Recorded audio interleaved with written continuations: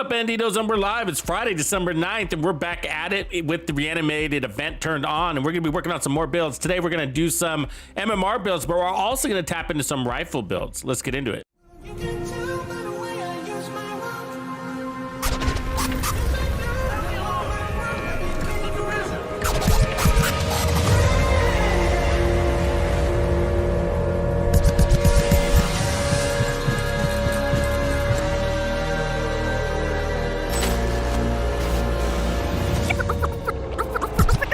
Yo.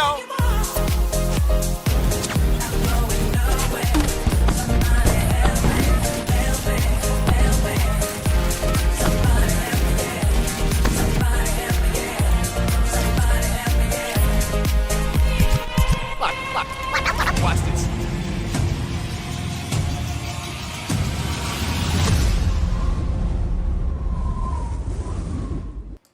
And we're live. What's going on, Bandidos? So, yeah, it's a beautiful day. Kind of an interesting day here on the map to be farming with the Reanimated event turned on.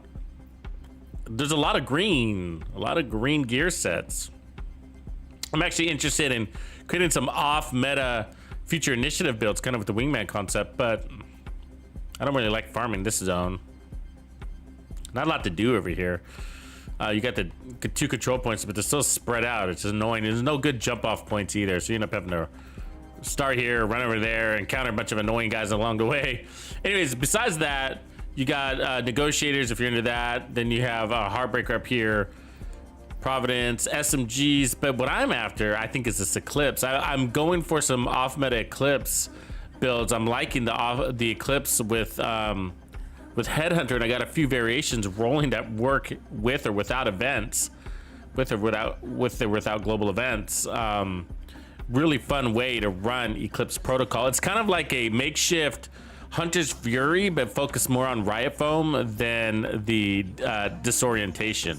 So that's, anyways, we'll be farming some of that. We got some True Patriot here, which might also be good for Doctor's Home type build. So we'll be on the lookout for some interesting pieces over there.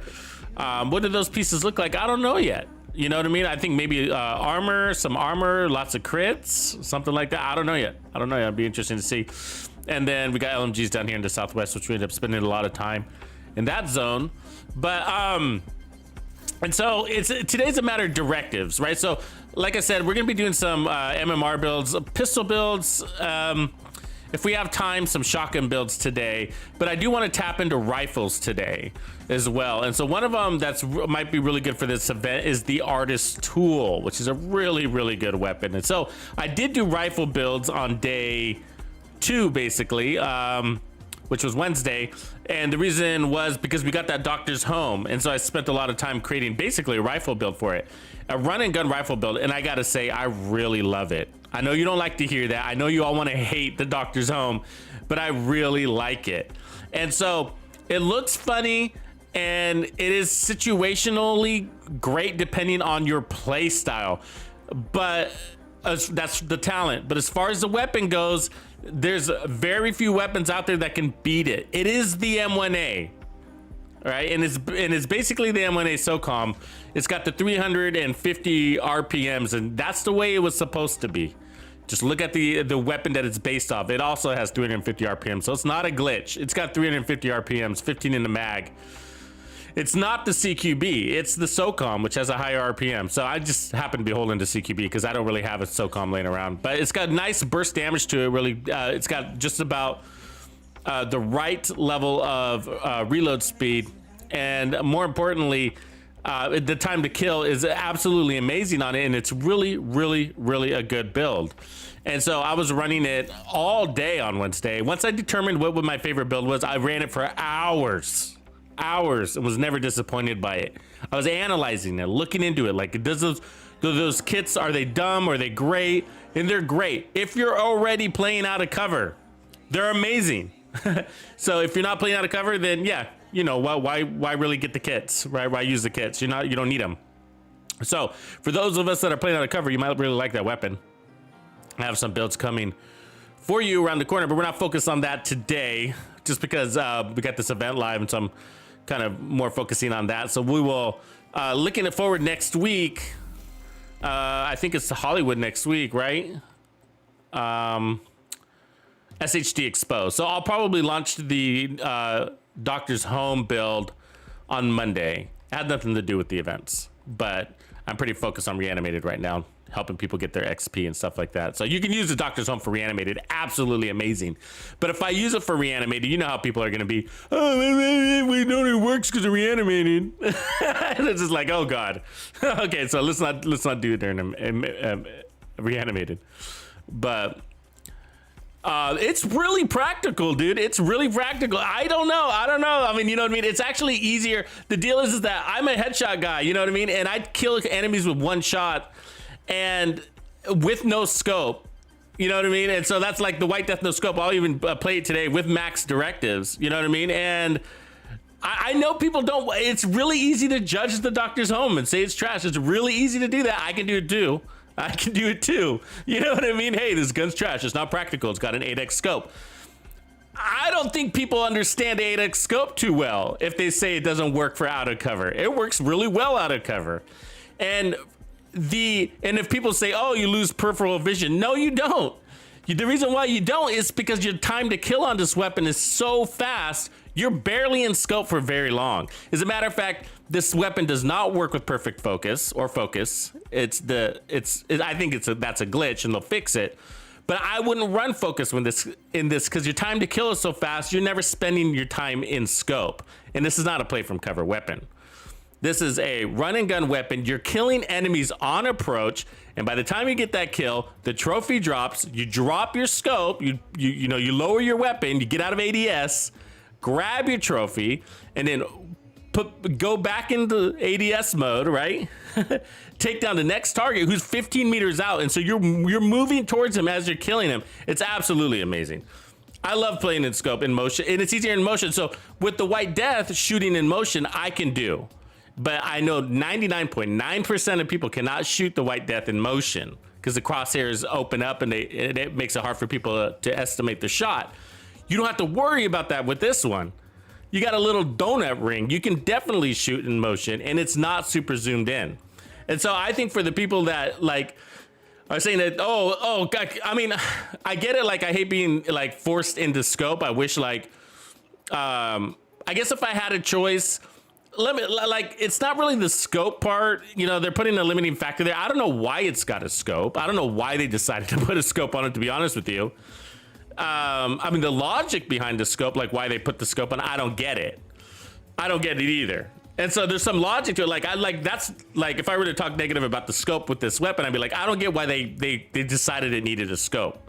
Because they're telling people to get out of cover. And if some people don't like running and gunning with the scope, then that's going to be difficult for them, I guess. But the point is that they're saying this is a close quarter combat weapon, right? That's what they're saying with the Doctor's Home talent. And so the mods the scope doesn't necessarily align with that, I guess. You know what I mean? Like, you might as well just not put the scope on or give us the ACOG or something like that, right? Or whatever, I guess. But it still works. It works really well. I mean, I unedited gameplay for like 8 hours and I was fucking crushing content, loving it, So, but the reason why it also works is because of the RPMs. The burst damage that comes out of this, it makes the time to kill really amazing, but you're basically spamming the trigger. And you're not too zoomed in. I mean, 5 meters is out with the scope, with an 8x scope is really comfortable. And if and a lot of people don't know that because I guess they've never done it, but go into the testing range, set the paper target to 5 meters, scope in and see if that's too zoomed in for you. But it's not. And I know it's not because I've put the scope on a shotgun. It's called the Surgical Super 90 and it's a shotgun build using the Super 90 with the 8x scope. Why would you do that? Well, the pellet pattern on the Super 90s is a really tight spread, which allows those pellets to reach further. We're talking 15, 20 meters. But more importantly, the 30% headshot damage. That's why you're doing it. 30% headshot damage. Does that sound like a little thing? It's not. That's 3 attribute slots. Three of them. Yes, I'd rather have 30% headshot damage than 6% crit chance there. There's plenty of other places to put my crit chance. But that takes up, that's rolling up 3 headshot mods into a single slot on your weapon. Very powerful. But so that's what's disappointing to me about this setup is the mods, and that one in particularly, because they didn't give us the 30% headshot damage here, and that's disappointing to me. That's the only thing that disappoints me about this weapon. Everything else about it is absolutely amazing. They give damage to targets out of cover, crit damage, okay, you know, it's a rifle. And then the RPMs are amazing. The size of the mag is perfect. The reload speed is just right to move out of cover and way better than the traditional M1A or even the CQB. The CQB defaults at 2.7. With mods, it gets you down to 2.5. And with this one on a normal rifle loadout, you're about 2.3. Of course, I would like that faster, but it's suitable. Amazing weapon. And so now here's the catch. Here's the catch. If you're getting out of cover anyways, that's the catch of the weapon. So I just eliminated probably 60% of the player base with that comment, right? If you're getting out of cover anyways. Now, I know most of you guys aren't doing your cover to cover moves like you should be. And I use cover to cover moves even if I'm running and gunning. You know what I mean? So even if I'm running and gunning, I use my cover to cover moves because I just move faster that way. You know what I mean? I don't always just kind of jog around in my character's slow ass jog. You know what I mean? I hold the cover to cover movement, even if I'm planning on not actually going to cover. And then I call it bouncing out of cover. So as soon as I reach that cover, I bounce out of it, maybe with a tuck and roll or just abandon the cover to cover movement. But it helps me get to AA faster. You should be doing that anyways. But you can use this in cover to cover movements and push forward. But a lot of people don't do that. A lot of people they pick their spot. They set up a little campfire, start roasting their marshmallows, and they want to shoot everybody from that same location. There's nothing wrong with that. But this weapon will not work for that playstyle at all. So like in my Mantis playstyle is like that, right? Like I set up fort, I sit in my one location and clear the entire field with it, you know? And because I'm doing that, you don't even need the kits, right? As a matter of fact, I'm running my Mantis build right now, and it started with 10% armor on kill, and I removed the armor on kill. I removed it because I didn't need the armor on kill because I'm behind cover and I'm shooting from cover, and you just really don't take that much damage. So I have 5% armor regen here with like 52% protection from elites, and the protection from elites isn't even really for the actual protection from elites. It's really about the status effects. It's a hazard. It's a form of hazard protection for me. So that's why I'm running it. It's because I'm running directives, but no armor on kill. I started with armor on kill. I removed armor on kill. So my point is like, so if you're growing roots in your location, then yeah, why would you even use the doctor's home? It doesn't even make sense to use the doctor's home if you're not going to move. That's condition one. That's condition one about the doctor's home. So it's really interesting. It's really interesting. People, I think, are eventually some people are gonna get it, but I do feel bad for the people that early dismiss it and don't give it a real chance because one of their buddies or they watch some negative review on this weapon for somebody that doesn't really get the weapon or never even really tried it. You know what I mean? And so, but from a DPS perspective, it's top tier, man. It might not be number one, but you don't need a damage talent on the M1A. You know how I know that? Go put on Lucky Shot. Go put on Lucky Shot on the M1A and go play with it. And you tell me if you need damage on that thing. You know what I mean? And you don't. And this one's allowing you to get out of cover. But there lies the condition.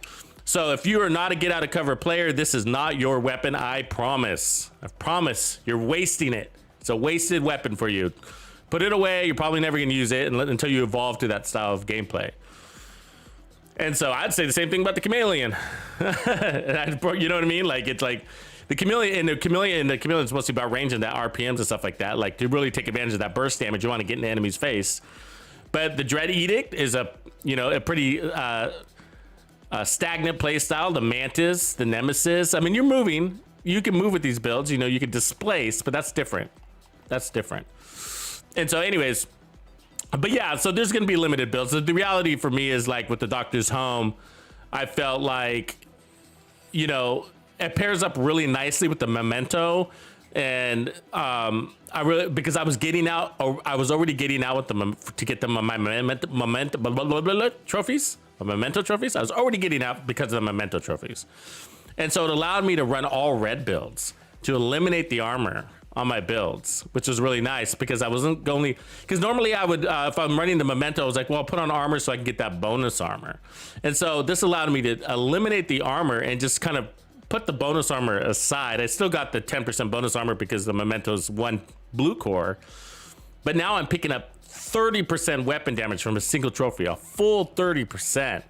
And so even if you die and lose all your trophies, you don't even care because a single trophy recovers all of the lost damage that you had stacked from 30 trophies. A single trophy replaces that, and you're chain killing anyways. So, I mean, you're getting back-to-back kills, whatever, and your time to kill is so fast with this thing. It's just like you always have that 30%, and then you're stacking 30, 60, 90, 120% weapon damage. Strong weapon for that purpose. And so I did test it. I spent a lot of time testing it against the actual M1A, and so as you can see, I recreated the Doctor's Home. That's what this is. It's recreated. It's got damage to armor, but whatever. And it's not the SOCOM. You would actually want to use a SOCOM. I just don't have a good one.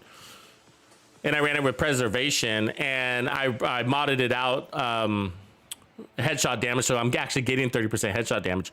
But I couldn't really tell the time to kill difference. This one's technically stronger, you know, from that 30% headshot, and I put the 20% stability mod on the muzzle, and then you need the reload speed to get this thing down. Otherwise, you're stuck in cover with this thing.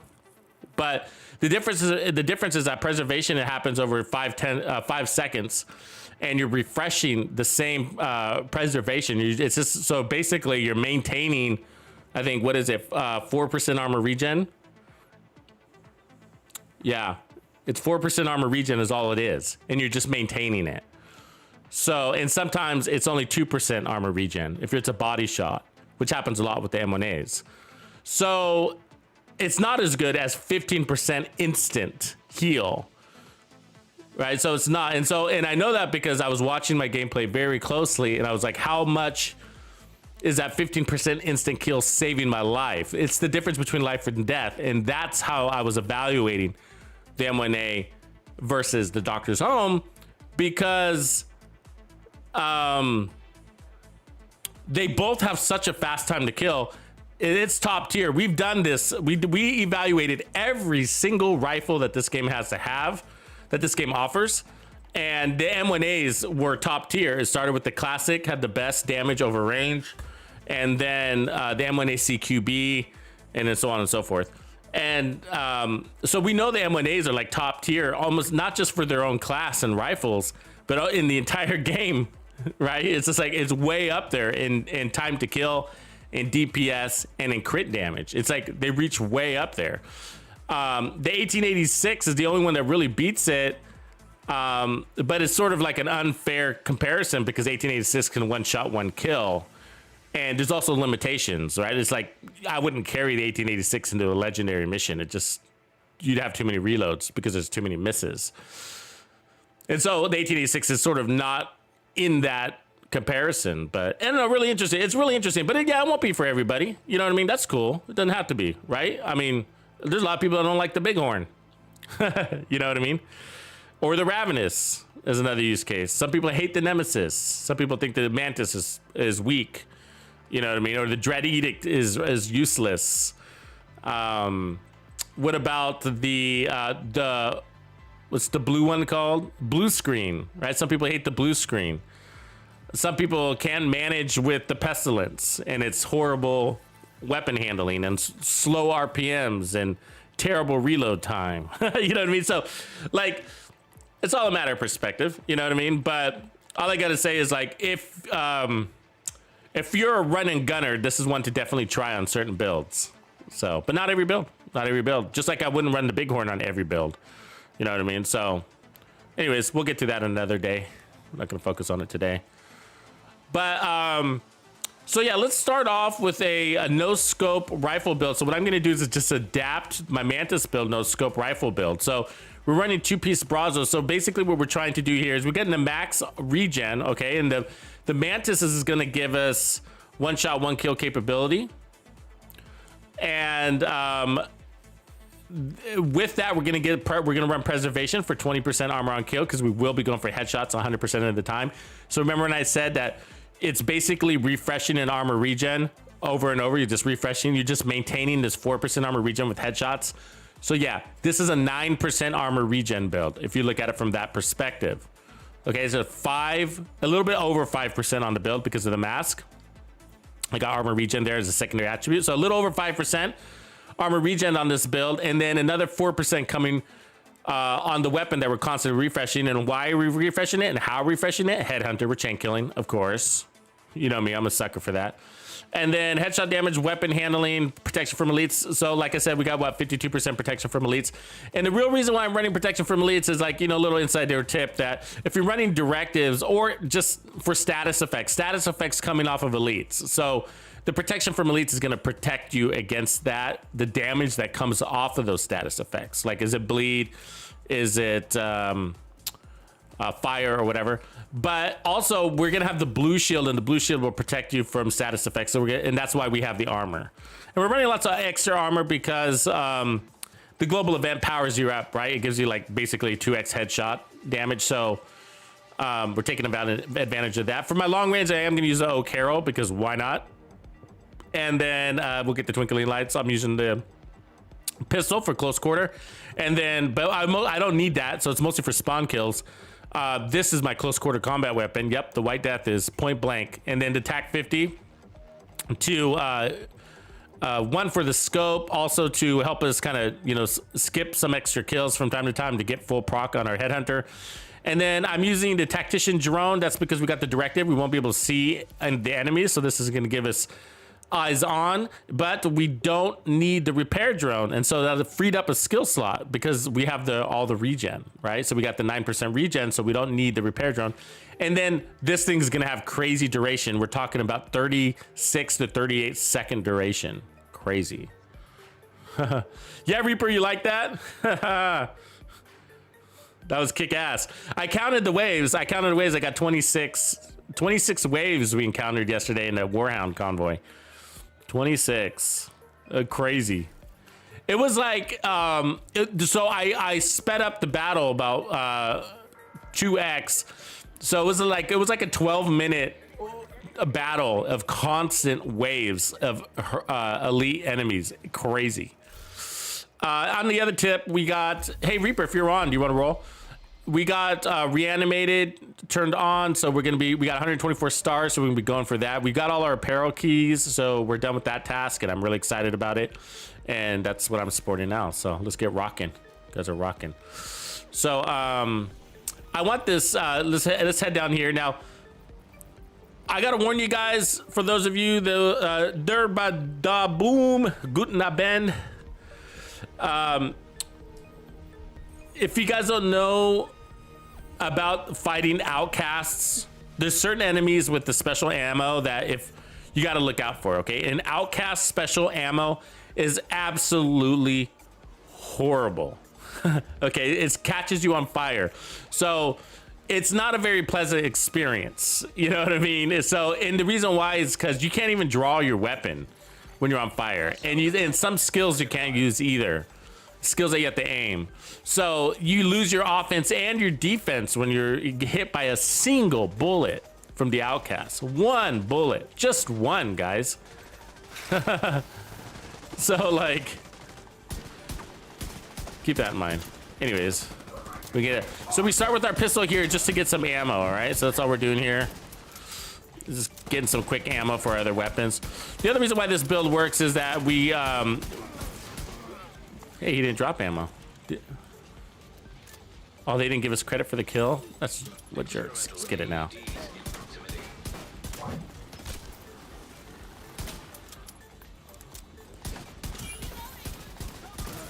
Now we got ammo.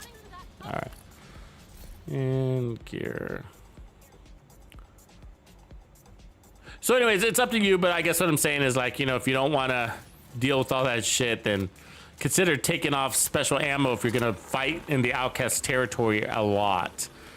And then the other one is the whatchamacallit dudes.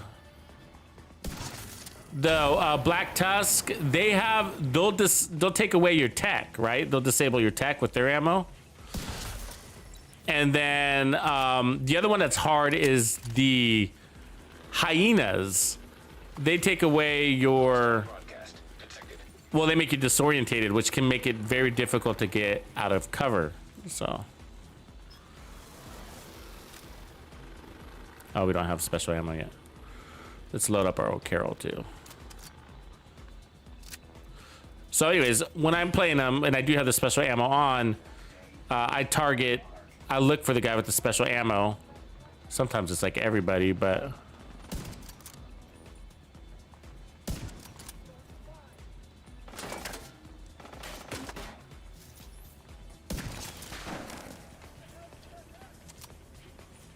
Oh, there's a guy right there. So anyways, just take him out first. I'm thinking to send more at us, but... Whew.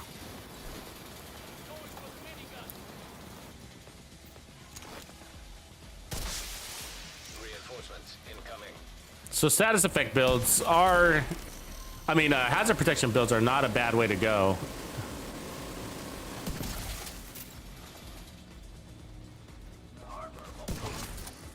When you're running directives.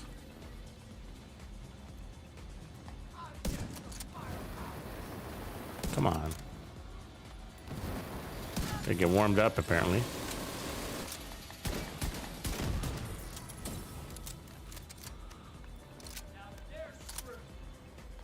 Oh yeah, I was gonna say that you also earn ammo and cover with sharpshooter. Another reason to run sharpshooter. You could run gunner. But for ammo if you really wanted it, but we don't really need it that much ammo because we're one-shot killing things. Especially if you pop out your pistol from time to time and just kill a few enemies with that. So here's a boss. Let's get him. Boss dead. So this is the no scope white death. Very flexible. I can run and gun with it, but I usually have to warm up before I start doing that. So we'll show you how to do that. It's basically a lot of centering. Like that. So what I mean is I'm basically just estimating where the crosshairs would be. So the crosshairs aren't present because I'm moving. And so I just kind of estimate where they are. It's not difficult. It's just something you learn from just using it a lot, right? You get a feel on that.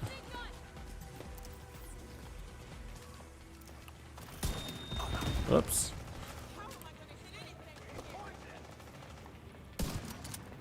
Okay, let's take out that special ammo guy. Jesus. That was a miss. Okay, he's being a pain in my ass.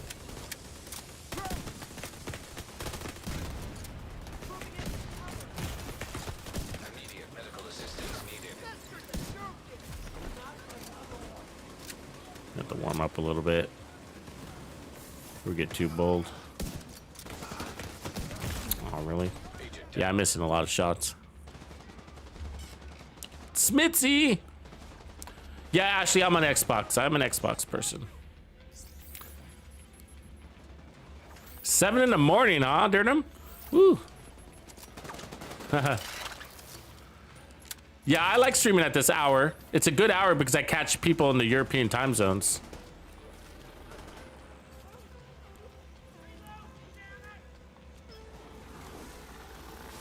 That guy, really?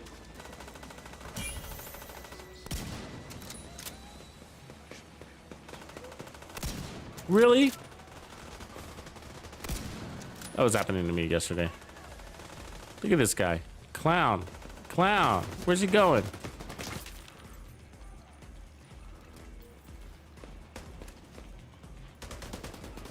Oh, you just got up there, buddy.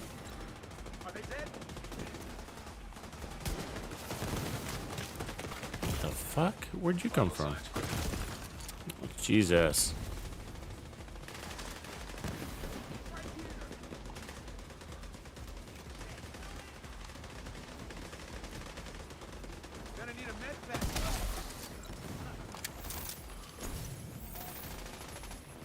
We gotta get our bearings, folks. It's gonna be a long day if you don't.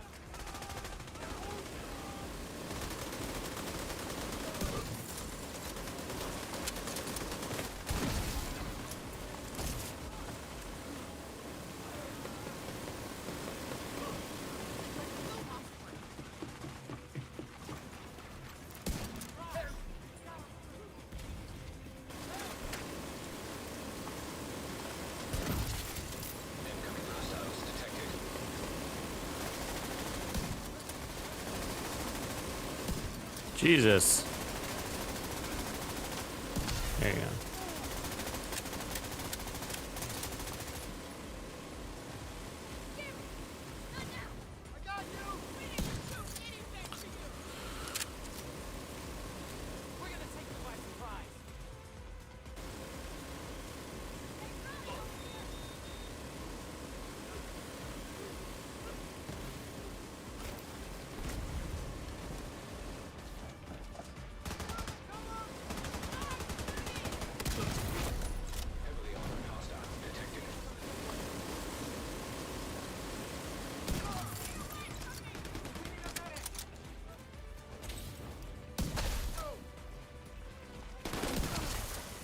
Oh shit! Hugger. Didn't see him coming. He's very ninja of a hugger.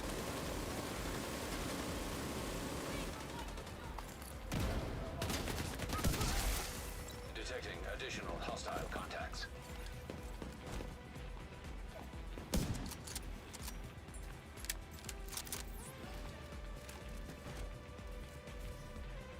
The fuck are these guys doing?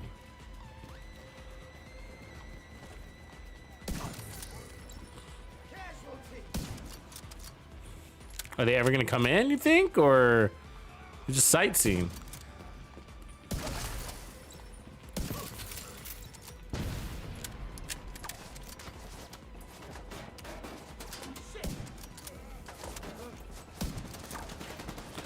Wow, he jumped out of the way pretty quick, didn't he?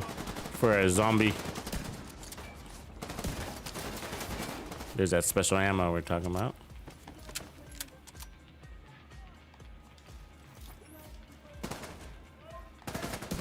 Yeah, he's gonna make it difficult here. Very pain.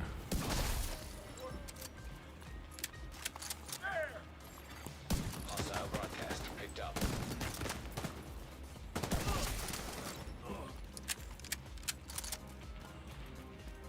What's up, guy back here?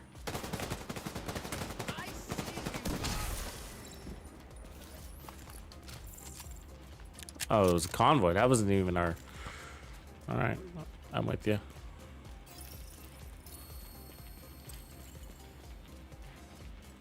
Frozen, what up? What up, Froze? L block. All right, Ash.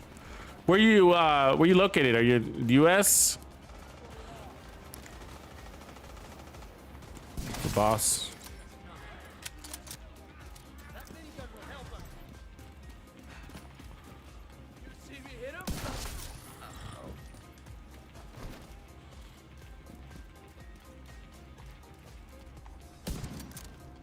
Oh, you little fucker.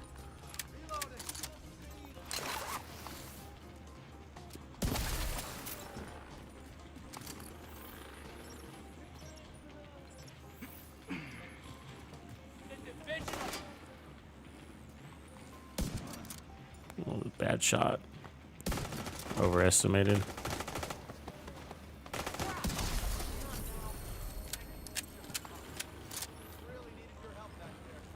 All right, we're getting a little warmed up. UK, all right. Supply room access unlocked.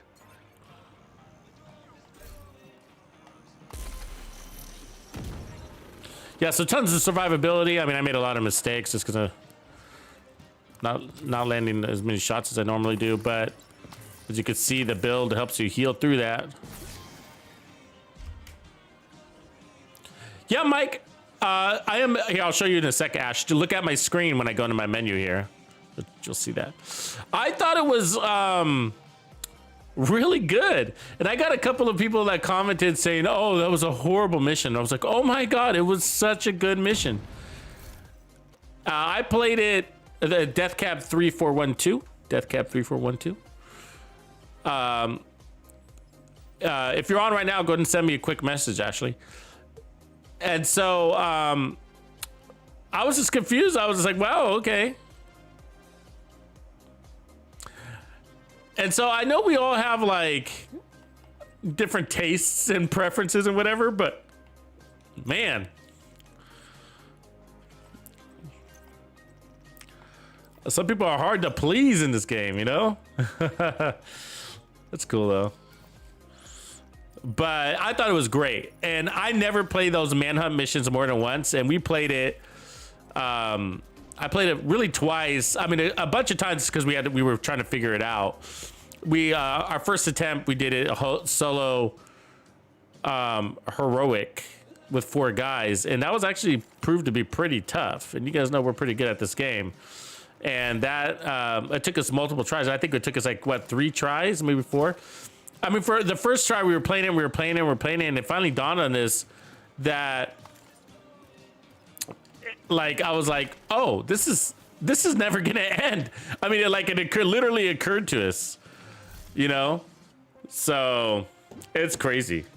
It was crazy. I love that, you know? I love that we were challenged, you know what I mean? Like, because I hate it when they come out too easy. I mean, the worst thing we could have done is put it on challenging. I think I would have been disappointed. I guess, you know, maybe I put it in that perspective. Maybe people didn't get the difficulty of it. Maybe they were playing it on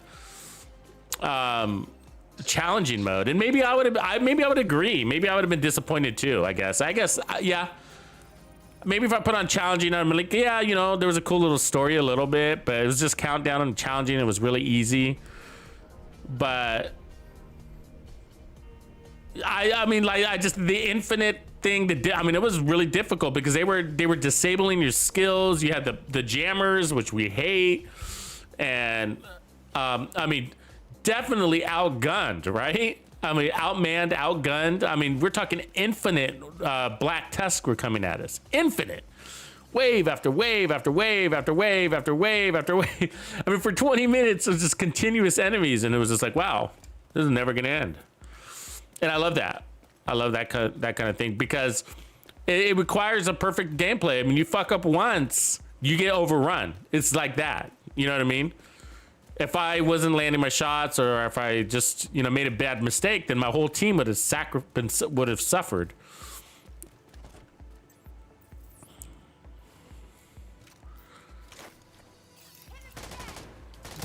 Okay, we can do a little fireworks now just for the fun of it. Because we got the fireworks to do it. Oh wait, that's not the fireworks. That is. Yay! Yay!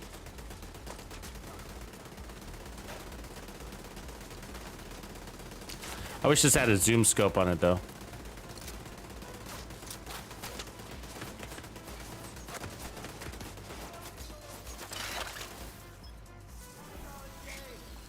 Yay! All right, we had some fun. It is a good idea to do that when you kick these fights off, though, because you do kind of get some trophies going for you.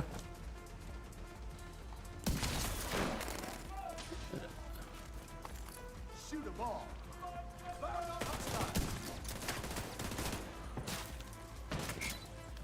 You're not going anywhere.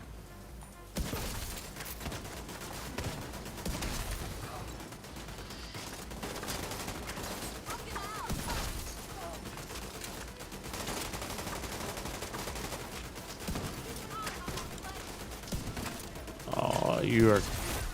She's fast. Oh, there's a boss. Let's get the boss. Boss down. Some random guy died.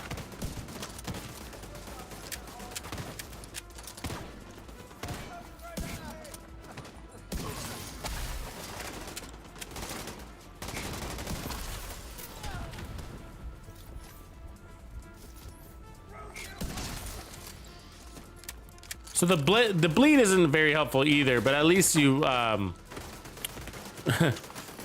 you're not taking as much damage as the fire.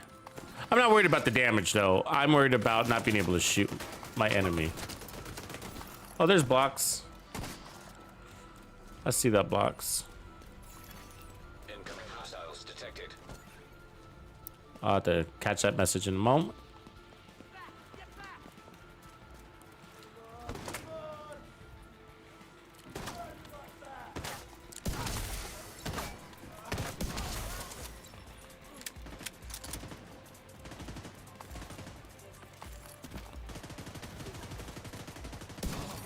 Oh, god damn it. Fucking what? Making me waste a goddamn bullet on your stupid fat head.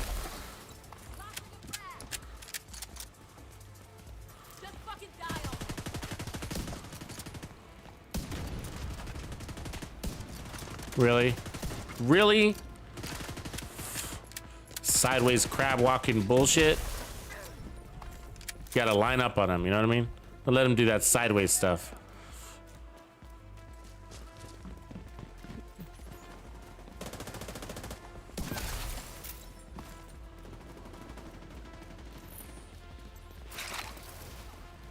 Look at this guy. What the f... You know what I mean?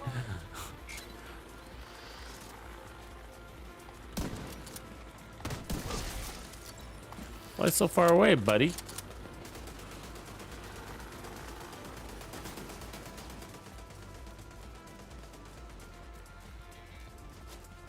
Really make you run, huh?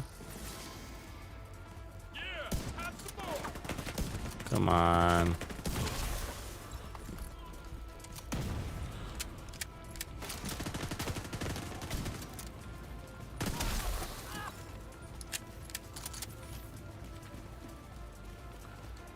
This build, I'm launching in the morning. So officially the video will go out in the morning. So almost, Nander? And you can interchange the weapons. So you don't have to, you can use the 1886, you can use the Mantis. Yesterday I used the Mantis with this build. It's even better with the Mantis because you get unlimited decoys. This build is really built around that decoy. Not to mention the armor regen. God damn, I keep missing those fucking headshots on her and she's pissing me off. Where? Where?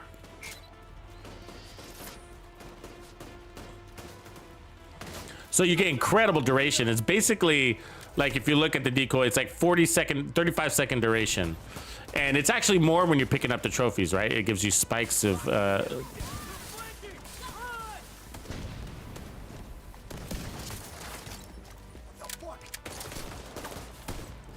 so we'll drop the decoy here. God damn it. Back in the neck. Oh.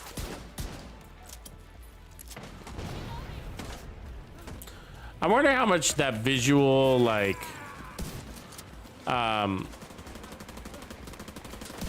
you know, we got that little tactician thing showing up. I wonder how much of that, like, fucks with my shots. You know what I mean? Maybe none, maybe some.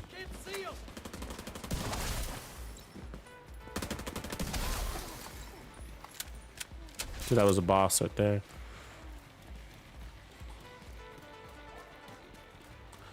So yeah, this is a lot faster with the 1886. It shoots faster. It acquires targets faster. I just like the power of the 1880 of the White Death and also the challenge of it. So don't get caught up on the weapon I'm using right now. You do the same exact thing with the 1886. Or just stay in cover. You don't have to run and gun either.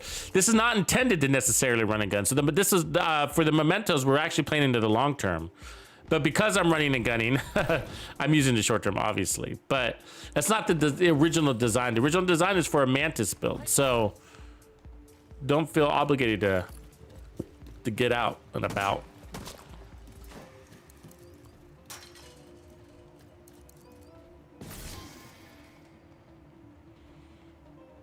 All right, let's see here. I think Ashley sent me a message. Hi,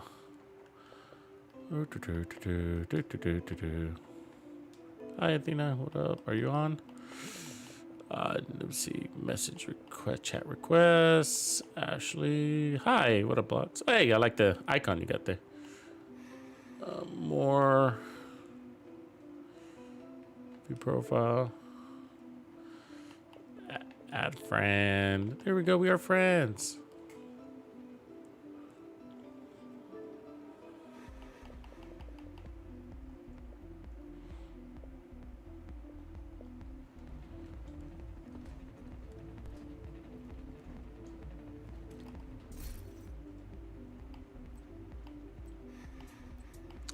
Yeah, I'm not a big LMG fan. I just saw that message. I don't remember if I responded to it. I use them periodically. I started to like them more and more after season 8. We did a review of LMGs, and I would say probably the Stoner well, the GR9 is probably my favorite now, outside of the Eclipse. So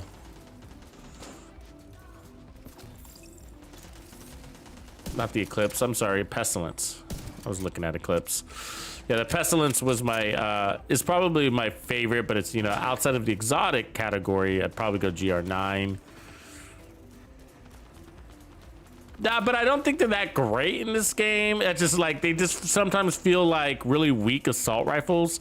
So then I end up going to the RPK, which is basically a hybrid assault rifle LMG. And the only real benefit you get out of that is really the attributes, you know, the high damage to targets out of cover attribute. Oh my god, that wire blocked that shot. Let's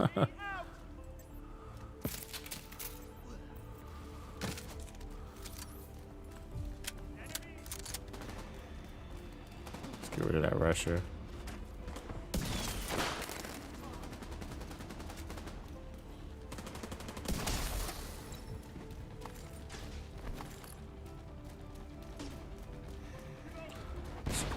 Ooh, we got a grenade right there.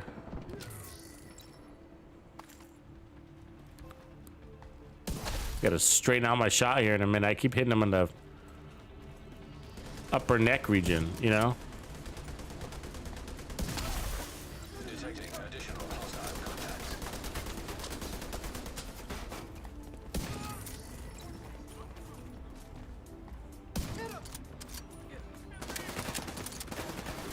System disrupted. Ooh, there's still a guy in here, huh? That tank. Woo-wee. That tank.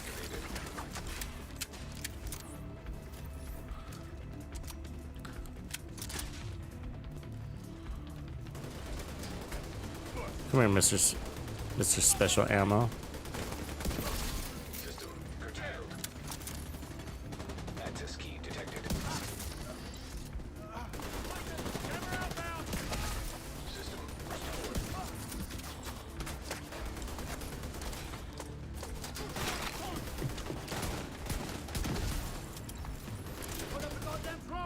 I know I could just kill that tank, but this is more fun this way.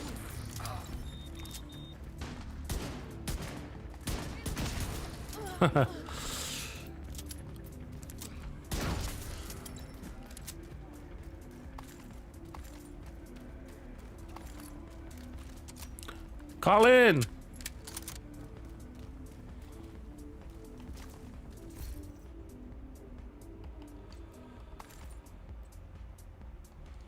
So yeah, I am farming Eclipse pieces, mostly for, you know, the red. I want the off-meta Eclipse red builds, red Eclipses. I don't know if you've run those, but basically it's come down to, like, I really like, what do you call it?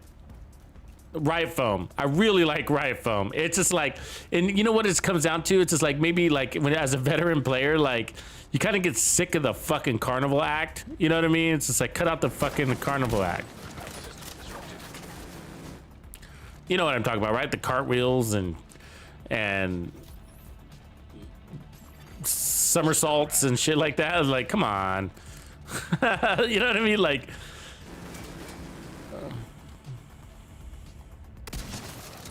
Incoming hostiles detected. and it's not like a little bit, right? It's like it's horrible. It's like a constant, you know? Activating decoy. I'll give you decoy. We got one. Deploying UAVs. Friendly drone going up. What? That was on fucking point, bro. System curtailed. Down and out. We got a medic out there. We gotta take care of him. System restored. Access key detected.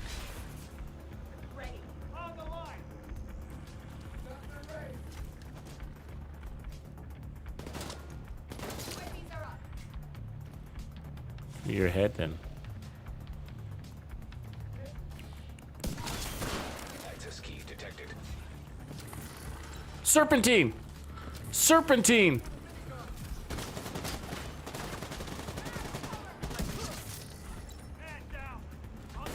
This guy over here picking people up on the other side of the fence now.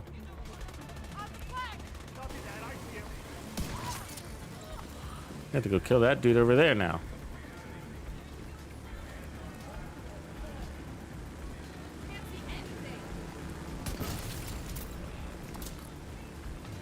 Fucking drone.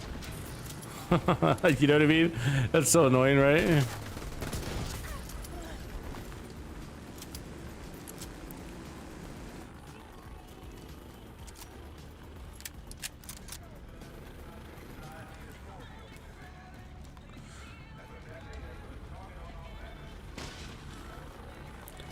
Dude, I've seen some Reaper. I've seen some crazy ass builds out there. Like, did you ever see that episode where I was playing with I bring this one up a lot because it was really crazy. I was playing with Athena. That first it was this crazy build she had, man. It was like a it was an Umbra initiative with 6 skill tiers, right? And she was using the capacitor and she was using the orbit. And so she undercritted her build. All right, so she had no crit, very low crit chance on her build. And then the mechanical animal. But wait, I'm not done. And then she was using, on this 6 skill tier build, she was using the sniper turret.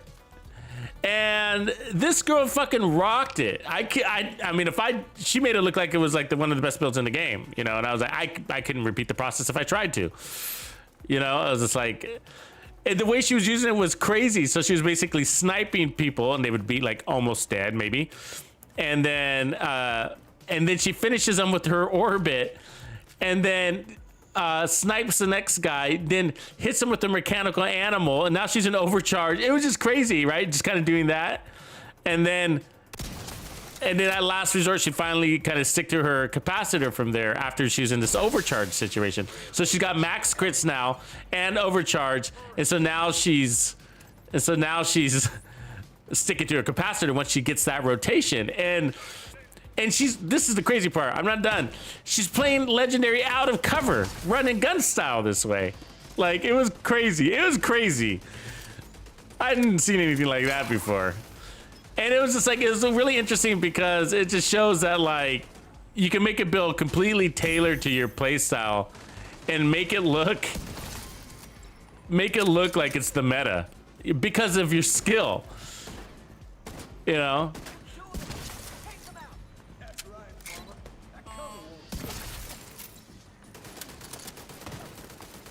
And like, if I use that build, I would have made it look like the worst build in the game. Because one, I'm not very good at rotating in with my orbit. I have a hard time using the orbit. And then two, I suck with that sniper turret, you know? I just don't do very good with that thing.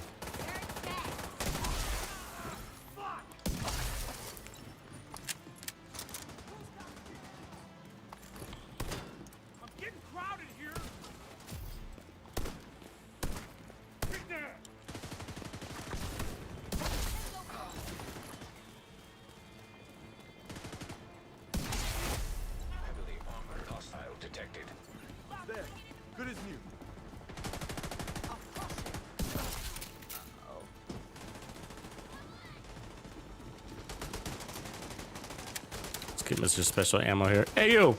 Hey you! Oh really? Oh, I'm getting wailed on. Oh, that hurts. Oh, get me out of here. Woo! That hurt. I think that boss has got special ammo too. He does. Yeah, he does. Look at that. But look at how fast we heal, man. We're back in business, ladies and gents. So the regen actually saved us because the regen provides a resistance, right? And then we have the protection from elites too. So we could have been dead a lot faster.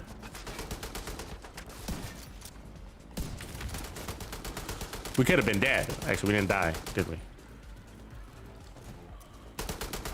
This guy's gonna hurt, so.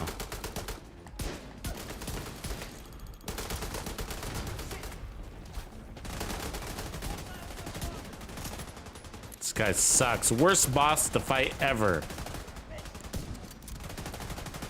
Super tanky. Look at that. That was an 8 million hit on that head right there.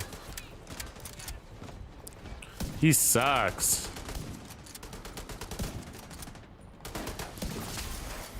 Jesus. I hate fighting him in the first place, and he's coming in with special ammo. Oh. Detecting additional hostile contacts. I would be cool to like get like the craziest builds that people rock in the Division 2. I would love that. I mean, it'd be hard to do that, but that'd be cool. Like getting like, you'd have to play with them too though. So they would have to be like Xbox players for me, because I'd have to get in-game footage with me on their team to show like, look, there's no Gibson, there's no tricks, no edits. Like this build he or she is rocking is tailored to her gameplay style. And you know, the you know, people out there would criticize the fuck out of this build and say it's, you know, it's a trash build, but look, but look, you know, he or she's coming out with, you know, top kills of the team, and you know, or at least on par and crushing it, you know, crush it. I would love to put that series together, you know. I would love to do that, but you'd have to be on the Xbox, so it would be limited to that. And it'd have to be a legendary gameplay build, I think. Just to handle all the negatives, comments that people like to do. Like, oh yeah, well, you know, heroic, it's so good for heroic, but for legendary, it wouldn't work. And but like, are you the king of legendary? Is that why you know?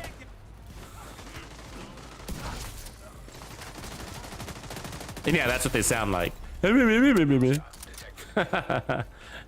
wah, wah, wah, wah, wah, wah, wah, wah, wah, wah, wah.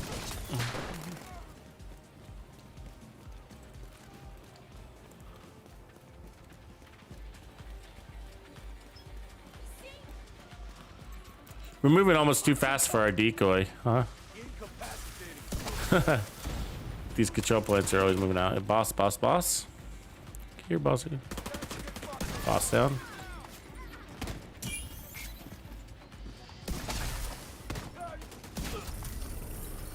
What? That wasn't a headshot? What was it? Supply room access unlocked.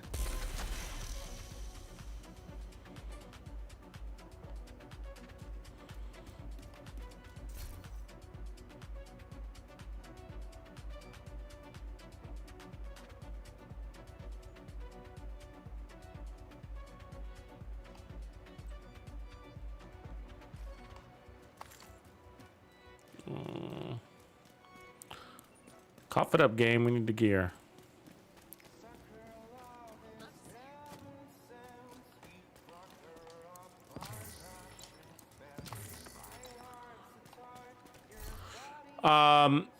I'll switch over to the Mantis so you guys can see this with the Mantis a little bit, because it really rocks with the Mantis. It's a better showcase with the Mantis. Not many people can do this with the White Death, right? I could also show with the 1886 too, if you want to see it that way.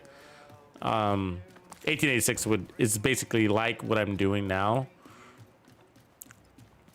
1886 is a lot easier to use than you think.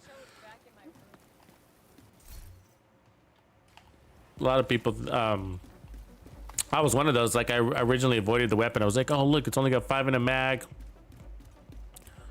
low RPM, horrible reload time. But you know what? I love weapons where you can reload only a single round.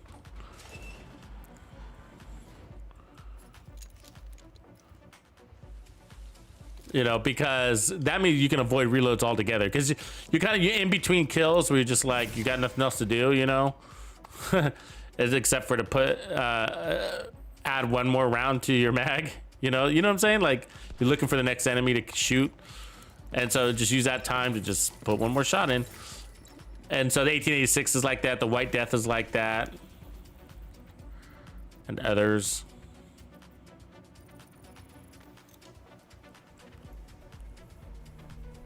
Non-mag based weapons, really.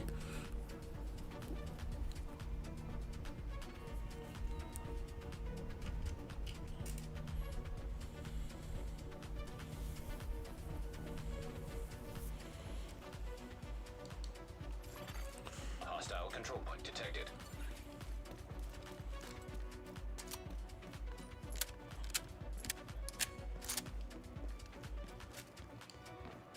Okay, so let's go ahead and rotate in the Mantis. I'll go ahead and put the White Death in the backup. Actually, let me put the 1886 in the backup here. So the 1886, the same thing, preservation, all right? So, and then Mantis, we'll put the oh, we gotta get rid of the Regulus to do that. So, do that. And then Mantis. Mantis is even better with this build.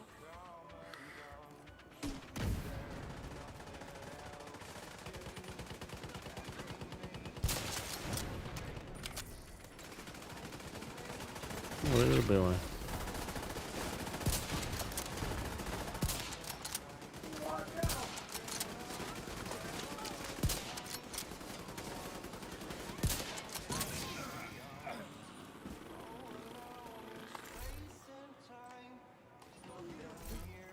I'll let them kill him.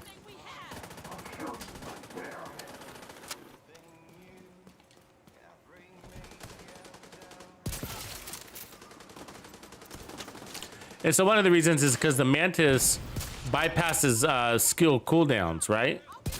The cooldown directive because of the refresh of the Decoy. So you can have that directive and get the, it's basically free XP almost if you look at it that way, right? Fast too, right? Just the bullet velocity feels amazing on it. It allows you to get those inside shots like that. Any sign of them?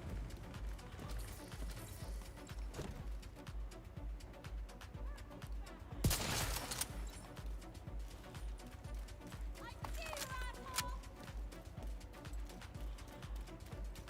Let's go! What did we fight? What was that? Just random enemies standing in a circle? All right. Moving on.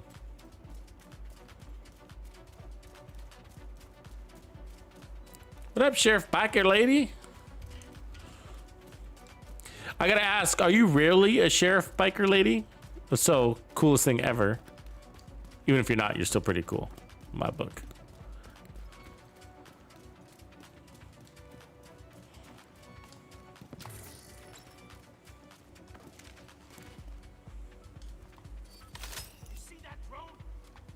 Oh, you ducked. You jerk. Give me your head. Okay, never mind.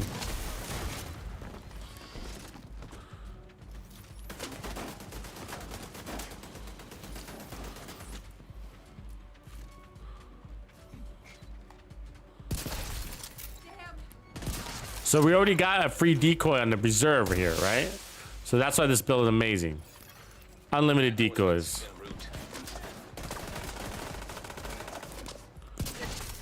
And this gun is amazing. I mean, to be able to take fast close-up shots like that, I mean, I can do them with all my weapons, but this one I can do it the fastest, right? It's just got a really fast acquisition. Scoping and scoping, quick scoping, basically.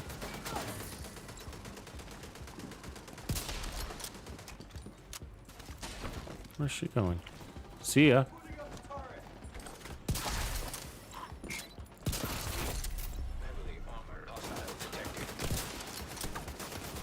Damn that fucking turret. Throwing out another decoy.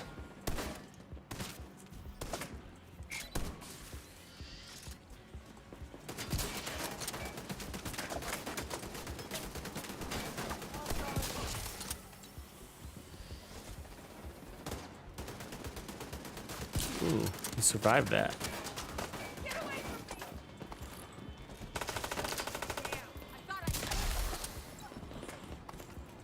And this is why Mantis is my favorite gun. It's just like I'm really fast with it, and I'm not. It's not like I'm not unique that way. I just think it's a weapon that allows you to play faster, scope in and out faster, take more aggressive stance positioning. Where the Nemesis, you're probably gonna want to play a little bit wider out, and I can play pretty close to my Nemesis. I can point blank snipe with that too, but for the most people probably want to play a little bit deeper. Incoming hostiles detected.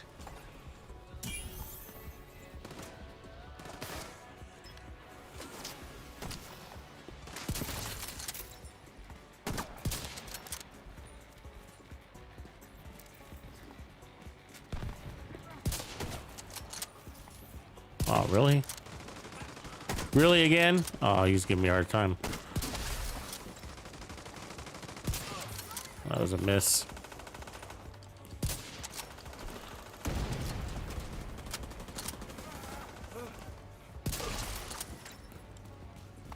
And I like moving a lot, so it is fun to not have to run the knee pads. The Sawyer's knee pads, because I do like to move.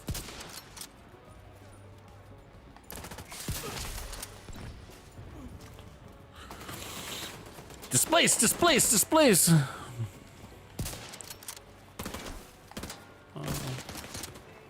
Cause she is always my biggest pain in the rear.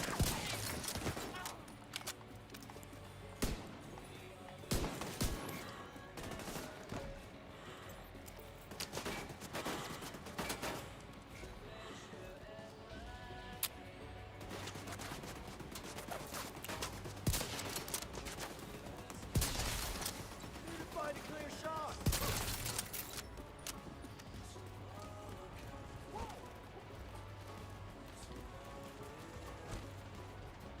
There's another guy around here somewhere.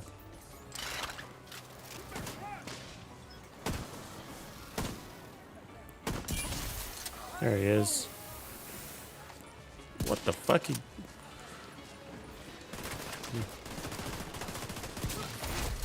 Heavily armored hostile detected.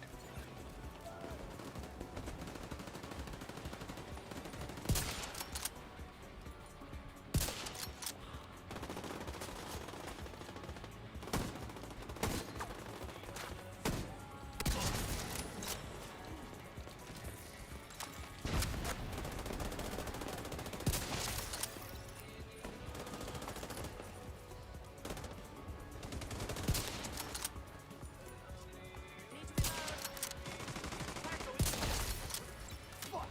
He's hit. Stay right there.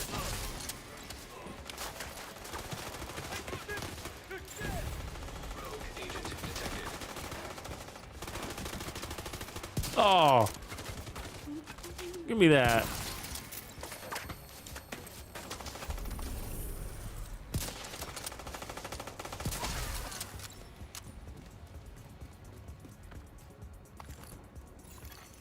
Supply room access.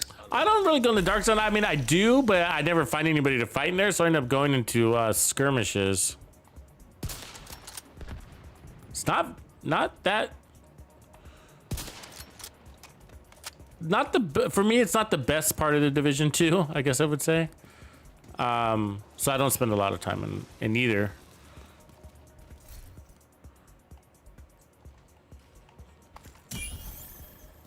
As a matter of fact, I don't even enjoy it at all. I really do just for the community to make the builds, and then I get out. So, like I get better Dark Zone gear outside of the Dark Zone, and then from named item caches basically, and then I spend more time looking for a fight than actually fighting, and I really hate getting shot in the back from a spawn kill by somebody who goes rogue while you're from the back. And 1v1s, where you're in a dead dark zone and you come across one sad little lonely guy, it's not my idea of a good time. You know what I mean? Like, and I don't know if I'm have really bad luck lately, but I haven't found a good fight in the dark zone. I want to say like a year, maybe a year. yeah, there's some guys that are kicking ass in PvP for the clan.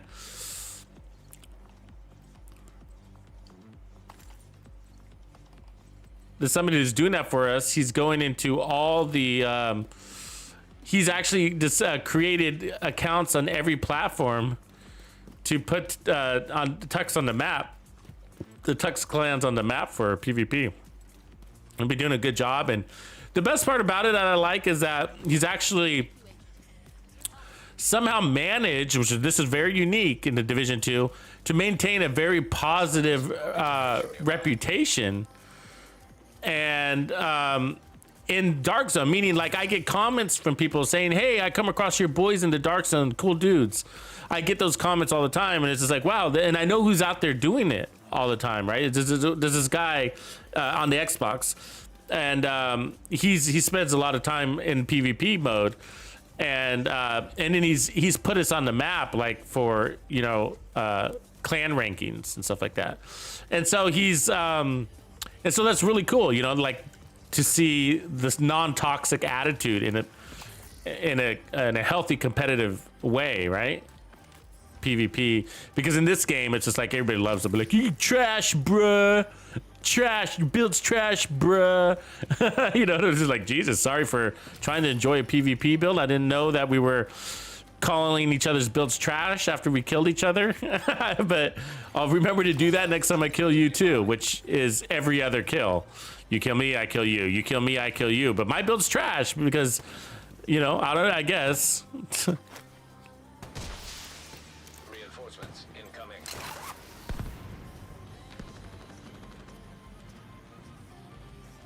Right on, Sheriff Mike Lee. Where's Lee County at?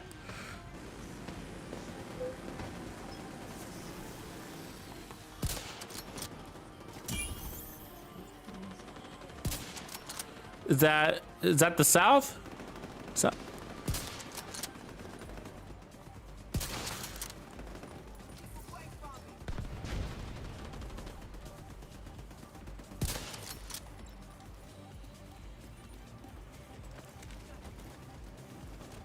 What up, AG?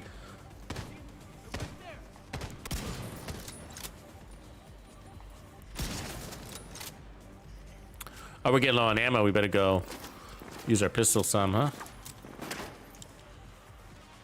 I didn't know that was gonna happen. It's pretty rare to happen, actually. Easy though. You just gotta get one kill with your pistol. It gives you about, I think it's 76 rounds. We'll take a look. And when you're killing things with one bullet. So we got 5 rounds, right? All right. Now let's take a look. Oops. Now we got 27. Okay, so about 25 rounds, 20 rounds or something like that. And it's probably because I wasn't staying in cover for very long. I was moving a lot. In that last control point, I was bouncing. And if you stay in cover, you're gonna get ammo regeneration, so.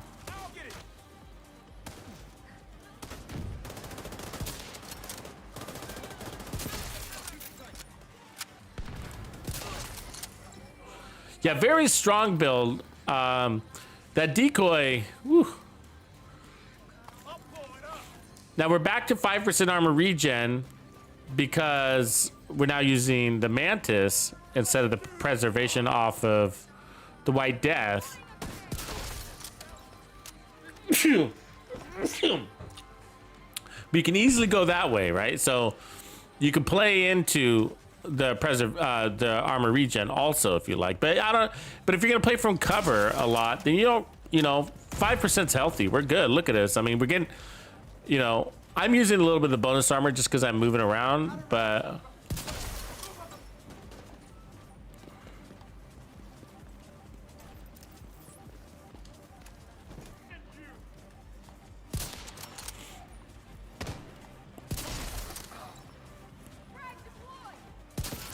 oh, that was her arm. Ooh. Come on, asshole. Guess I did it.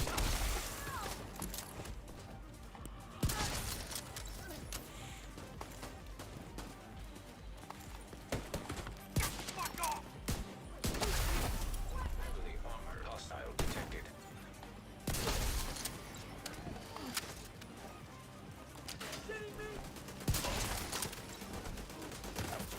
Oh, you lucky son of a. All right.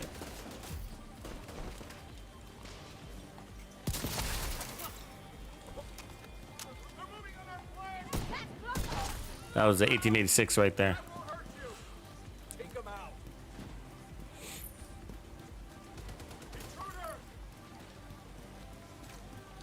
So to get our next decoy, boom, see that?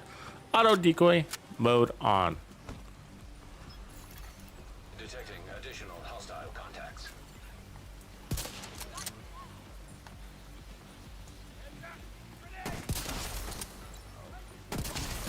Like there's more.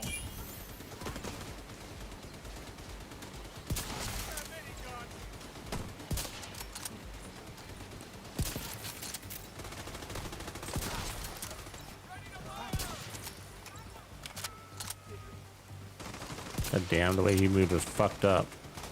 Hold, oh fuck you! You can't move like that. The weird like twitching side. No way. You know what I mean? Humans don't move that way. He fucked up my whole. He fucked up my flow, man. He's not supposed to be able to move like that. Fucking NPCs.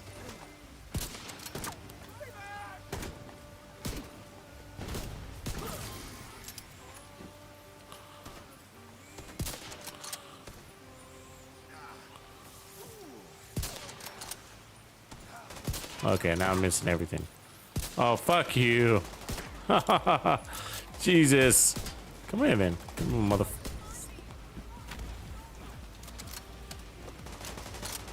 See how my ammo is looking good place?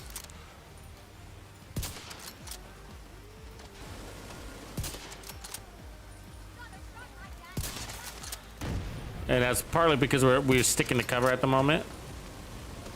Oh my god, keep pushing right.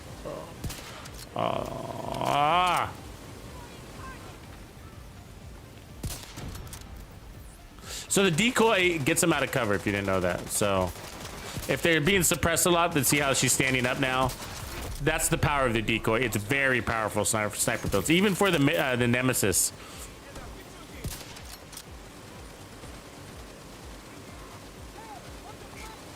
Really?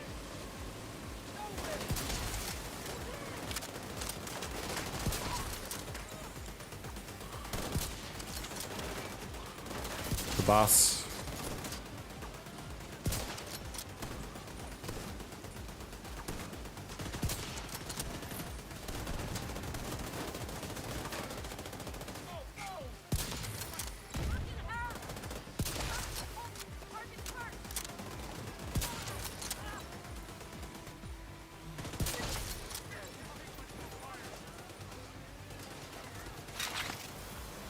A lot of trophies down there for us, isn't there?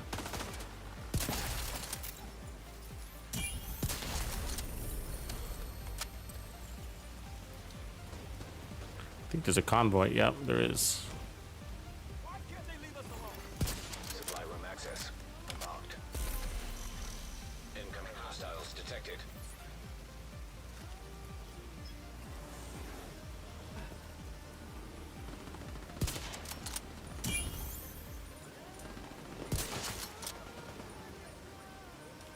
Well, they're not going to come and fight? Oh my god. They know I'm scoped in on them from that distance.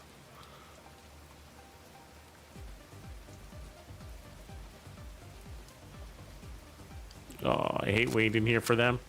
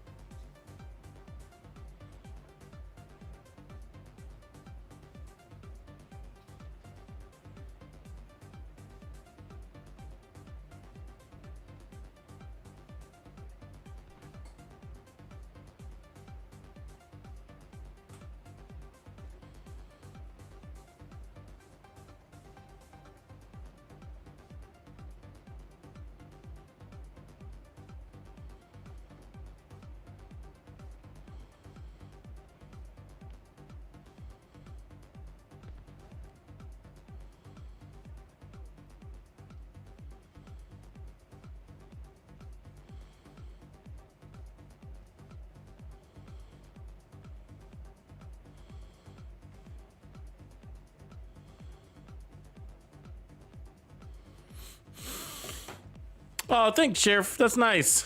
Appreciate that. Happy holidays. Convoy detected.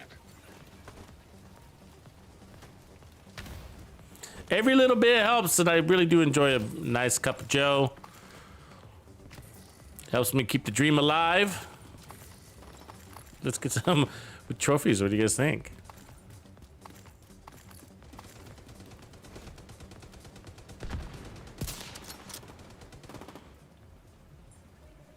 That reminds me, I'm planning on doing a charity stream.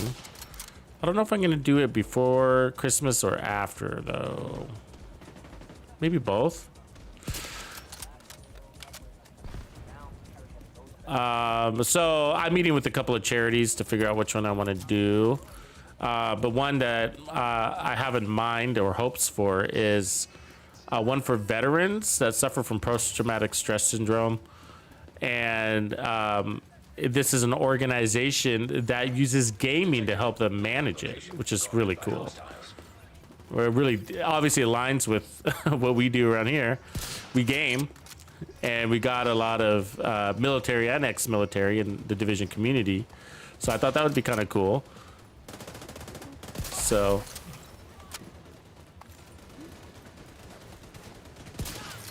that's what I'm thinking about doing it. And it's not that big of an organization, so I thought that's also kind of cool too, you know. Instead of going too mainstream. So yeah, we're gonna do a charity stream, and so basically that means show up, participate, donate what you can. You know, every little bit kind of helps, kind of thing. 100% of the proceeds would go to the charity, that kind of stuff. So.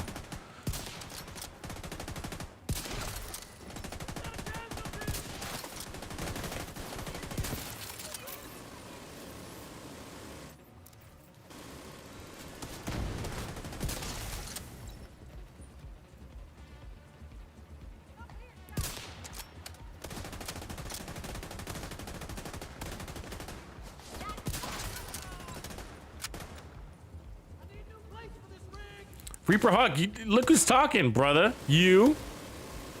Keep your head in the game. But I don't know what you're thinking.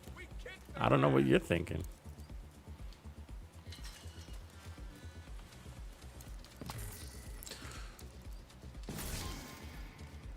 So yeah, this build is pretty easy to make, and then without the event, probably what you're gonna do is lower your armor a couple of ticks. Probably, so like with the armor this high, the reality is you don't need the armor this high, right? It's kind of interesting. We don't. I mean, I'm doing it because we don't need the damage either. You know what I mean? Like, and the reason why we don't need the damage is because of the event. But the reality is with the Mantis especially, you don't need this kind of armor. It's a crazy high for a Mantis build. Like, I'd probably drop it to 1.3 or 1.1. You know, if you like to go tankier, just go ahead and drop it down to 1.3. You know, but you don't need this kind of armor. It's way too much armor. But we don't need the damage, so obviously I'm just gonna be like, all right, well, why not? Why not? More faster recovery means more, more armor means faster armor per second, which allows me to play more aggressively. So that's cool. And for the special ammo, that's cool. You know. But if you are going to use more armor, if you decide to go up to 1.5, totally cool, all right? So just use your TAC 50 more than I am. So I'm not using the TAC 50 because I don't need to, because we got enough power because of the event. But with the event turned off, that first couple of shots, and like if you got nothing but elites out there, okay, those first couple of shots, you're going to have to put up, 2 or 3 shots to take down that first elite. And so and then that's going to slow you down. And remember, the name of this game is speed. The more content you clear, the more XP, the more in-game rewards. Name of the game is speed. So with one-shot, one-kill builds, you want to basically get to your 1,250% damage cap from your chest piece as fast as possible and then fewer kills possible. the easiest way to do that is just whip out your TAC 50. Just whip it out. And they're dropping ammo, all sorts of ammo in this game for you. I mean, look at this ammo right here. Like, here's a piece right here. Like, I can't even use it because I'm full. I mean, they're dropping tons of ammo for you. So it's pretty hard to run out of ammo for your TAC 50 with this build. Only if you're kind of like missing so many shots that you keep having to use your TAC 50. So, you know, as you become better at landing your headshots, then the more infinite like at TAC 50 ammo you will have. Basically, by landing more shots, it'll start to feel like you have more ammo than you could ever deal with, I guess is what I'm trying to say. And it does feel like that. I mean, look at all the ammo sitting around. It's all TAC 50 ammo I can't pick up. Look, there's 4 right there. Anyways. So, of course, this build runs with the Nemesis, too. And so, if TAC 50 ammo becomes an issue for you, then just switch to the Nemesis. The Nemesis, and it does basically what the TAC 50 does to a point, which is gets you to peek out your chest piece damage quickly, right? In a few skills possible. So I guess what I'm saying is like use a White Death Nemesis combo instead, and then if you find that you're always running out of TAC 50 ammo, and just use your Nemesis when you have to. But of course that means you lose the Mantis, which is okay. You remember, you still have a 38-second duration on your Decoy. Hostile control point identified. So you're all right. And if, oh, here we go. Here's this guy. Shit, they're getting too close. Hey, stay there. I'm coming. So there's a TAC 50. And we get the Slayer with health damage. Boo. I'll pick it up to donate it because we don't use it very often. Enough to research, have the proficiency of it, so.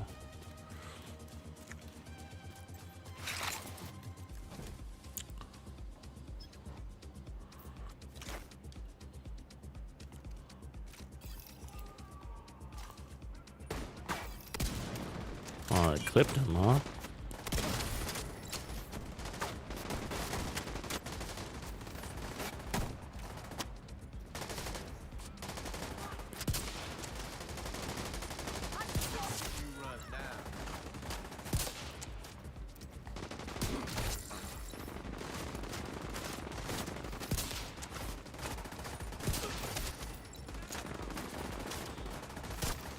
Reinforcements en route.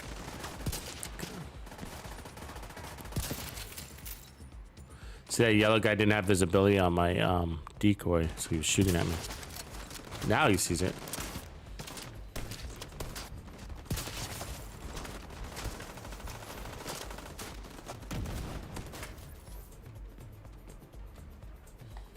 Oops. That was a body shot. Down and out. Throwing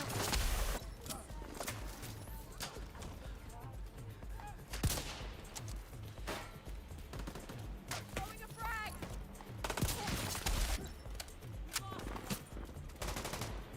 Stuck businesses. And I mean, they got soldiers out there recruiting. They got literally, St. Jude's has got people, not literally soldiers, but they got they hire like very educated young people to go out there and solicit businesses for donations. They got lots of support that way.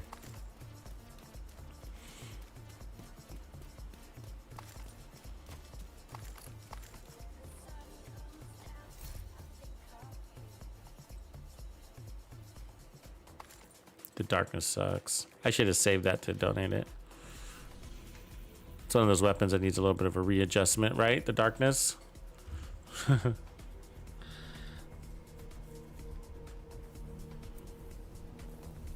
Yeah, those are the first budgets to go, but you know, they won't take from like the, you know, you know, the Patriot missile systems, or, you know, whatever else, you know, crazy.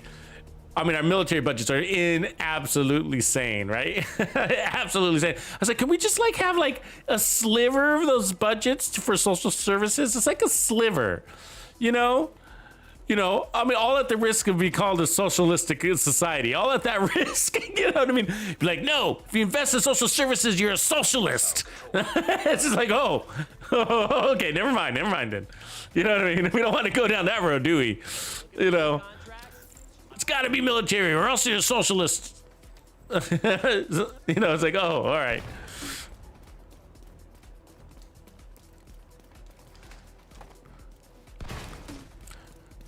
No, but I always say that it's like so much of our taxes goes to military budgets, and there's a lot of good that comes out of that, and I realize that because like all the private sector companies that get defense contracts, right?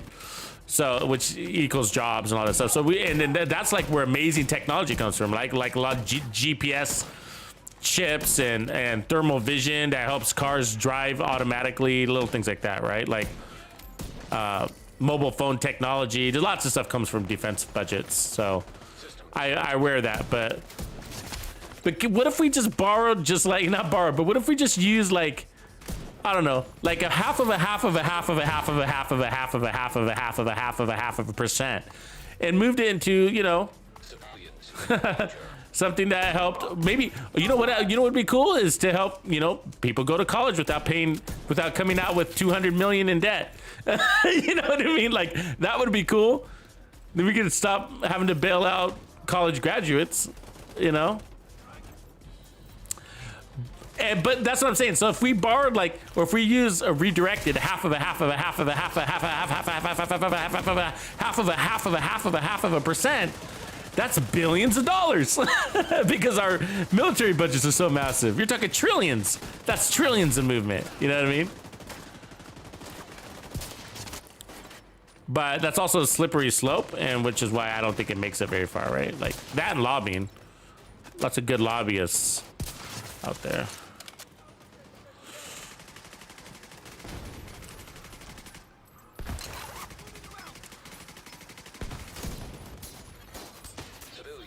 Okay, I'm gonna use the rifle a little bit.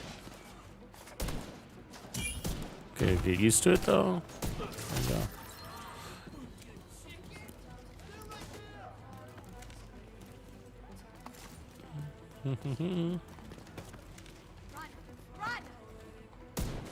Come here. What? Where are you going?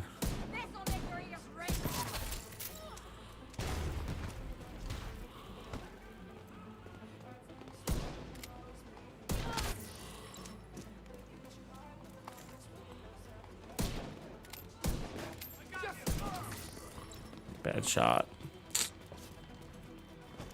Really? You can't punch through the credenza? You gotta get that special ammo, medic. Come on. I don't have a scope on you. You don't have to hide like that. Shit. That's what happens.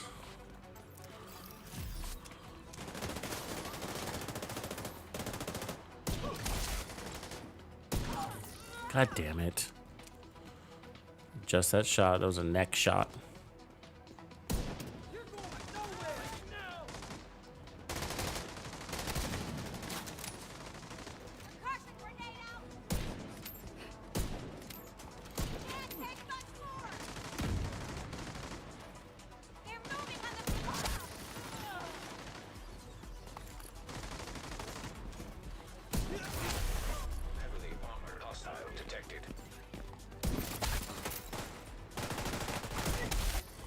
You're next.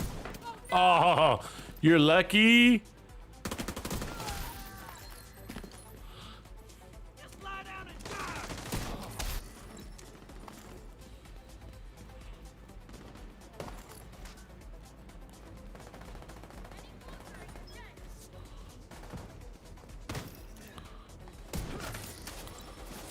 Oh man, that heavy gunner way over there.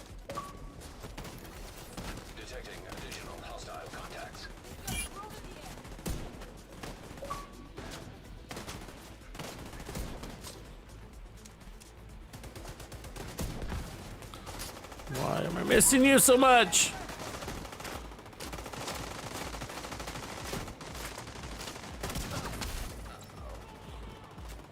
Don't know how much more damage I can do. Me either.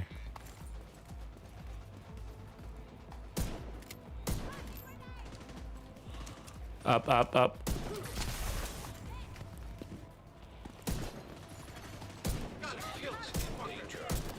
Oh my god, that was bad.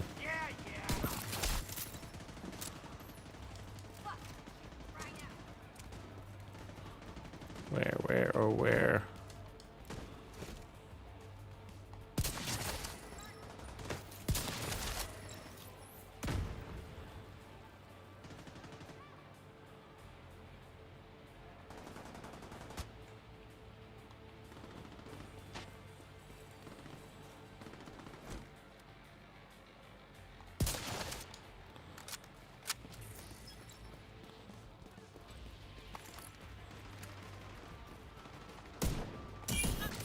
She gets me to miss so much, man, this lady.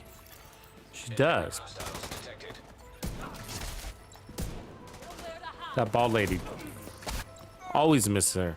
She moves funny. It's just like she knows she's got good moves. She's an ex-basketball player or something kind of moves, you know? These rushes are good at it. They sideways walking.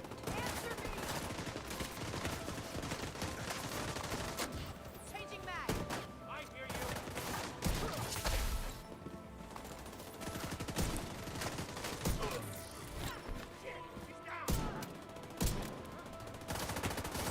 See how she fucking dodged like that? Like,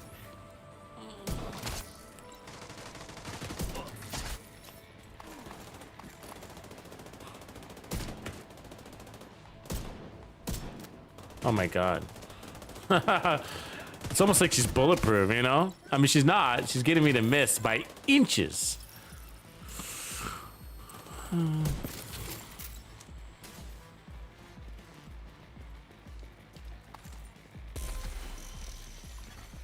Civilians in danger.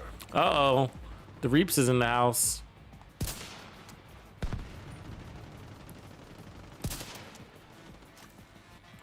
This is the, I'm using both the Mantis and the 1886. And then the pistol is, god damn it. I don't want to go up there. Pistol's a Deseros. Please kill her so I don't have to. Please just kill her.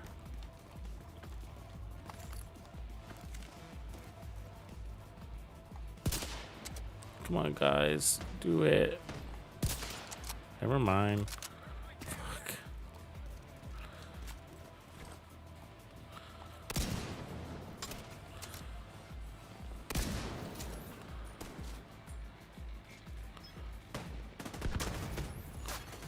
Civilians in distress. What the fuck? Who am I? Where'd you come from? Popping up out of nowhere. That's close enough.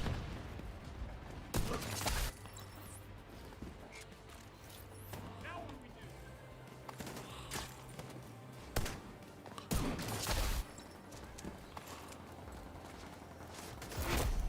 Heavily armored hostile detected.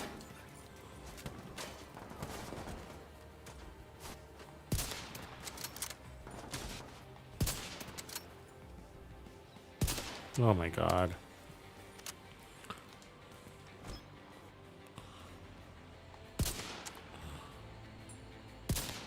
Oh my god, I'm the worst right now. Sometimes you got little dry spells like that, you know? I'll blow it away. You're dead, asshole.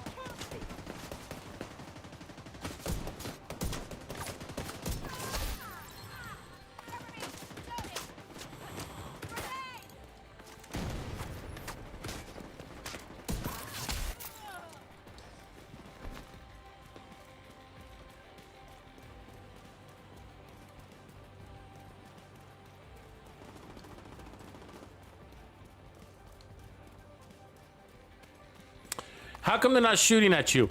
Really good question, JD. As a matter of fact, that is an advanced mechanic that you should be playing into it when you're ready to do so. And it's good that you even noticed it. That's why, that's like the trick to playing out of cover. And why one shot, one kill builds are better than weapons that require half a mag. Because you can kill them before they can even shoot at you. And you know what else is good at that? The doctor's home. Which is why it's so amazing right now for me. And I know a lot of you hate it. But look at these two God World weapons. Yeah, any weapon that can kill in that game mechanic is an amazing game, an amazing weapon, because it allows you to play fast out of cover. And so it's funny that you notice that. A lot of people don't notice that, but there are mechanics in this game that if you learn the mechanic that's built into the animations. Ooh, look at that, Uzina.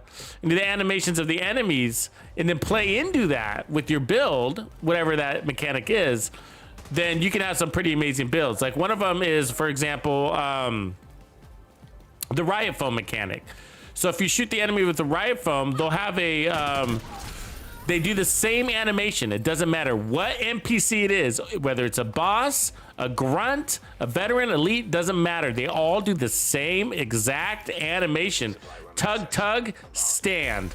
Tug, tug, stand. And now they did add a little bit of wiggling. I feel like somebody watched one of my videos and when I was explaining that, and I felt like one of the devs, they're like, oh, let's make it a little bit harder. He's right. But I had to memorize. So I would riot foam them, and then I wouldn't shoot them right away. I would wait. They'd go tug, tug, and then they stand tall, and then they go boom. And that's when I kill them. And by waiting, what the patience did is that it gave me 100% headshot kill accuracy. 100%. And so basically what happens is, like, once I get my headhunter talent procced, I would be able to maintain it forever because of the riot foam. And it minimized how much riot foam I was using.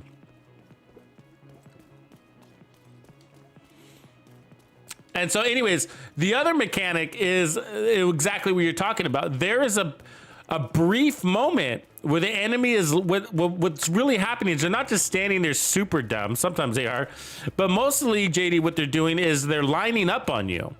So even if they know you're there, even if you didn't surprise them and you're running straight at them, when you get into a certain zone, and I don't know what it is, like 5 meters, 10 meters, either way, when you're inside this certain zone, they line up on you. So they sit there and go, that's what they're doing. They're ADSing on you, right? They're acquiring their target, and it takes them. Like if you measure it, it's a fraction of a second, but a fraction of a second is all you need to one shot, one kill them. And so that's why I don't need a shield. Notice I have no shield, and we've been playing out of cover. And so sometimes I take damage, and that's my bad. And the reason why I'm taking damage many times is because I'm taking a bad angle. And so sometimes the enemy will be walking sideways like this, and I'm walking sideways with them like this. That's a bad angle. What I need to be doing is redirecting, and so that they're walking like this now, and I'm walking like this, so that it's straight and not at a sideways. Sideways shots are harder to land, and so I'm missing. And because I'm missing, I missed that window of opportunity where he's not shooting at me, and now he's shooting at me, and now I'm taking damage. So it's all about your approach. So when you hear me say about shotgun builds, the same thing with sniper builds, it's all about your flanking patterns. If you can learn your flanking patterns, bold flanking movements, as Reaper taught us, then you can eliminate being shot at, or at least by one of those targets that's standing right in front of you, right? And you can use that window of opportunity. So if you in the flanking pattern, what the flanking pattern is not getting shot at on approach, but more importantly, if you got a really good flanking pattern and you line yourself up with the direction that the enemy's moving, so that you are in flow with that direction, okay, and I want to say in a vertical manner, so to speak, not horizontal. Horizontal shots are hard, like forward and back shots are easy, right? Straight down the barrel shots versus having to swing your barrel left and right. And so, like these types are shot easier when the enemy's moving in that direction. When the enemy's moving in these directions, the shots are harder. So what you want to do is you can always put yourself in the right perspective. So if the enemy is moving this way, left to right, then your flanking pattern needs to be circular and to get onto this side of him. And now the enemy is running front to back, and that makes that shot easier. Anyways, that's that. But so if you can, what that's doing is decreasing your chance of missing your shot. And if you have if you've decreased the chance to miss your shot, then you can maximize that window of opportunity where the enemy doesn't shoot at you at all and just kill him before you ever get your shot off. You know? And then the decoy helps even more, right? It's crazy. There's all sorts of things that you can really play into here. I mean, one of them is like the fact that like, and this is the thing like where a lot of people know that like perfect glass cannon is amazing. Like as a matter of fact, like you should, if you're gonna run glass cannon, you might as well run perfect glass cannon when it comes to like from the damage perspective. And the reason why is because there's a mechanic built into the game where the enemies can't bring you down all the way. There's a protection in the game where your armor will break, but you won't die, right? And that doesn't matter if you're wearing perfect glass cannon or not. That same mechanic is there. It doesn't matter if you're not running glass cannon at all. It's amazing. Anyways, and so that's why like we really know that like glass cannon doesn't matter. Like it's only a buff. It's not really a weakness at all because of that mechanic. And so take off glass cannon now and run an all red build with obliterate. Fine. Watch your armor go down and it just as fast.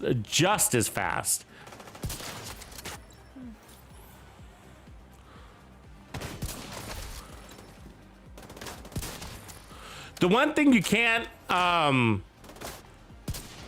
is those turrets. Okay, so those turrets, they see you even if your decoy is out. They see you even with those flanking patterns. You know, the turrets are really good at identifying you.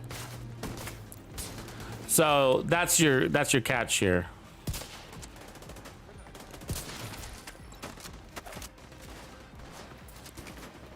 Elevations can be difficult, make different shots too. See that pause?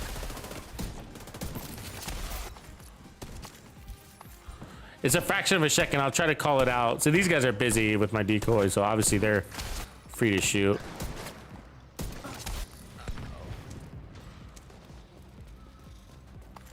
I can take out that warhound.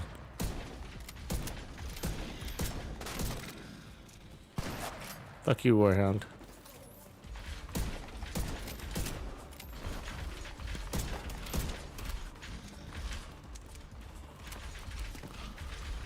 So I'm lining up. So we're front to back from each other. And he moves sideways, so I missed, but.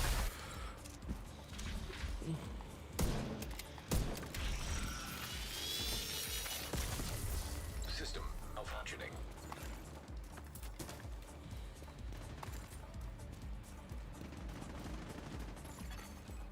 System restored.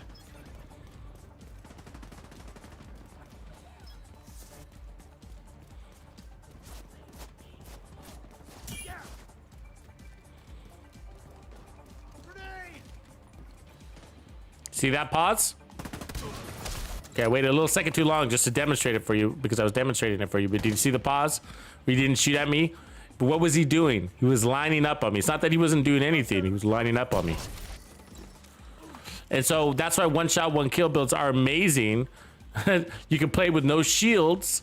And it's really because you're playing into that little miniature mechanic. Really, dude? Come on. Don't make this harder on yourself. Stay calm. I'm here. See that? Do the same thing. He's lining up on me.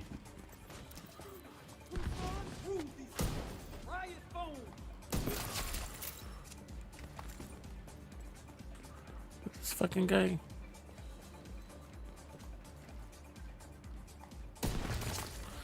And once you notice it, it's a lifetime of it's like all the time in the world. Once you notice it. Hostile detected. You have no chance. So the rest is up to you landing shots. Enemy here. So that's where your accuracy is really important. And that's why headshot builds are really amazing in this game. So, but accuracy is important. Accuracy is what allows you to take advantage of it. Landing that shot, right? So it doesn't matter if it's a boss, she's got the same mechanic. And so the blue shield that I'm using, which is the bonus armor, is enough. It's enough. So best shot chances because I'm running straight at her. You see the pause? It's a world of time. Once you notice it, you're like, holy shit, that's like the world's longest pause. Hostiles detected. It's true. So your job is really to just square up on them. So these turrets won't ignore that, so I'm going for this turret next. It's dangerous out there with that special ammo, though.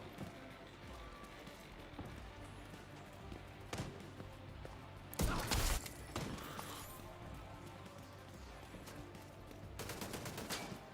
any hostiles? Lining up.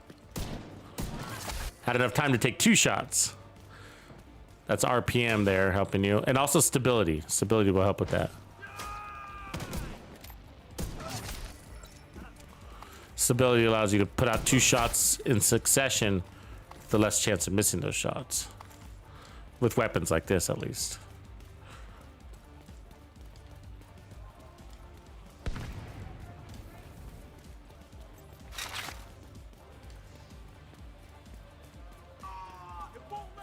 Where are these guys?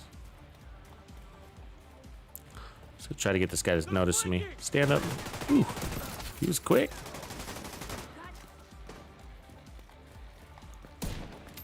Don't you? Securing the Yeah. See, that was my bad because I missed my shots. Got too close.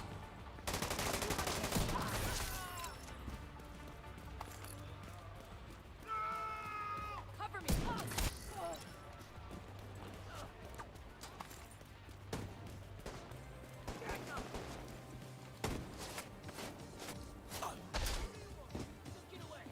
I have the target.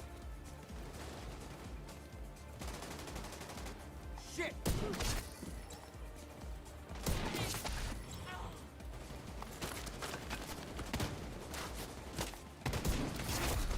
Heavily armored hostile detected.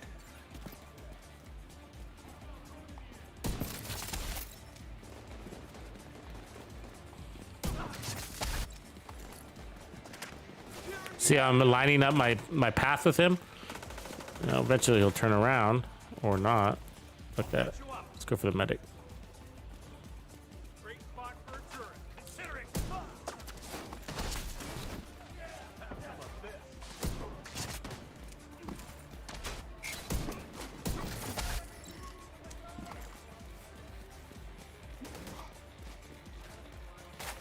Yeah, you might not notice it unless you use a lot of the pistol builds and stuff like that because it puts you in those positions. So if you lose a lot of assault rifle builds, what happens is that the reason why a lot of people don't notice it, it really is. It's because like if you're using weapons with a higher RPM, what ends up happening is like when you see the enemy, you just start shooting at him, right? Of course, first shot. Advantage, right? First shot advantage. So you're gonna start shooting at him, which is great. But what ends up happening is you disrupt that mechanic, right? Now the enemy's taking damage. He's not aligning up on you. He's gonna either start shooting back, or he's gonna go run away, or he's gonna do cartwheels. So you're disrupting the mechanic by just shooting at him, right? And because you can't kill him in a single bullet because your build isn't capable of doing that because it's an assault rifle build, they're not capable of doing that. Then the whole thing is waysided, right?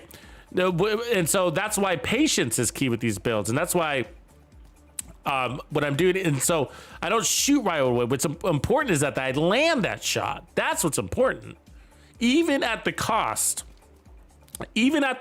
of taking damage. So even if it takes me a fraction of a second longer to line up on his head, and so he gets a couple of shots out of me, I don't care because boom, and then I get that 20% armor on kill. from preservation, and the trophy, which is bonus armor. And so, and then we got regen. So I don't mind taking damage. It's more important that I land that shot. You've seen the times where I missed the shot and all of a sudden I'm like, the enemy's moving funny, and you know, he starts doing his stupid cartwheels, and it's like, then all goes to hell. And you spend 60 seconds on an enemy, and you don't want to do that. I want to spend a fraction of a second on that enemy, and I'm willing to sacrifice another fraction of a fraction of a fraction of a second in order to eliminate that enemy in a single bullet. So, Reaper in the house. So anyways, it's so you don't know. So the reason why I started even noticing it is because I wanted to land my shot, and so I started to land, and so I started to line up my shot on the enemy, and then I realized, like, God, that's a lot of time that I have before they start shooting at me. You know what I mean? Why isn't this opening? Oh, that's annoying. And I noticed that that's a long time that they give you to line up your shot. It's enough time to put out one shot, one kill. And then, bro, let me tell you this. Start adding riot foam into the equation, and you have a lifetime to land that shot now, right? And so you add riot foam, and so with the real cool thing about riot foam in these types of builds is that you don't need status effects, because just like this, as you can see, that fraction of a second is enough time to get the kill. Riot foam increases that to 8 seconds. 8 seconds, right? With no status effects on your build. With 0 status effects on your build, you have 8 seconds. No, I don't really want a full group. Not necessarily. Depends on who, I guess. All right, at least not right away.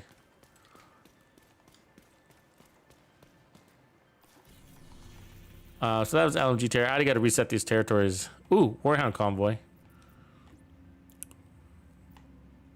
Yeah, just tell him not to die. Just kidding. Yeah, let him. You invite him in.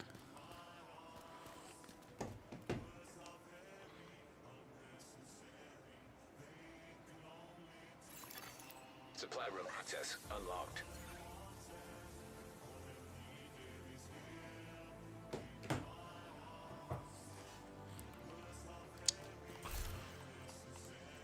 So this could be a cool build for that, because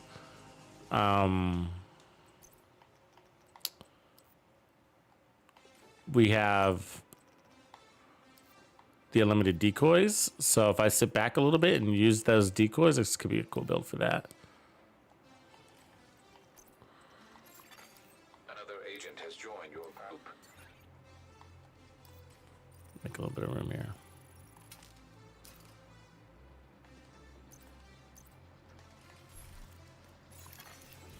Supply room access unlocked.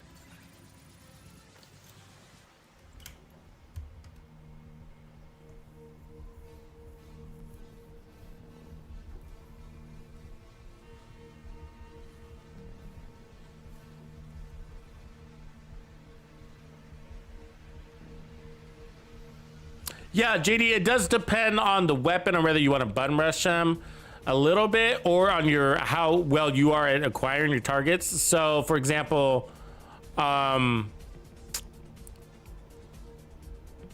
like, it's the scope, really, right? So the 1886, and that's why I do the White Death no scope, the Regulus, the Liberty, all of those with the no scope are the easiest. Because then you can button rush them and then play into that mechanic, because it doesn't work out that way when they're at distance, right? There's not as long as a pause.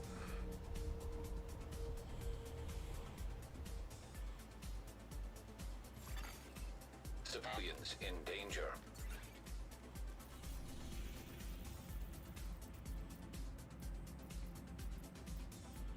Are they going to counter it over there? Do you guys think it's a pain in the ass over there? Less likeliness we'll get the infinity thing. It's got to be in a truck.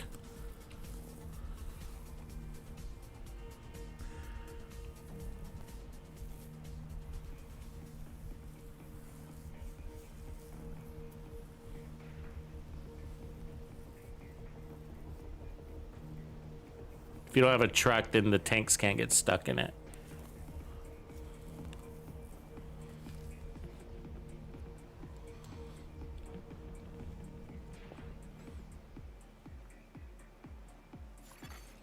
Detected hostile supply convoy, heavily armed.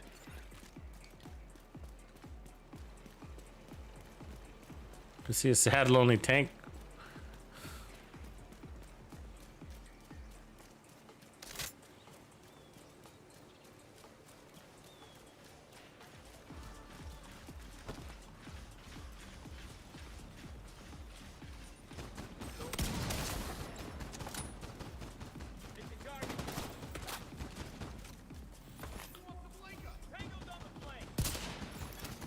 Supply room access unlocked.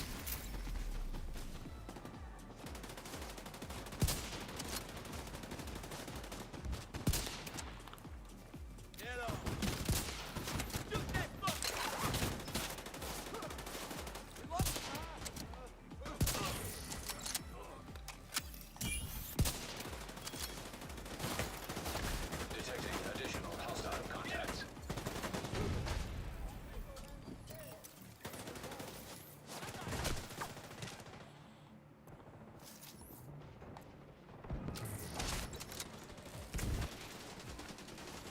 So we're gonna try to use those decoys a lot here.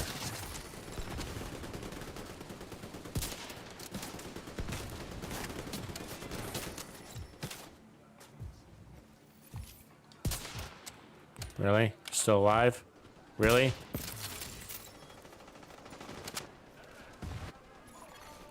Agent down.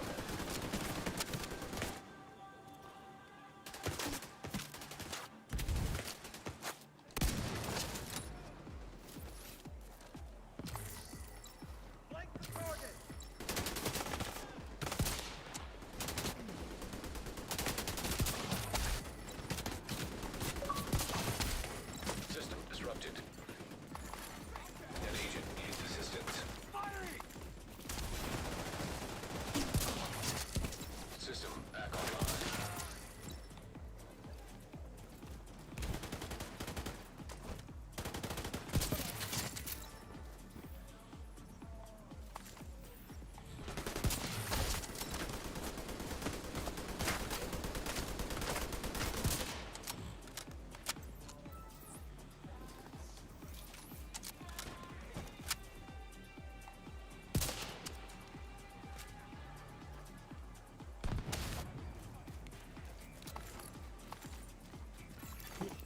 Incoming hostiles detected.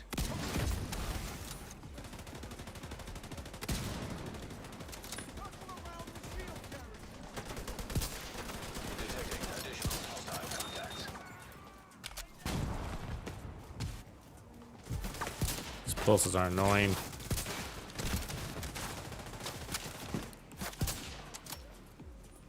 God damn you, the fucking god damn it. She tossed it and then sidestepped? I mean, come on. You know what I mean? Like the balls on this one, huh? The balls.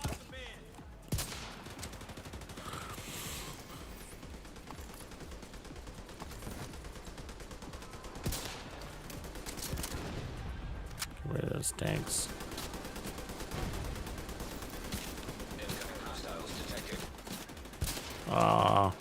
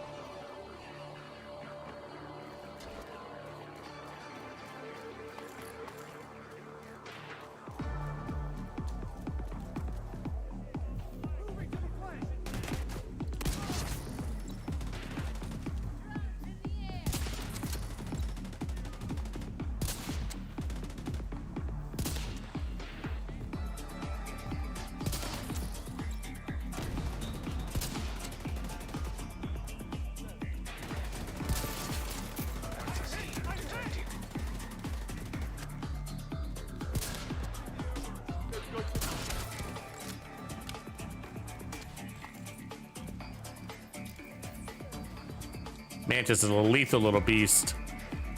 I think we got him almost. Oh, oh. Sidestepping sideways like.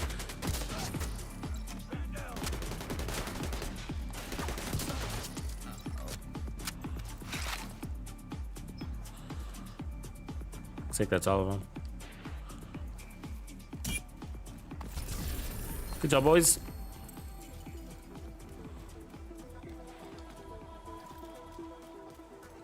Yeah, I made a Doctor's Home build. I love it. I love it. I only did a solo build so far.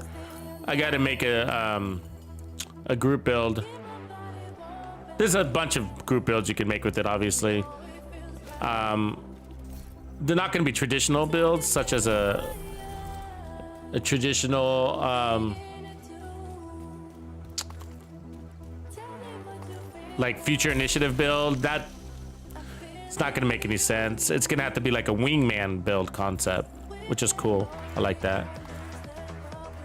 So like a Brazos healer build, a Foundry or True Patriot healer build. These are the concepts you want to go for with that gun, because you got to get out of cover. You have to get out of cover. Have to get out of cover. What about an Eclipse healer build? That'd be cool. That is the one condition on the weapon, right? Everything else aside is workable. The scope, it's a major damage, great DPS on the M1A, great weapon. And so, but you have to get out of cover. So that's the one thing that's gonna make you think about what builds make sense for it, you know? And if you run like a healer build, for example, you're like, you can't get out of cover with the healer build, really? You know?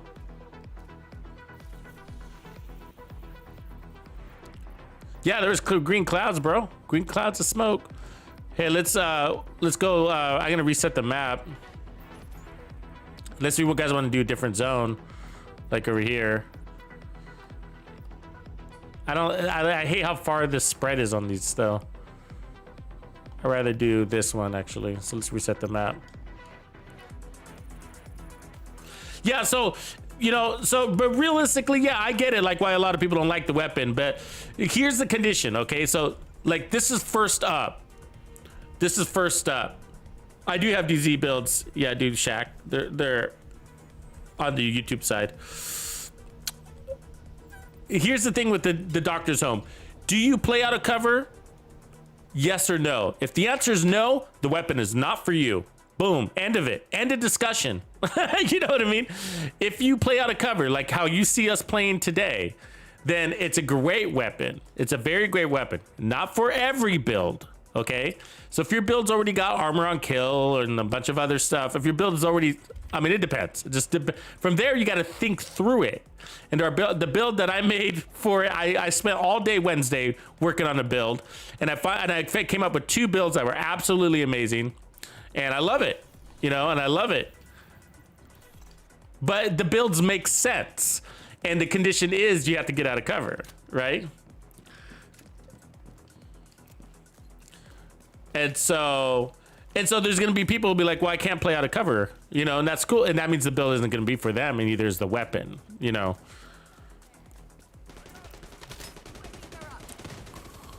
Oops.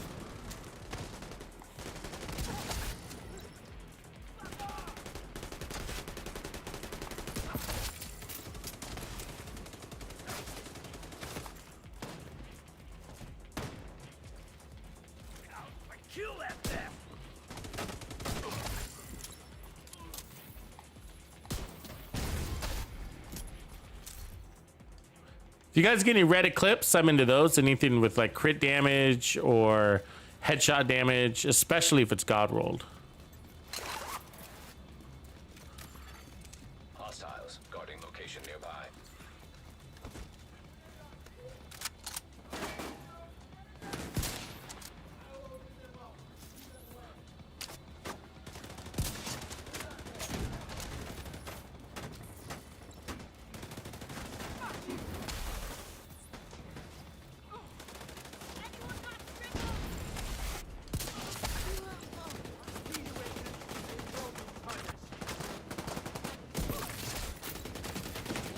So like if you can't play like this, and I mean not with this gun, but like out of cover, then the Doctor's Home isn't going to be for you, you know. So notice that we're playing out of cover. I'm grabbing trophies. It's adding to my survivability. I got preservation on my gun. Doctor's Home is just a better version of preservation. You know, really is. Give me that head, motherfucker. It is better than preservation. I did analyze it, and I decided that was the case for me because it's instant, where preservation is basically armor regen, and it makes it even more.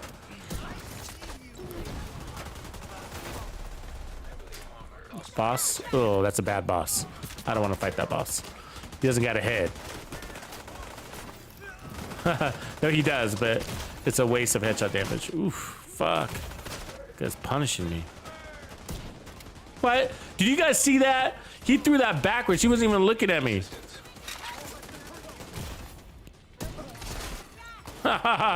He wasn't even looking at me. He was literally looking the other way as the grenade went backwards. Oh, Jesus Christ. Ah, I took that fucking fire.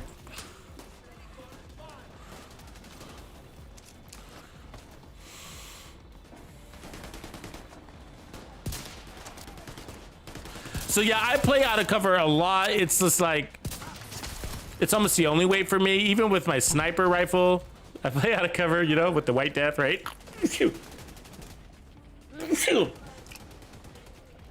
Even with the Mantis, I at least move a lot, which is not exactly out of cover, but I move a lot with the Mantis. I cover change.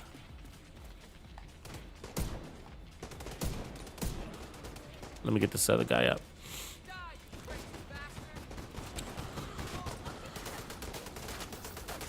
So a good indicator is if you use the short-term buffs on Memento. If you're one of those guys that uses the short-term buffs on the Memento on a regular basis, then the Doctor's Home can be for you. It still might not be your favorite weapon in the game. I'm not saying that. I mean, you know.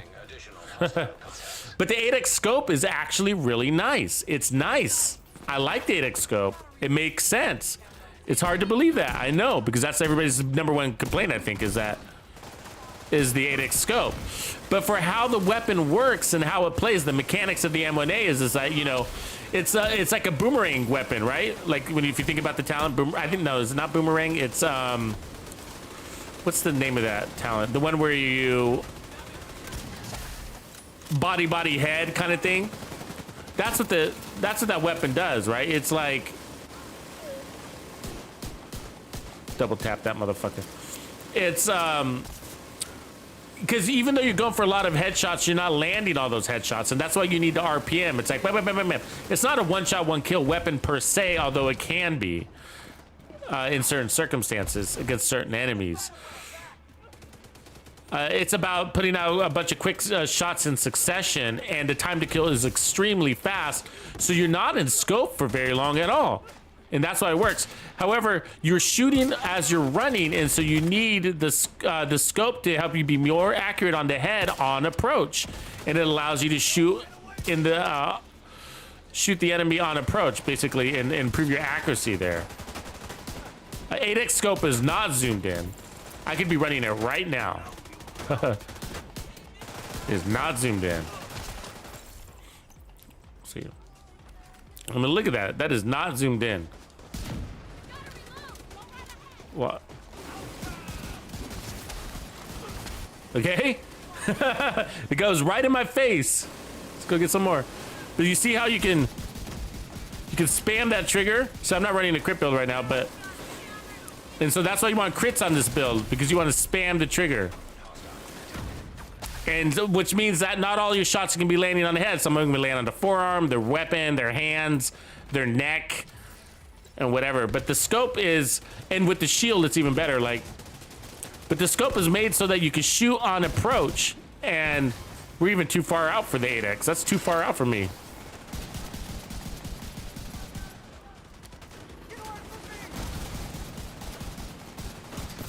And now my whole team gets a heal. This isn't the right build for it, but it still kind of works. But yeah, you put up a striker shield or a crusader shield with this weapon. It's amazing. Get the additional damage on your approach, and then the scope is perfect for on your way in. You're wailing on him, and by the time they're dead, You grab that trophy, you're on to the next guy. And so it plays trophy to trophy, just like the Memento does. It's absolutely amazing that way. And I had a really good time with it. So, you know, but again, the condition is, can you play out of cover? The DPS is there, the time to kill is there, and I did compare it against an M1A CQB, and the time to kill is basically the same, even if you put a damage talent on the thing. And it's just because it's so fast. And I'm sure if you put Rifleman or Boomerang, it is faster, but it's so, the time difference is so close to each other, you can't really tell. And so the other weapon is, so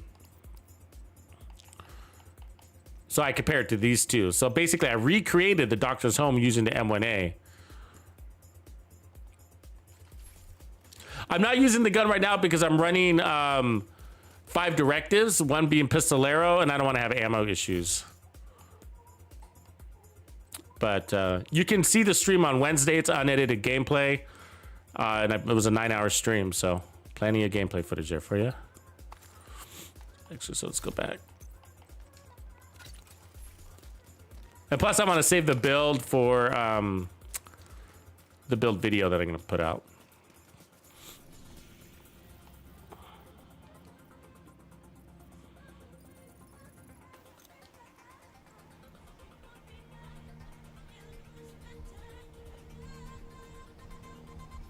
Yo, no, 6-8 whiskey. Somebody in somebody made that comment on the video on the stream the other day. You're exactly right, and he said, and I think he's right. I haven't tried to build, but he said the Doctor's Home with tip of spear makes all sorts of sense. And I think you just said the same thing. He didn't say galvanize, and so I'm not sure about galvanize if I would use it. It might be too defensive, but I like the idea of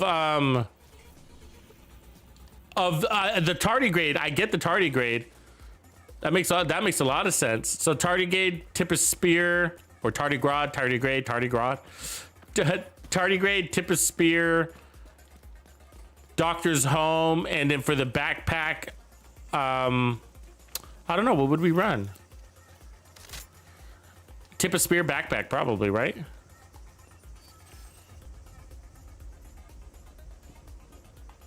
Oh, I miss her. She's gonna make me miss a lot. That's what she does.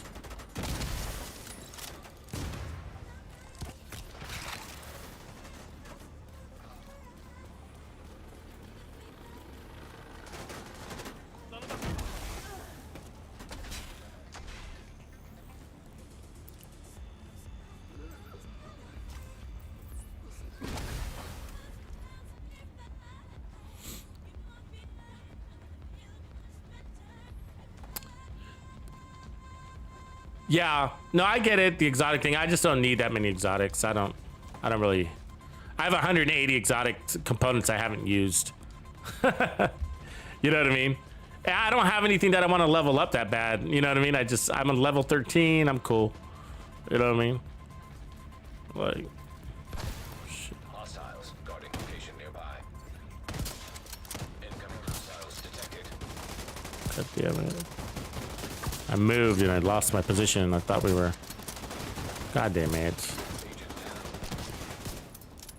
Oh, no ammo on my pistol. Perfect timing.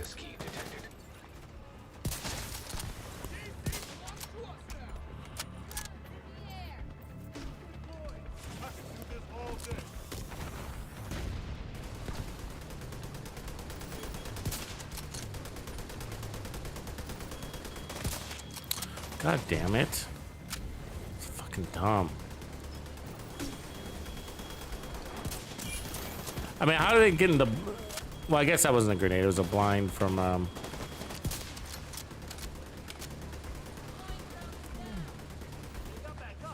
My decoy's out. Why aren't they fucking shooting at it? Can't land a shot for the life of me either right now. Take out this fucker. And...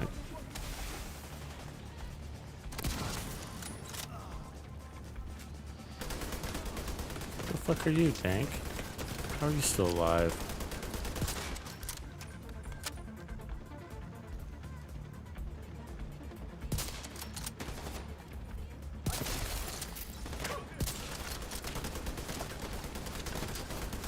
I mean, the accuracy on that tank is amazing. You know, the fucking angle.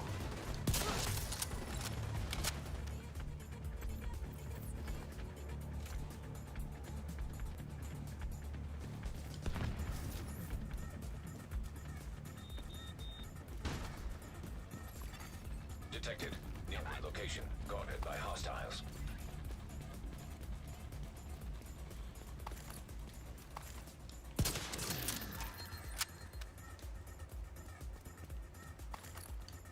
Yeah, I mean, you can use the gun on this build. It's just that it's not. I don't recommend rolling into headshots. I recommend crits because of the RPM. And so the reality is, with that kind of RPM, you're not going to be landing all headshots. You're just not. It's going to be a lot of body shots. And like, if you don't roll crits, your body shots are going to be basically worthless. And you're landing, even if you're aiming strictly at the head with the M1A, you're landing so many body shots that you need that rolled that way, you know. So this build doesn't make sense. I wouldn't run this build with that, you know. No crits at all. And you don't need weapon handling on it either, because it's got tons of weapon handling. So yeah, this build doesn't make sense for that weapon. 10.2, we'll take that one.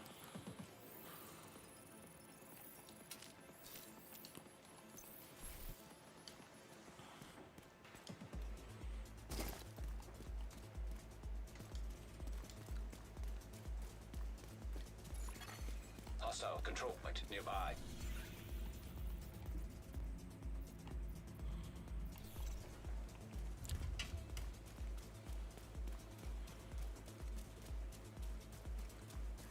Oh yeah, I guess I see your point. Like, because Vanguard is the other way to go, right? Like Vanguard, but because of Tardigrade, you know, I don't know. Do you guys like Vanguard better than Tardigrade? I kind of do. I see the uniqueness of Tardigrade with this because of the special weapon thing.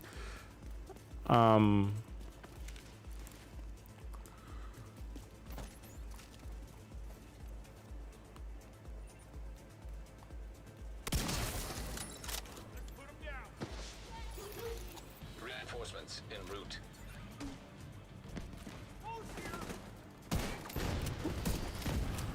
I swear I grabbed their other gun. Mantis. I don't know how I ended up with the 1886.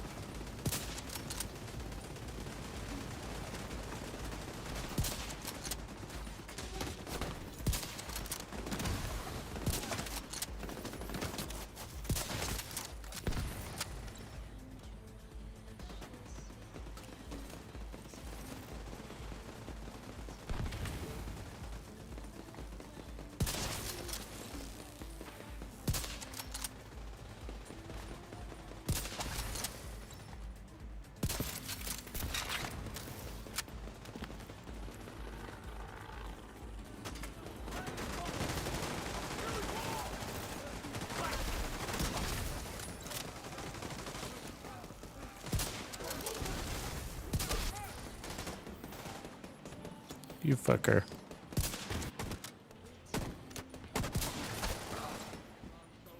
Deploying a frag. Fuck.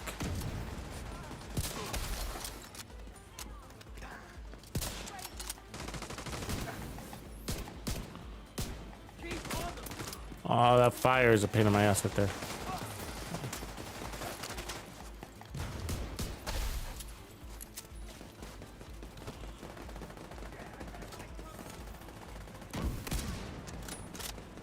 God damn the way he's moving. Oh my god, 3 misses. Heavily armored hostile detected.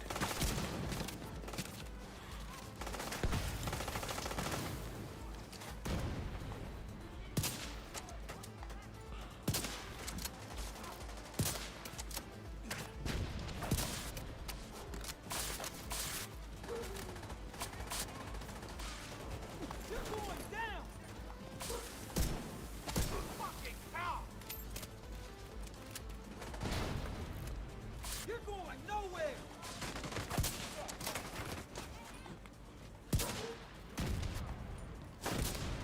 God, I cannot land a shot on that guy. I'm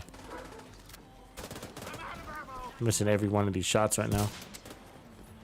Look at him. See that? That was a miss. That's incredible. And that's a miss. Shot Reaper in the back.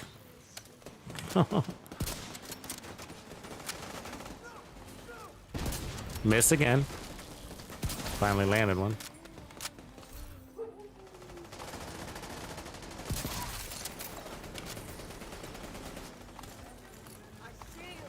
Any movement? Yep, they're here all right.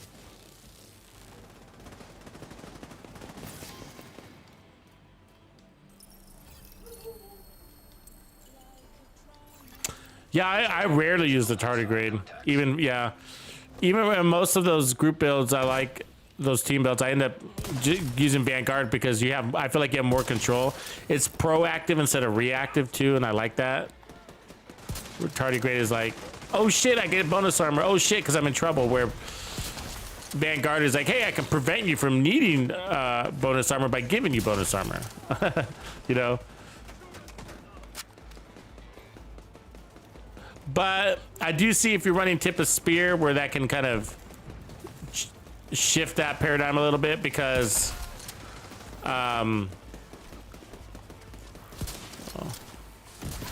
you can reset it.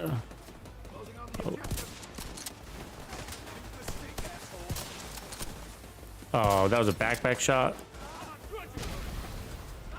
God damn big ass backpacks. Oh. God damn it.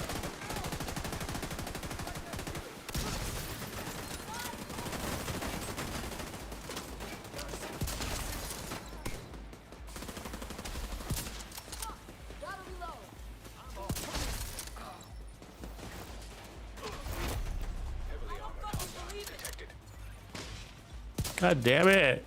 Fucking circus monkey.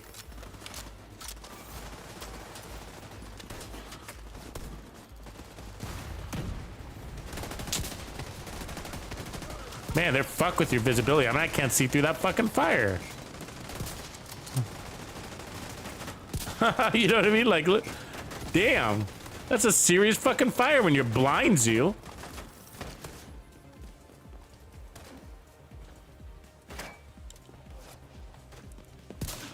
Really?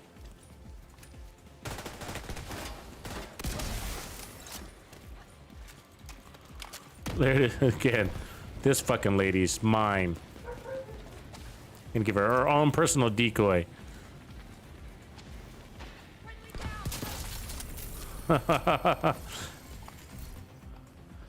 She needed her own personal decoy, huh? Oh. Rogue agent detected. Hostile restore hive detected. Rogue blinder firefly detected. Hostile blinder firefly detected. It's pretty crazy how fast they just moved from there to over there. Like, you know what I mean? Look at all that shit. It's crazy. Turret detected. Rogue sniper turret detected. Hostile sniper turret detected. Rogue stinger hive detected. Hostile stinger. Come on, hive grab that. detected. It won't let me grab that? Fuck it. Because of that gas? Oh, look, a fire grenade. Agent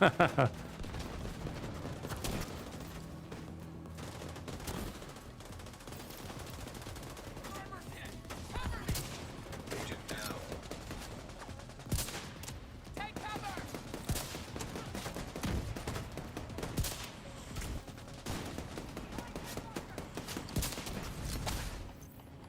Let's just switch over to Nemesis for these guys. An agent needs assistance. Oh, Target lost.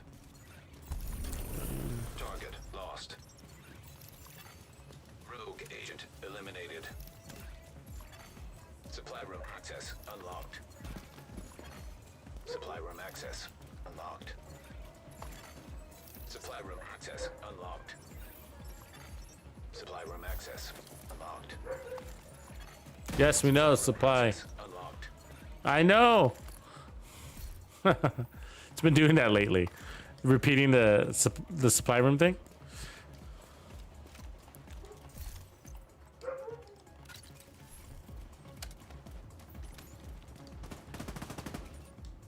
Yeah, that's a good point about the user part.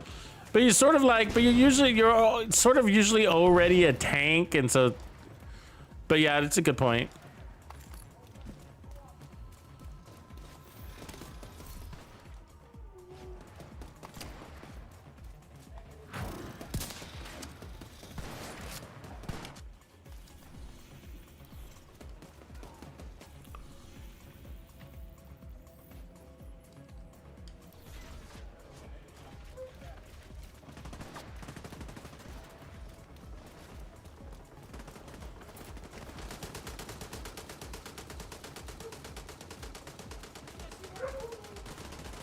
Oh, he kept repeating it.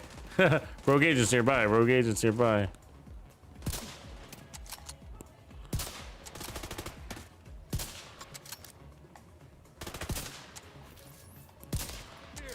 I don't know why it's taking so long. Get out of here.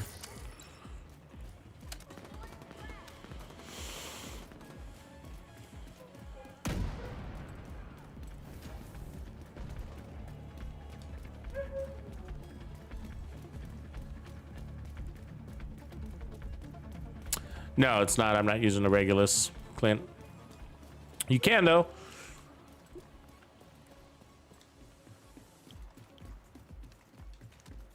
It's more like I would probably... I mean, the original intent of this build, it's more of a decoy build. Decoy sniper build. It's really how it's rolled. And so, and it's intended for max directives. And so... so that's why I'm running the tactician, and we have 5%, over 5% armor regen here, and then the decoy. And so the decoy's got a 35% second duration, and then we got no cooldown because of the Mantis.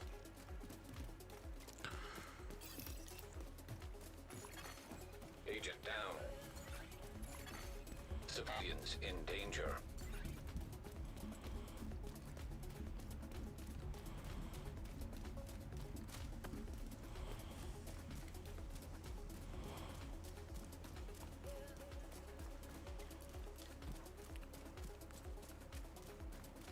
But when you change weapons, it sort of changes the build a little bit. So like when you play it with a White Death, then it becomes a run and gun build. Same with the 1886 or the pistols, but because these give you the 20% armor on kill, or basically 2% armor regen, 2 to 4% armor regen, 4% really, because you're getting those headshots. Which pushes this to a 9% armor regen build, with really nice bonus armor.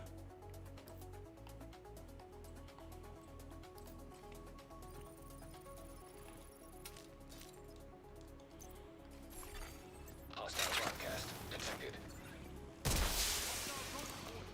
Let's push them back. Reinforcements incoming. Look out for all the grenades. Here comes all the grenades. It's a move. Give them something to play with, though.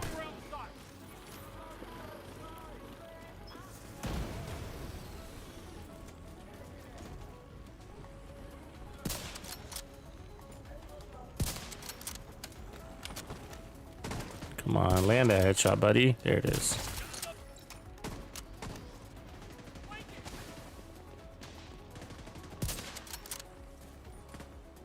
Weapons dry.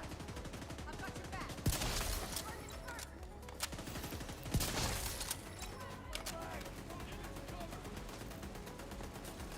Those fucking backpacks. The devs love their big backpacks, man. They're like, let's make it so that they shoot the backpack.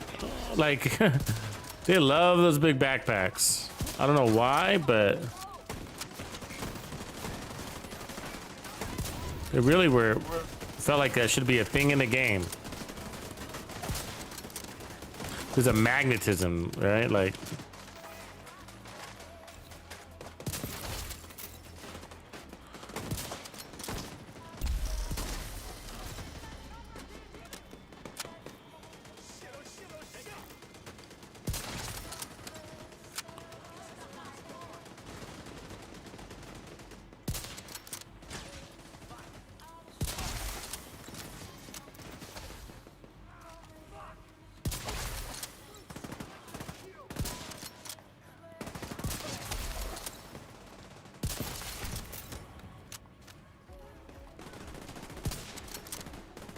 That, and I think somebody was in the circus. One of the devs was definitely in the circus. Heavily armored hostile detected. Can't believe I still don't have special ammo. How is that a fucking miss? There.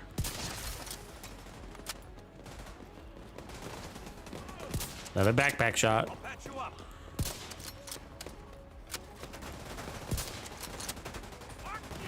Fuck it.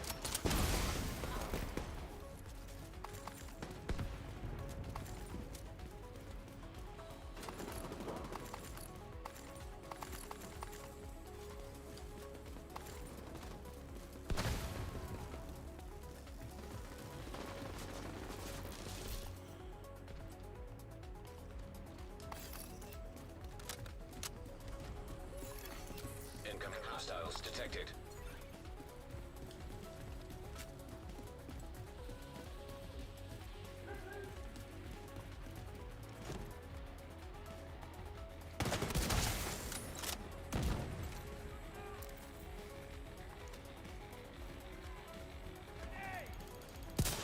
How was that? Oh my god. That wasn't a headshot.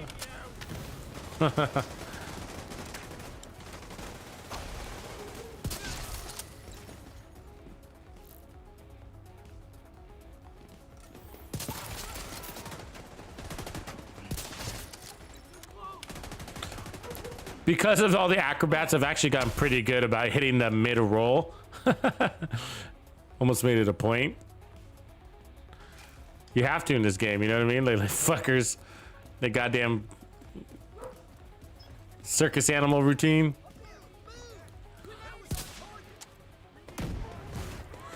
So yeah, I've made it a practice to kind of get used to where they end up when they start to tuck and roll, the distance in the roll. And yeah, you're not gonna land it every time, of course, but you know, helps here and there.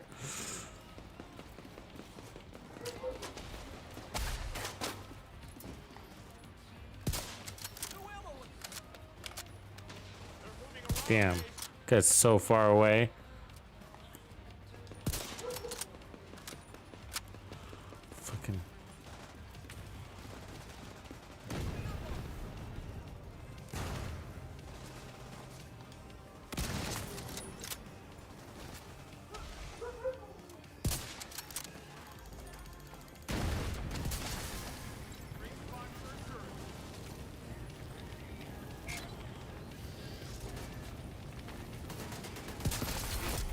Heavily armored hostile detected.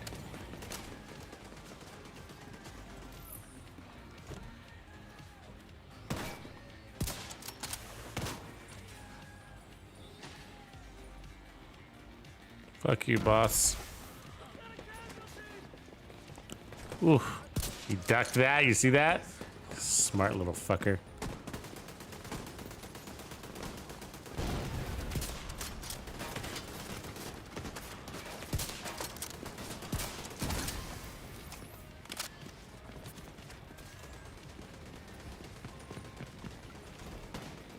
Stay right there.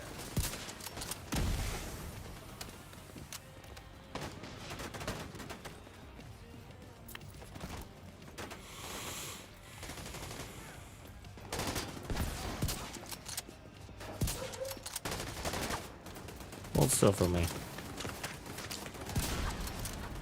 How is that turret still shooting at me? Is that the boss's turret? Jesus Christ. The boss's turret was there. Now it's not. Apparently it's this guy's. Everybody likes a turret in that spot.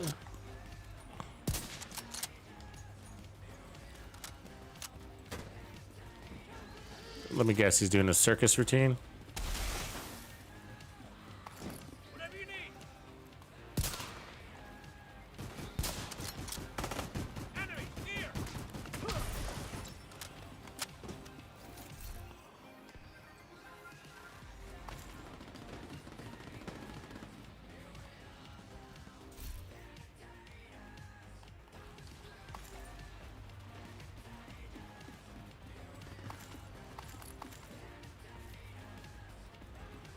Yeah, you know, I never did survival mode into D1 and wasn't around I abandoned the game way before it was launched. But yeah, there's still people playing it, huh? For sure.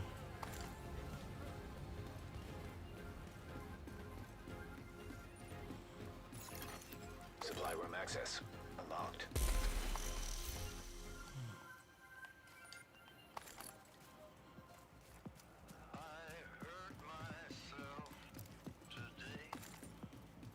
Yeah.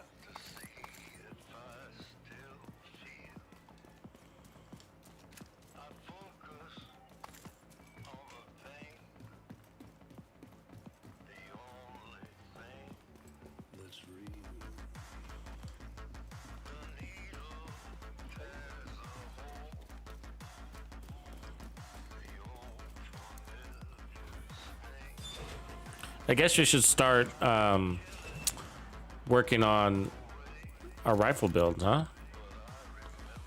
This one's pretty nothing to do here on this one. I'll let these boys do their thing, and then let's put on the rifle build, change it up. And whatever rifle, well, I'm probably gonna end up running focus on the rifle build. So unfortunately, the Doctor's Home doesn't work on focus, so it won't be interchangeable until they fix that, which I'm sure is a bug. And I'm sure it's a bug because we've seen it every season. Every time they release one of these weapons with the scope, Dread Edict, 3 seasons in a row, as a matter of fact, the Dread Edict, the GR9, and now this one. Where it's obviously an 8x scope, and then they don't give you that ability. Okay, so we'll get out of this game so that they can not be inhibited by my lack of presence. You have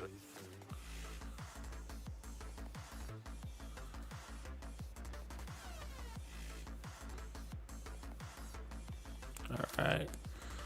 So we're gonna start off with what I think I'm gonna run is so obviously the 1886 is a rifle build, but that, it works out like a sniper with that one. So let's do the so the artist tool, the M1A CQB, these are gonna all be interchangeable, and the reason why is because of speed.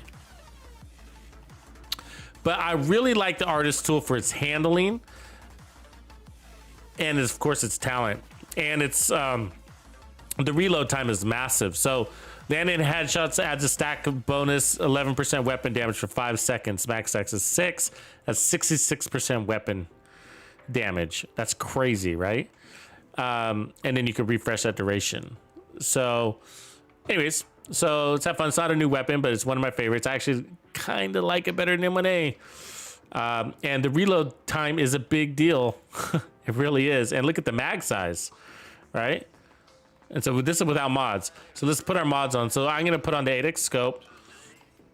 And then you can put more rounds, I guess, might as well. We're not gonna need, well, we could try stability.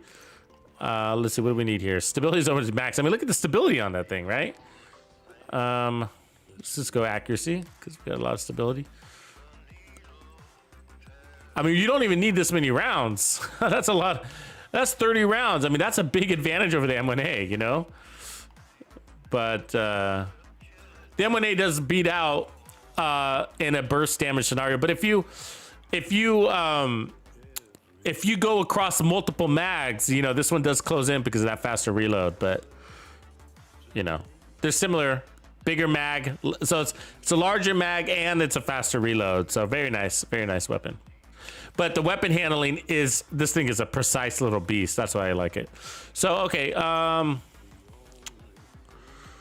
see, crit headshot damage max on that one. So get rid of this. So the downside is you're gonna be using it. So the reason why these rifle builds aren't as great is because they do use more ammo. And so you got to consider that when it comes to directives. So technically, it's not that efficient to be running this with the pistolero unless you're constantly using your pistol, I guess. I don't really need that. So, if you're good at cycling in your pistol constantly, then, well, I guess we could use the Regulus. Yeah, okay, let's try it. We'll try it. We'll use the Regulus backup, but the busy little bee is even nicer, huh? Get the extra damage. The problem is you don't want to cycle in too much because then you lose your rifleman buff. You know what I mean? So it's kind of like, you know, switch out a rifleman. It's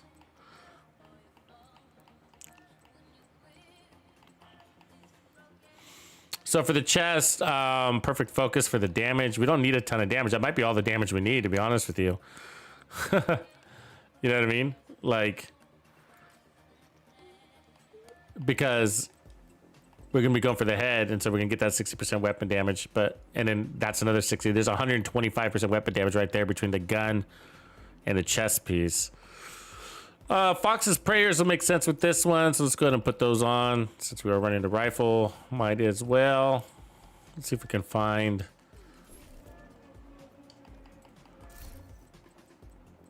Yeah, 6A. It can be a little bit of a pain, huh? Especially if you got a buff you're abandoning so that you can use it.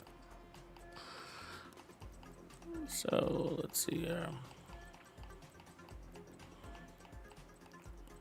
So we'll do that one. Put some crits. So I'm still gonna go for max crits, but then from here I'm probably gonna play into something more interesting than just a standard rifle build. So we're at 22% crit chance, which is very low. So gonna work that in. What do we want to do? This could get pretty boring pretty quickly.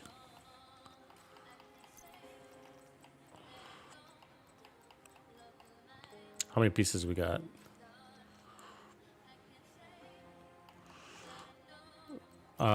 So let's run.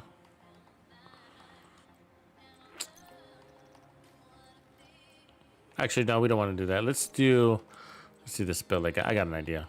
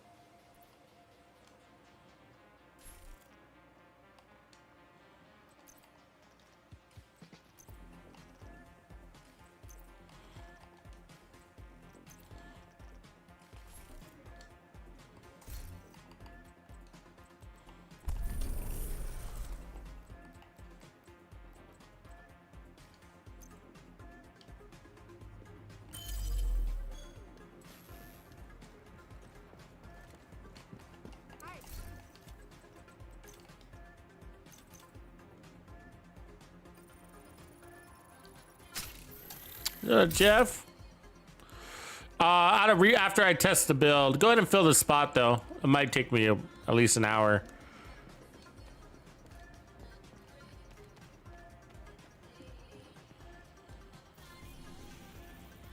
All right, let's see here. Do we have everything that we need? Oh wait, we got to change our skills. So yeah, this is another build. So we're taking a new direction. All right. So this is not a continuation. This is a new direction. What did we use? What did I use? I guess a fixer. So we have to change our skills a little bit.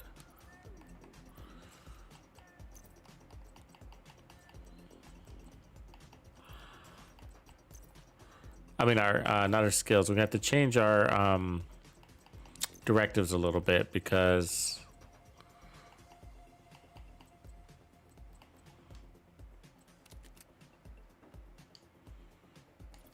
of the skills that we're going to use. That's sort of the downside about using rifles. Okay, they just, I mean, you can force it, but it's just like make yourself miserable. So we got to take off cool skills, and then probably, I mean, I don't know. Probably Pistolero. I think that'd be pretty painful to have to worry about ammo on a weapon with this kind of RPM.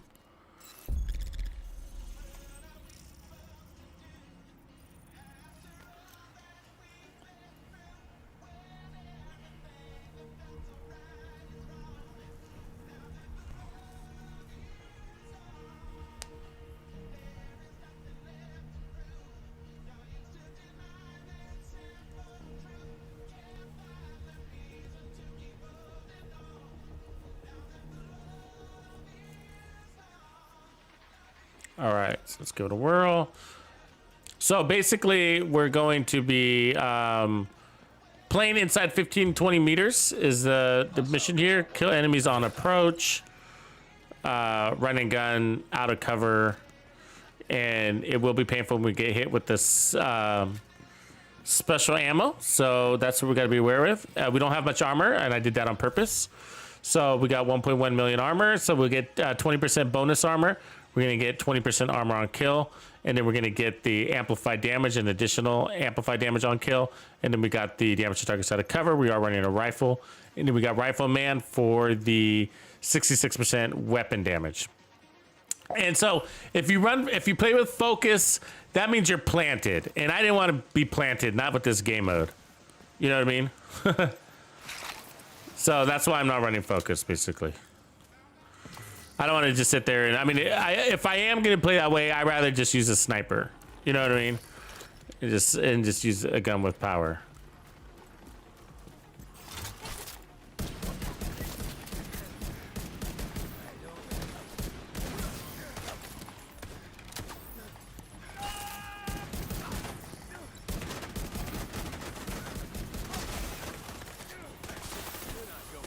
Ah, foam. Foam is not our friend. Where is he at? Fuck. 1.7 million, and that's without stacks or anything like that. It's a beast, ladies and gents. It's a beast. 1.7 million without stacks. It makes this thing a little bit of a beast. All right, let's get our move on. Look at another wave over there. All right, let's get over. Reinforcements en route.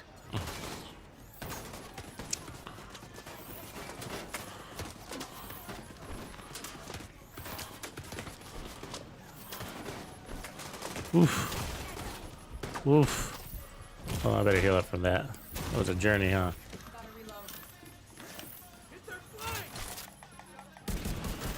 2.1.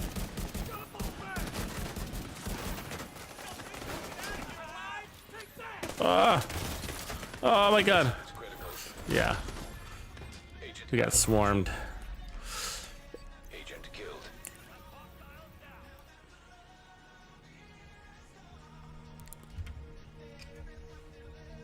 I gotta slow down just a little bit to line them up. But you can see with this RPM like that, if we had the special, the no ammo thing, we'd be in trouble. Oh, what the fuck?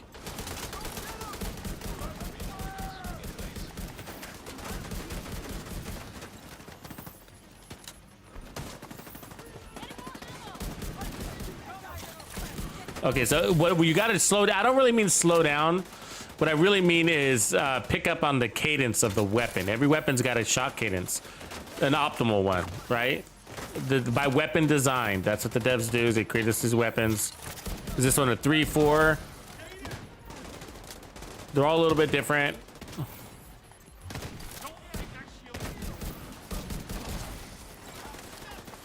So by learning that, you kind of play into its recoil.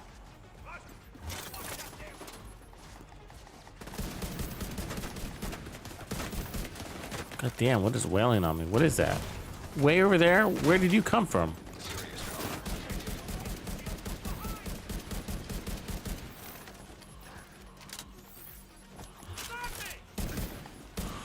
So what I'm looking for is the stagger. And so The one thing that the M1A CQB has is great stagger.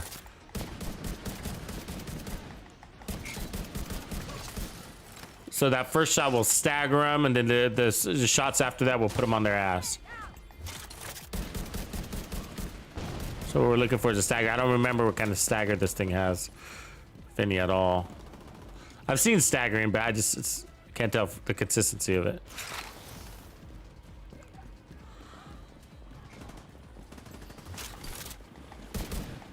Yeah, there's a stagger right there.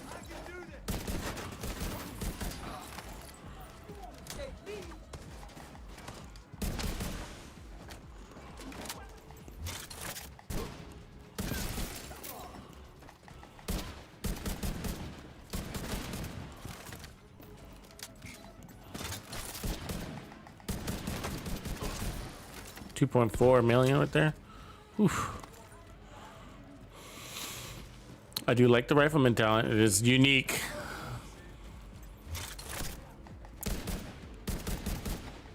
It'd actually be nice to run it on the SVD. Hostile detected.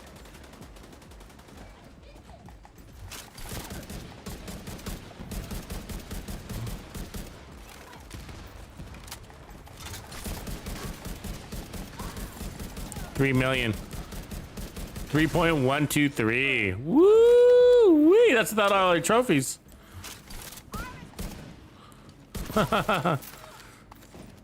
That's without our trophies. That's a beast.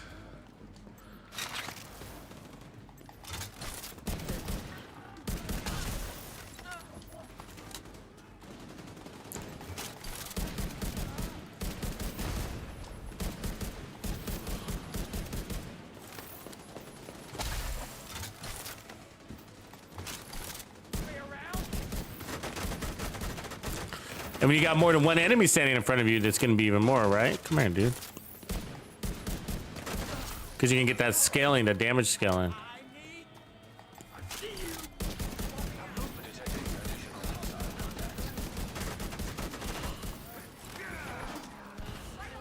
Ooh, I took special ammo. That hurt.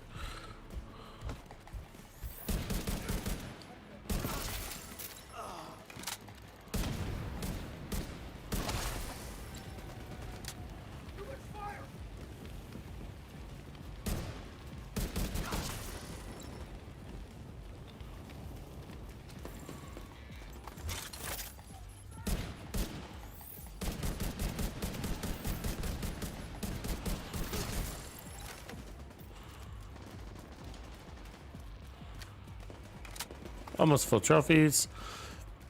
We need that regen for resistance, especially against that special ammo.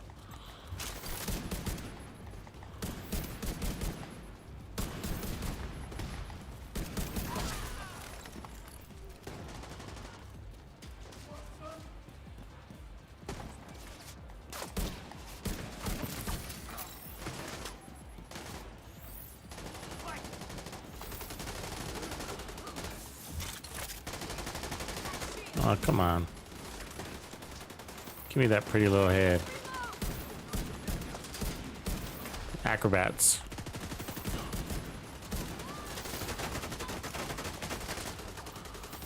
Oh, damn it. She jumped down to the lower level. I hate when they do that. They shouldn't even give him the possibility. I might get rid of the bigger mag. I think our mag is too big, so I'm gonna get rid of that.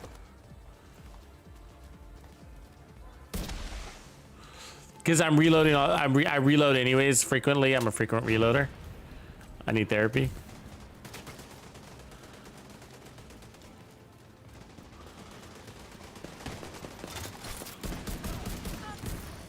Incoming hostiles detected.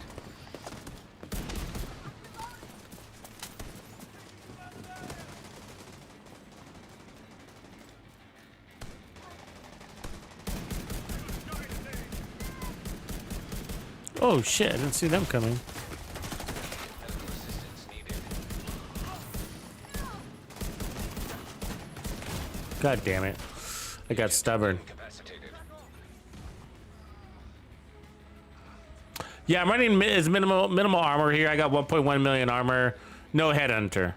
It's just the with Headhunter, you could chain kill a little bit with this, but I don't really need that. I'm just holding on to the amplified damage a little bit longer by running the gear set chest piece.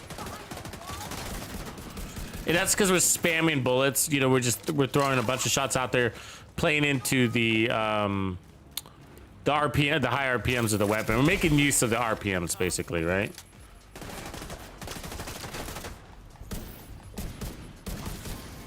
Detecting additional hostile contacts. Damn, they are so fucking fast. When we were in the right spot, and do you see how fast they run out of there? It's like, Jesus. Huh. When we were in the right position to spawn kill them, and they...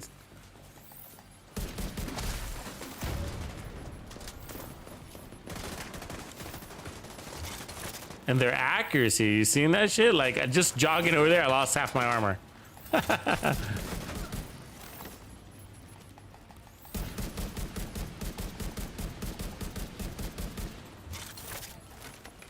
Excessive force penalty.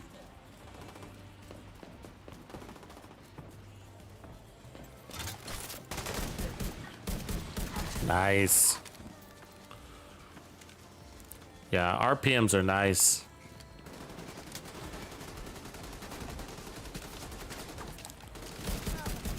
Yeah, so don't be confused when I get too excited about the big damage numbers. You know, damage numbers are meaningless all on their own. You do have to take into consideration the DPS, time to kill, accuracy, all of that other stuff, right? So don't get too excited.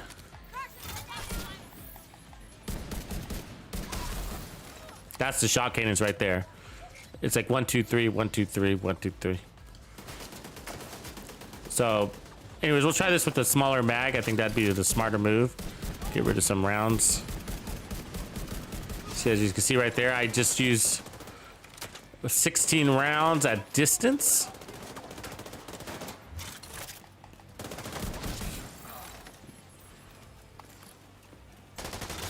Okay, so there's a brand new enemy. 9 rounds, 10 rounds maybe.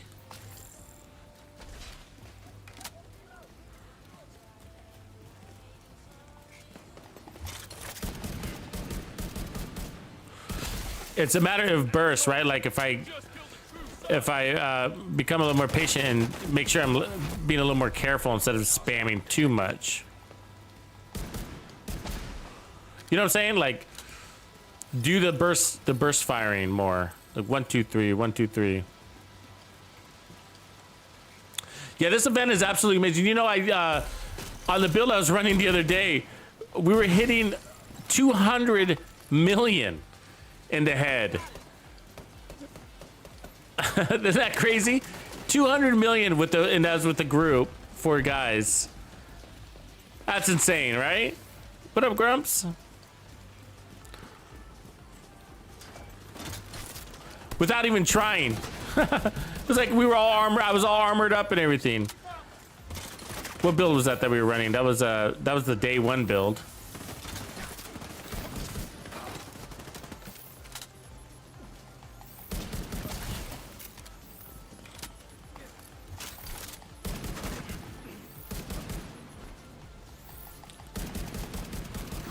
.7. Nice. Fast time to kill too. Yeah.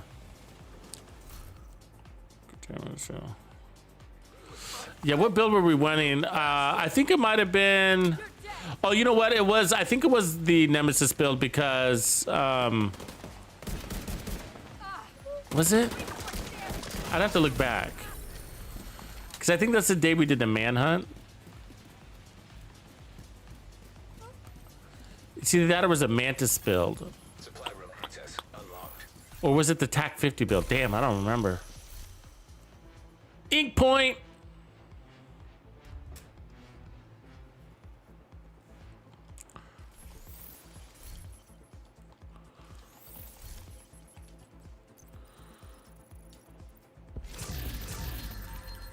Oh, I wish I had that God roll Dr. Home, bro. I would trade you for that. I do not have a gold rolled one, and I really like that weapon. Look at that. We could put plus 20 rounds and get 40. You know, but I think, you know, do we need stability? Sure, let's put on some stability. Let's go that route, all right? So I decrease my mag down to 20. And then we got accuracy here. But let me see if I got do I got a reload speed there? That's too bad I don't. I'm gonna push that as stability also. Let me open up some of these caches. Yeah, you can. You can. I'm just not a big fan of that. The reason why is that you're right. You're right. It does. It acts as another type of shield in a way, right? You're right. The reason why is like when you're playing like with headshot builds at this, especially at the range in which we're playing, or even not at the range. But one thing that happens is that when they're shooting at your drone, or when they're taking, let me put it this way, when they're taking damage by your drone, they jitter. And I can't even recreate it, but they're jittering. Their head is bouncing. They're taking damage, and so their body is shaking. And I'm trying to do it with my controller, but I can't really do it. And so the body is taking damage. And so what ends up happening is it leads to you missing a lot more shots. If you're a body shot guy, though, totally. You know what I mean? If you're more into body shots, or if you spend more time landing body shots than headshots, then yeah, it's a reasonable way to go.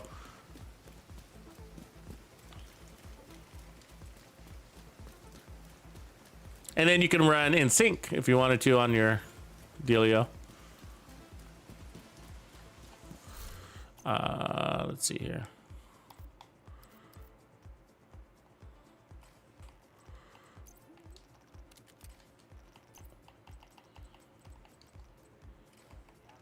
Yeah, we're not gonna use that pistol. We're not rotating the pistol.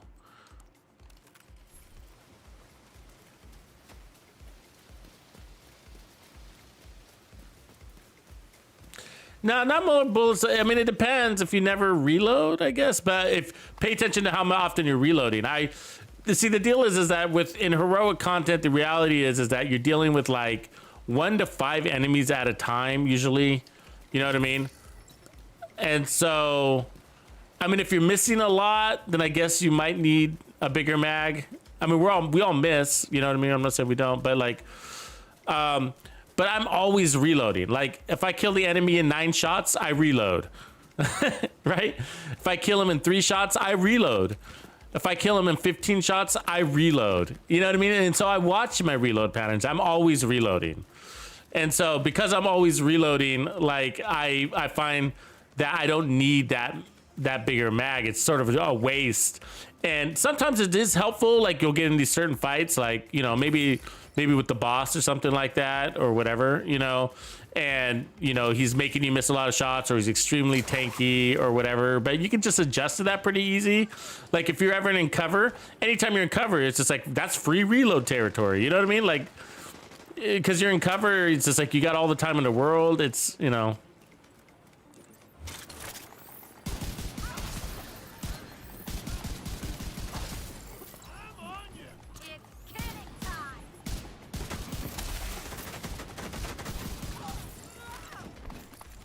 That's the doctor's home, ladies and gents. Hostile control point detected. You're Oh. dead.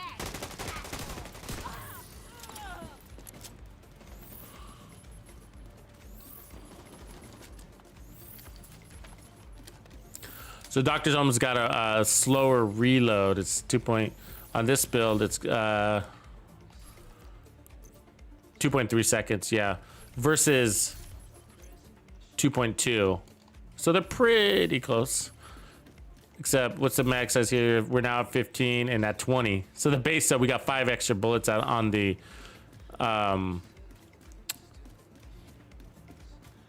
artist tool.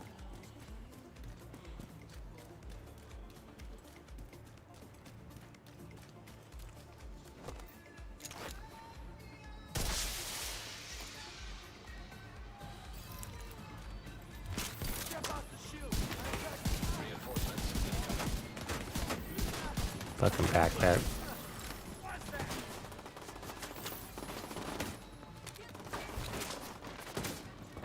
Watch yourself. See that stagger? Amazing stagger. Healing. See that heal? And a bonus armor. Where am I taking damage from? What? F you from way over there? That's not fair.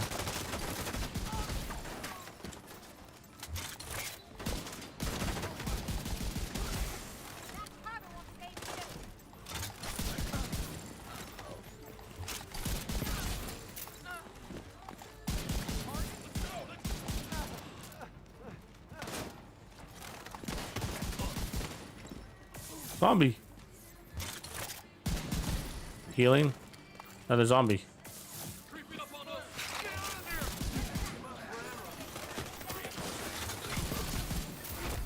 Heavily armored hostile detected.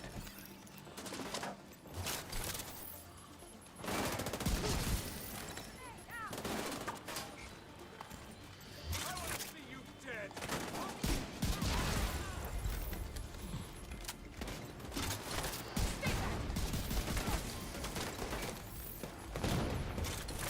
Ooh, big ol' boss up there, huh?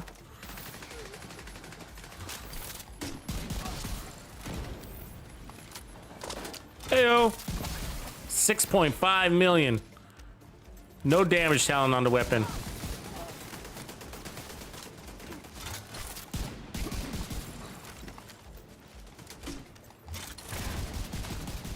Holy shit, I mean, come on. We smashed that boss to little fucking pieces. Come out, and I won't hurt you. Kill that asshole. Yeah, have some more.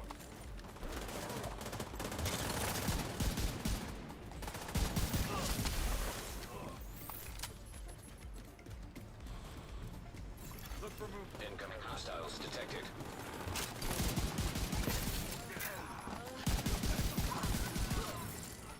What the hell? Your turn.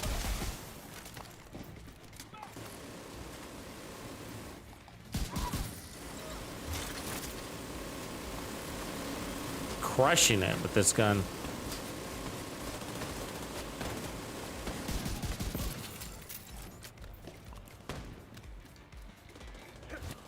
Ooh. Heals.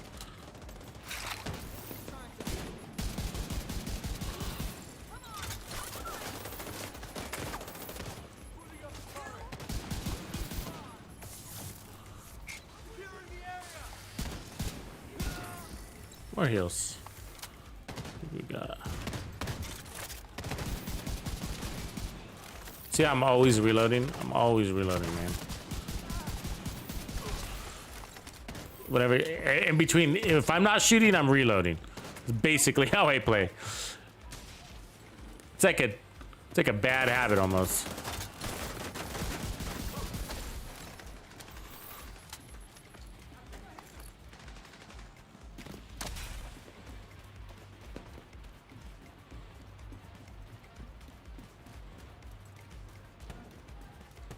Where are these guys?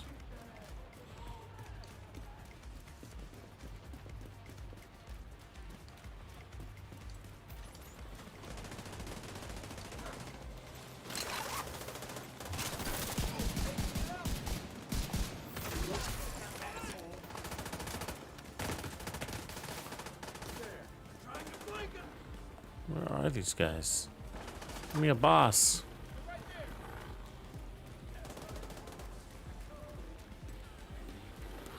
Okay, guess they're this way. Just one guy though. How about mobs?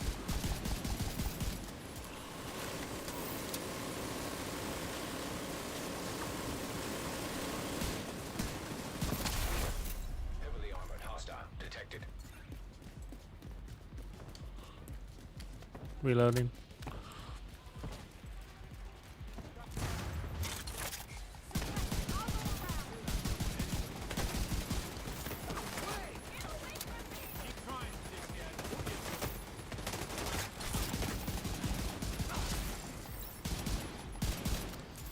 Reload, healing.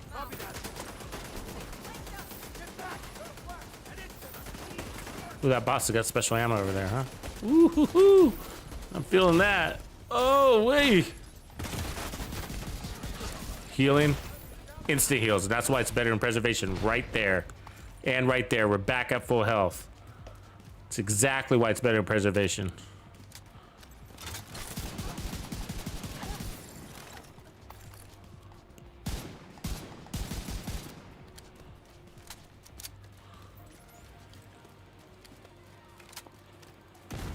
You could run a deflector with this build too, but you know, I'm just not a big fan of it. The deflector. Once it's got such a short lifespan, like I just stop using it. I get tired of like refreshing it.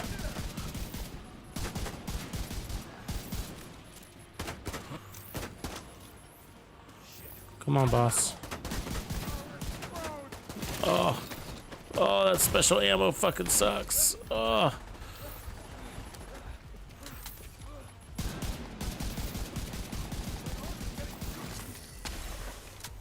So watch. So we got that no regen thing on, right? And we healed to full.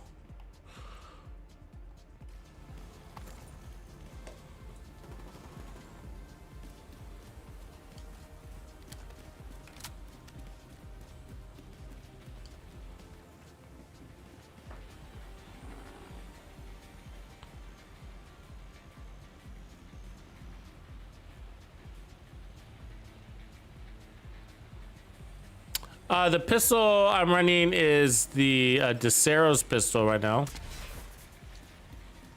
Yeah, the brain juice damaging the skills is annoying. Yeah, the pistol I'm using is the Decero's replica, and then I got preservation on it. It's just, I'm not really using it.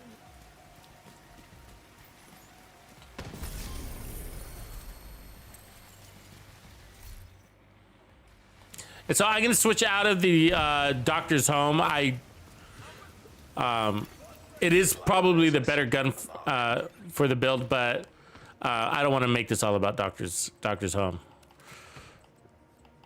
I want to save that for other content.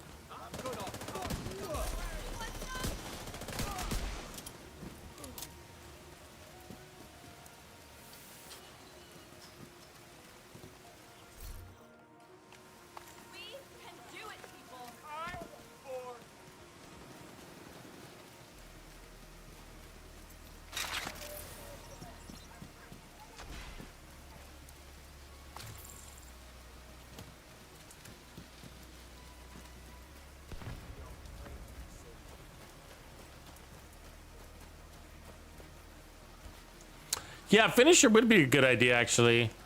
Like running the orbit. Especially since we're running crits anyways.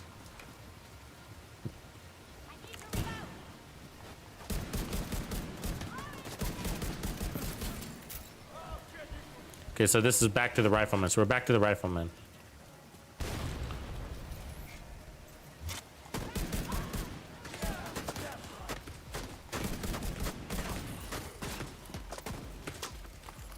What is shooting at me in the back? And how did it get such an amazing angle? That little turret, really? Amazing angle.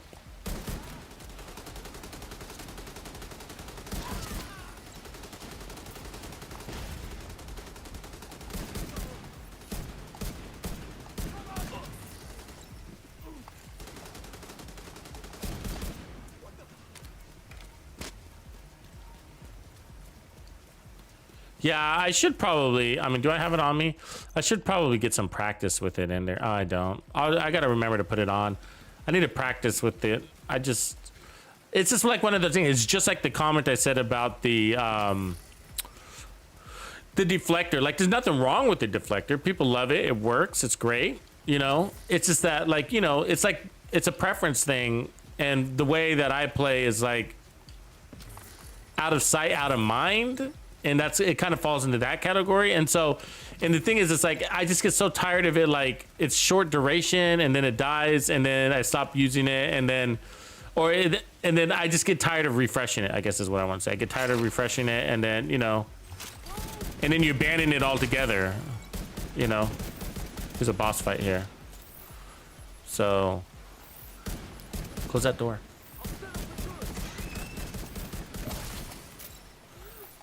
See how the ammo is just about right. I'm kind of being half-assed about it right now, so. We're really playing inside 15, so at the longer distances, then you are gonna need a bigger mag. But that's not how I'm playing this rifle. I'm playing at this distance. Where we have a really good DPS. Time to kill, that is. If I can land a shot. Wow, he's amazing, that guy. How he dodges bullets. See that? Like, so if you play into the burst pattern, I don't have my shield up. Oh. There we go. See, we had plenty of ammo to take out the boss. So I forgot to put up my shield though. And so we would have used less ammo if I had my shield up because my shield gives more damage, right? It's a striker shield. So yeah, plenty of ammo. So if we have enough ammo to kill the boss, then we should be good. And so, yeah, I'm playing in more stability. I mean, you know, I'm just trying different things. We might go back to the bigger mag.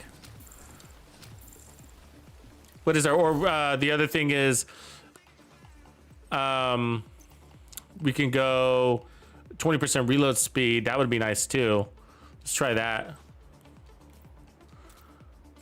Oh, but that fucking stability is nice, huh? Jesus, never mind. Let me go back to that.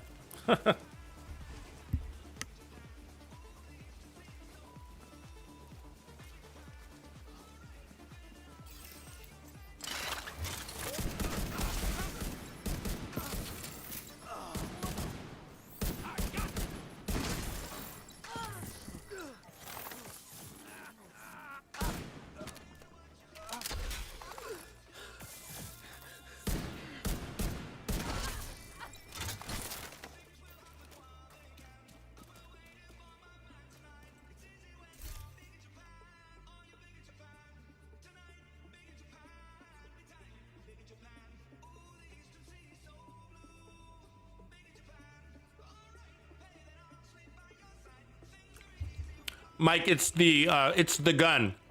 It's the gun, and you can't compare it to the classic M1A. That's crazy. You know, it delivers a damage talent, right? Why would you compare a damage talent? I mean, it delivers a healing talent. You can't compare a healing talent to a damage talent.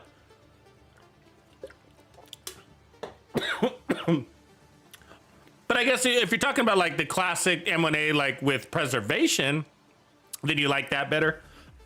I get that.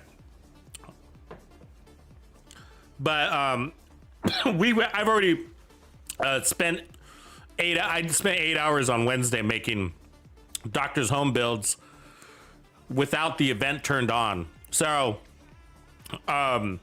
you could check out that stream. That was on Wednesday, and that's why I only got 100 and something stars, because I wasted a day on Doctor's Home instead of farming. So we should be at like probably 200 stars here, but I didn't have the event turned on when I was running to Doctor's Home. So yeah, heroic with directives. It works, it's great. It works really good.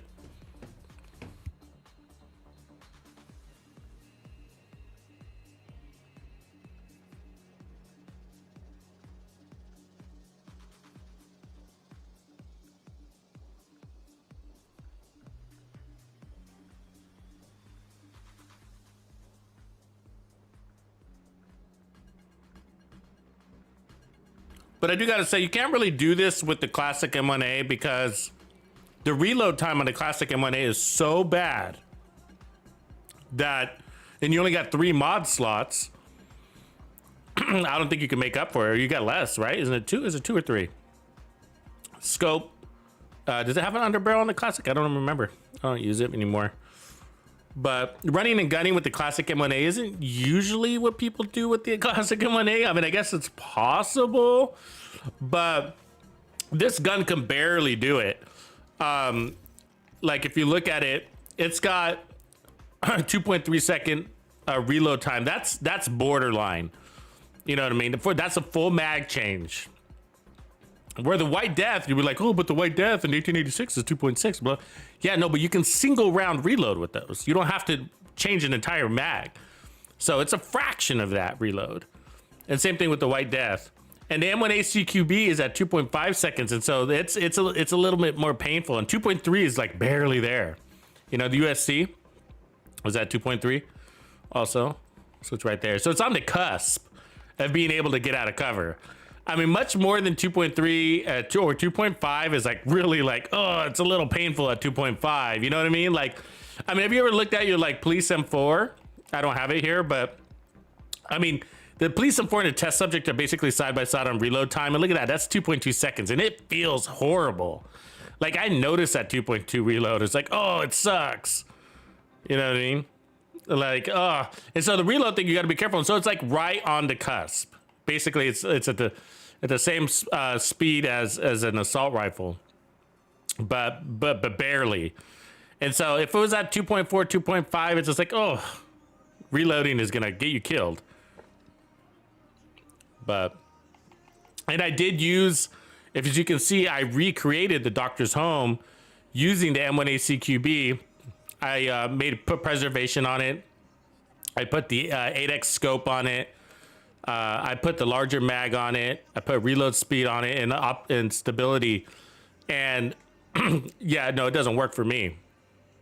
The M1A rebuilt. It's not the same. It's a slower reload. This one's a little bit, it's also got slower RPMs because it's the M1A CQB, but the SOCOM's got faster RPMs, so it's a better side-by-side test. I just don't have a good one for that. But the difference between preservation and Doctor's Home kits are massive. Instant 15% versus sometimes you're getting 10% over 5 seconds, which is 2% regen per second, or 20% over 5 seconds, which is 4% armor regen per second.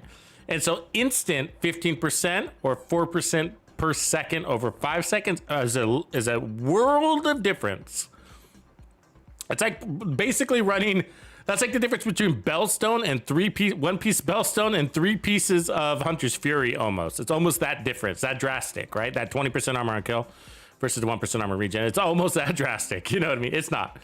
I don't know if I have a better comparison than that, but it's just like, it's borderline. Preservation is like, if I can get the Doctor's Home kits on my one-shot, one-kill builds, like the White Death, oh my God, I'd be unstoppable. But I always run preservation because that's the best I have. And I don't need any damage. And then what is this? This is an M1 variant. And so the M1A is the same thing. You don't need any more damage on your M1As, which is why a lot of people run Lucky Shot, which is a cover-based talent. And we're not playing from cover, so Lucky Shot doesn't make sense, right? But Lucky Shot doesn't give you any more damage. And so you don't need any more damage. The DPS on these things without a damage talent is amazing. The time to kill is amazing. And so so I like the defensive talent, and basically the best thing to compare this against is an M1A SOCOM or CQB with preservation. That is its comparison. You know, so you can't compare it to Rifleman or something else like that. You know, it doesn't make any sense. You know what I mean? It's like, it's a defensive talent. You have to put it up against another defensive talent. But the DPS, the time to kill is there. It's already there. Chain kill does help.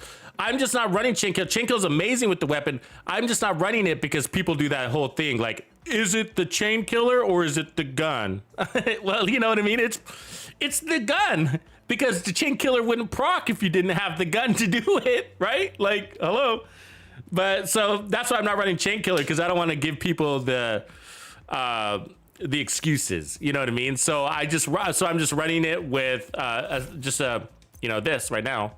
But on my other build, my favorite build for it, I'm not showing right now, and that's the one I created on Wednesday, and it's amazing. I really like it. But you don't want to use it. It doesn't work with focus. You don't want to use focus with it because you don't want to hang out in scope. You're in and out of scope, in and out of scope, in and out being the key words there.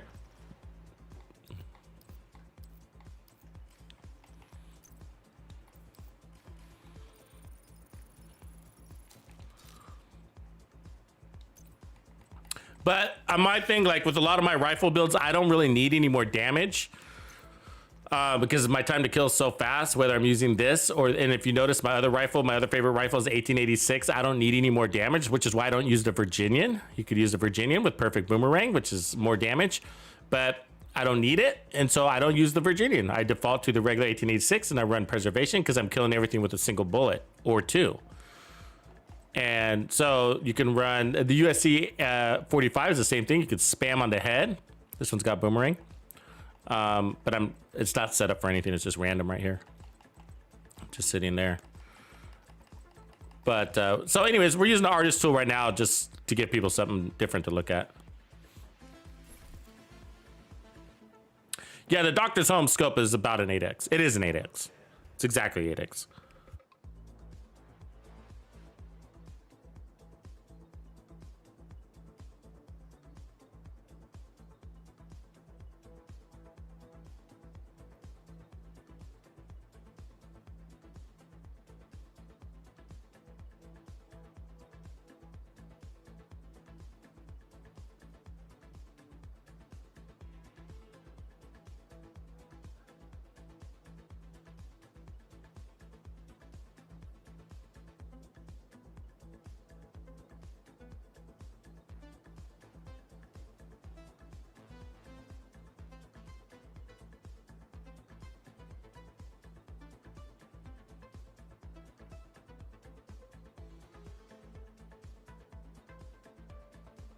It doesn't work with focus because that's what the devs do every season is they deliver Dread Edict, they deliver the GR9, and they deliver them with 8x scopes, and then they don't work with focus, and then they come back later and they patch it up and fix it. So it eventually works with focus.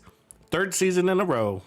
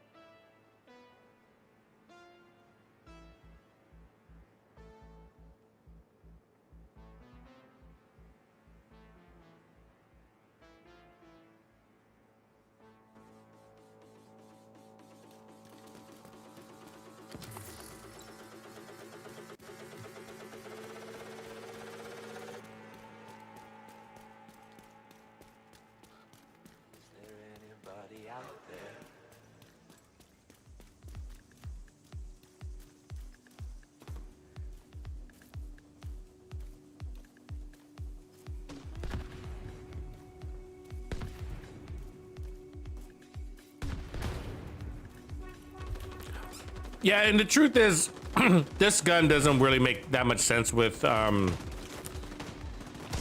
Doctor's Home doesn't really make sense with focus because you have to get out of cover. And if you're out of cover, you don't want to spend all your time in scope. What you want to do is get your kill and then drop your scope and move, right? And then so you'd be winning, you'd be gaining and losing,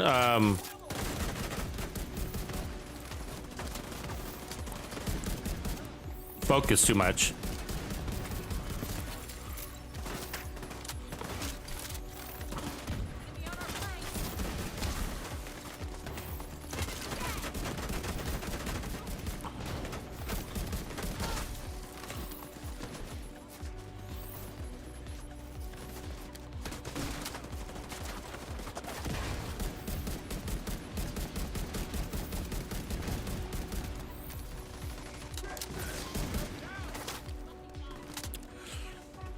Yeah, so sometimes if you notice that if you hit them in the head and then the enemies get back up, there's a lot of, this game is kind of finicky. Like when the enemy is ADS on you, their hands, their forearms, and their weapon are in front of their face.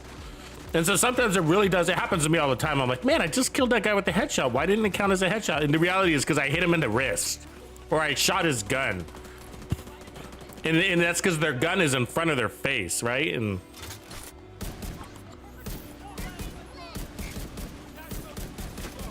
that's most of the time. That's what that is. That.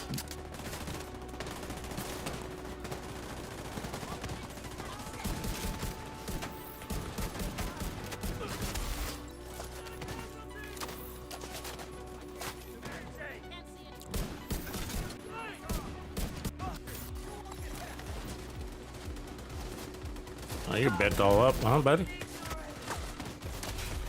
Hostiles guarding location. Fucking tanky as fuck, that guy. Been wailed on in the back. Ah! God damn it. Agent out of action.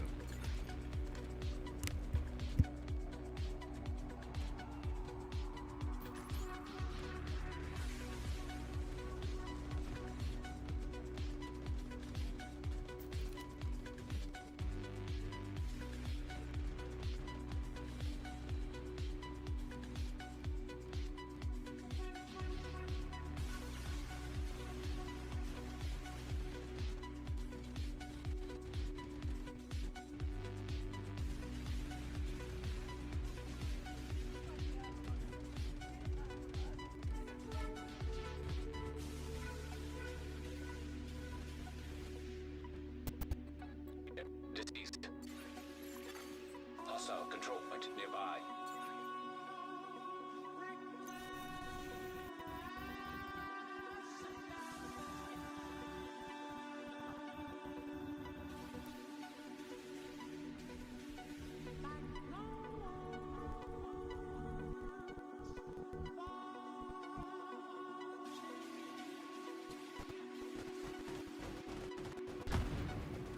I'll watch ya.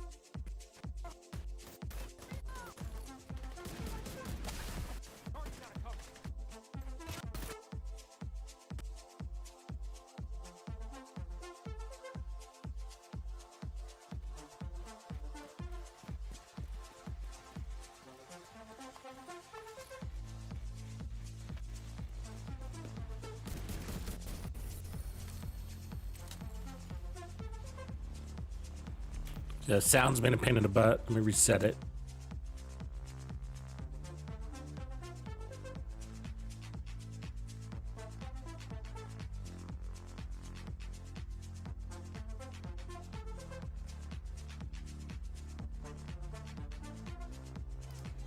There we go. Let's hope it doesn't get too out of sync.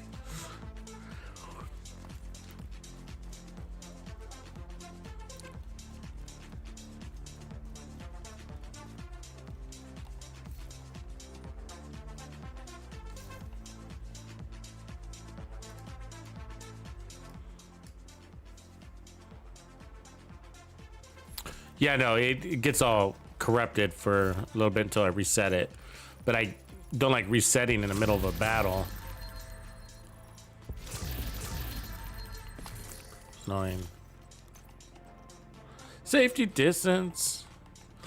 Yeah, it's an issue I've been dealing with forever now. It's like been months. And I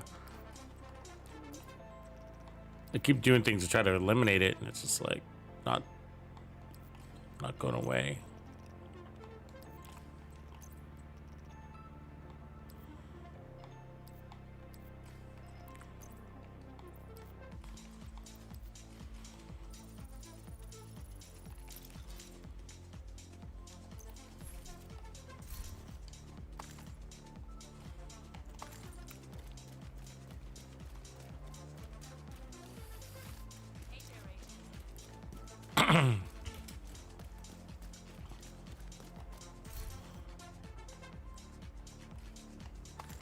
Yeah, it's a pretty fun build, I gotta say. I mean, you don't have to move out and about. You don't have to get out and about.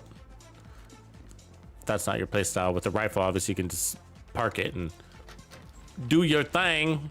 But you know, I play out and about and like to move with rifles. Otherwise, with rifles, holding it down too much. I mean, maybe in legendary, I'm okay with it, but for heroic content and rifles, I like to move. So I tend to lean towards those rifles. But in legendary, I'd probably, if I was doing this in legendary, I'd probably do this strategy, the peekaboo, and just stand in one spot and kill everybody. It's a pretty good strategy to not take any damage, but deliver all the damage you want. If you know how to solo legendary, then you know what I'm talking about. But for heroic content, you know, the enemies can flank you better, and so it's a little harder to pull that off.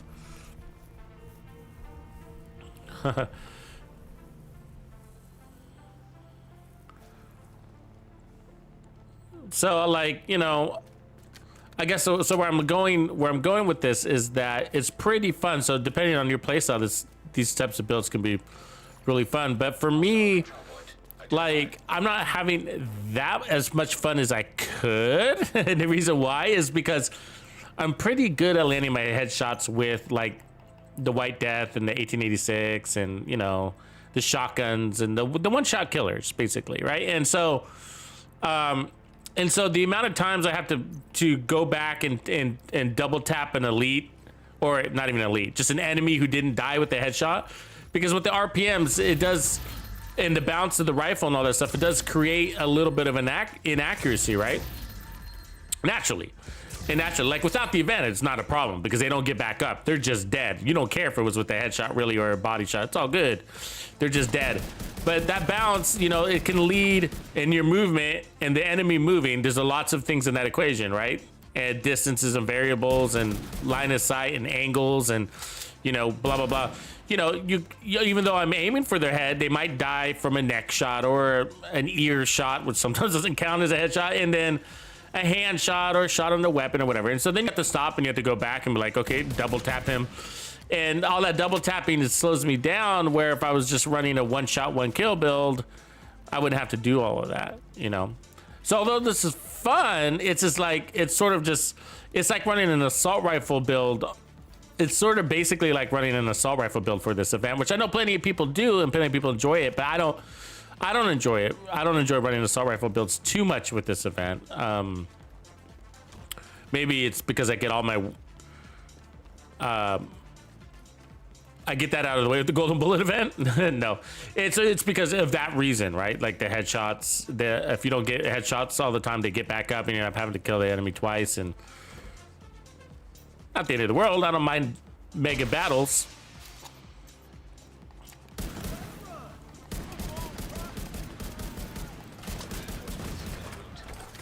But if you hold, let's try holding up. Let's try not moving. Just kind of stand there in our ground more. Let's try changing our playstyle to see how the other half lives. It's gonna improve your accuracy dramatically, I imagine. Which would solve that problem, right? Oh, fire!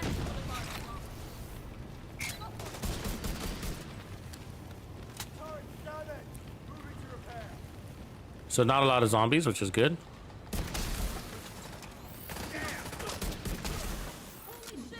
Yeah, it definitely improves your accuracy. I could see that.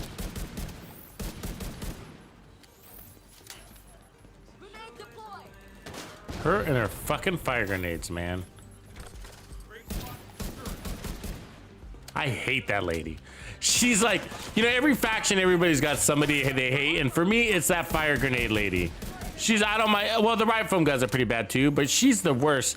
She gets you to miss so many shots, and she catches you on fire. I mean, they're tossing grenades all over the place on me over here. Look at that. Look at that.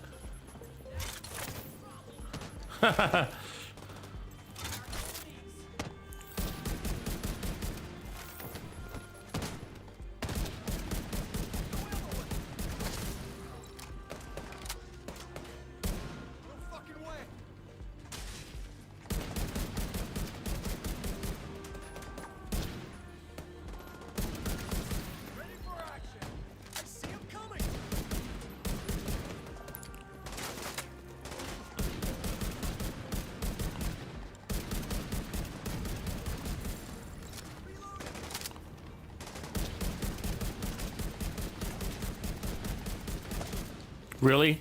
Those were all fucking misses? Those were all misses. Incredible.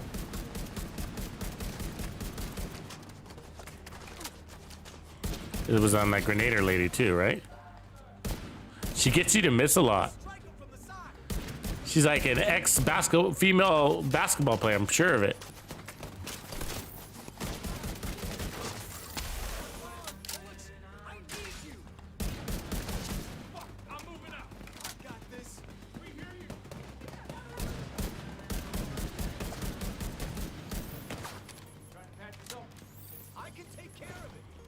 Damn it, as soon as I move, they move. Try to get an angle on that purple guy.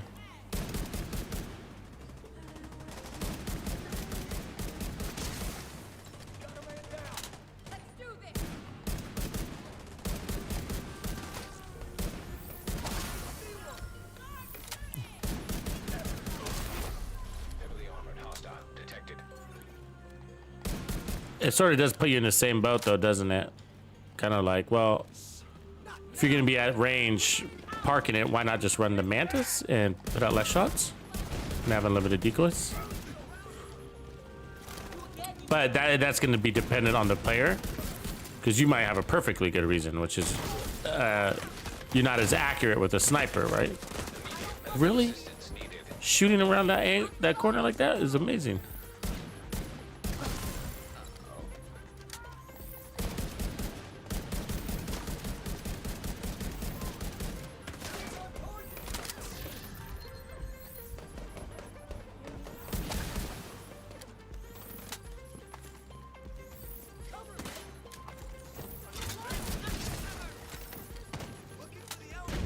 So yeah, I mean, I feel like that's a really good excuse to use a rifle. If you just find that sniper rifles are a pain in the butt, then yeah, this allows you just to pull the trigger a bunch of times.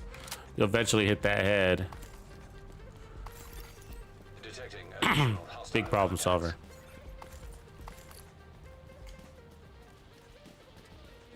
I've got you.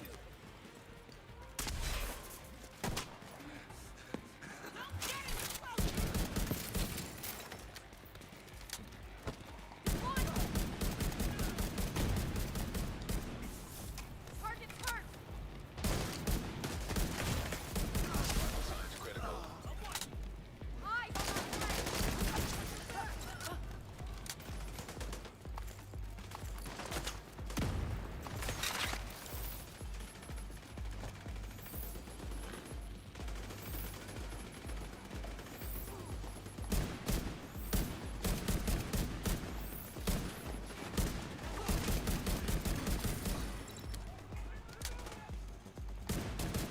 Like right there, it basically said he didn't die from a headshot.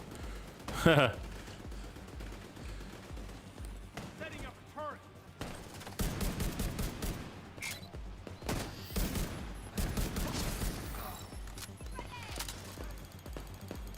Really? Right where I was going. This lady's has premonition. She's clairvoyant.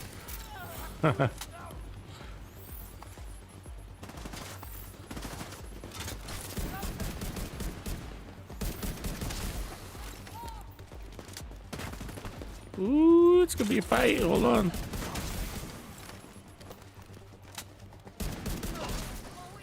That's one of our stars. Heal up all you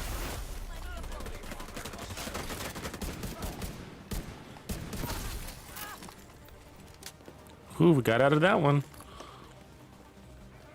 I had to put my focus hat on.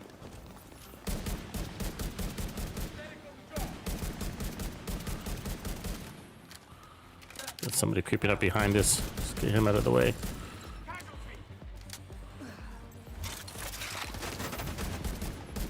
Good stagger. 2 staggers. That saves your life. It saves. The reason why it saves your life is it saves the shield, right? Because if we're only running 1.1 million armor. That's not a very strong shield. So the shield is your weak point, really. If they want to kill you, that's all they got to do is break that shield, and I'm dizzy and I'm dead.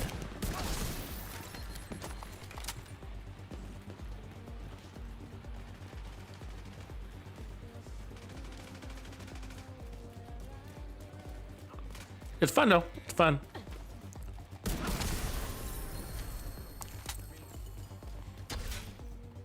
I knew we could do it. We'll never let them beat us.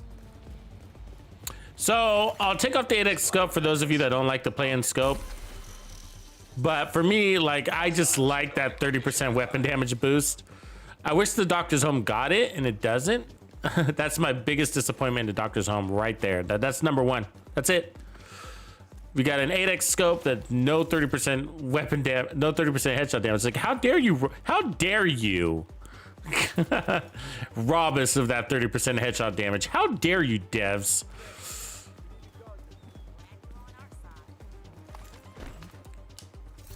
So let me pull off the scope. Anyways, so I like that. You don't really need optimal range, but we could try to get some stability, weapon handling. Let's put on the weapon handling. Get the little faster reload in there.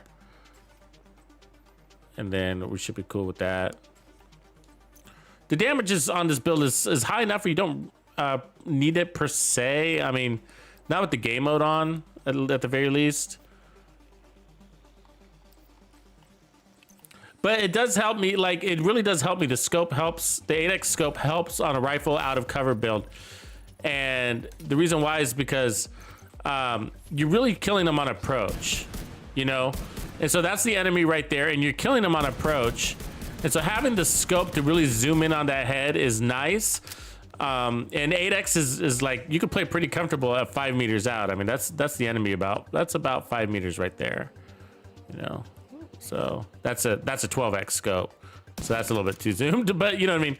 And so it's pretty comfortable to play in about 5 meters. Once they're inside 5 meters, yeah, it's a little bit uncomfortable. But what I do is I back roll and pop my shield and then shoot them in the head.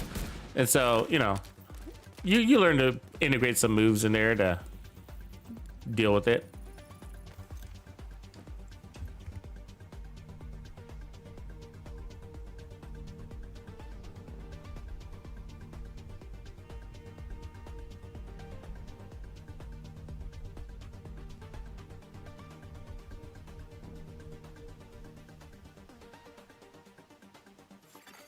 Hostile control point nearby.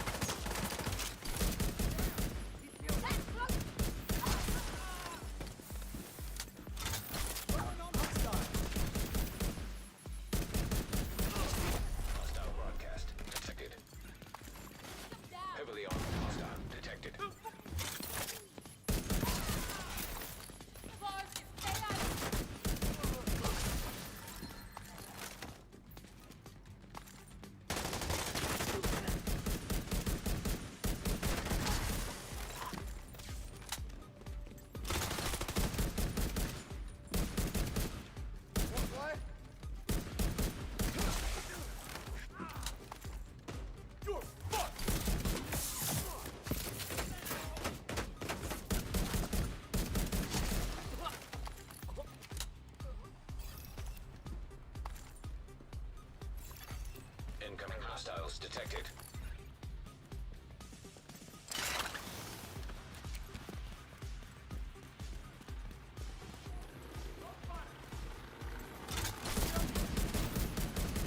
Screw you! Look for a turret. Baby, come out of the area!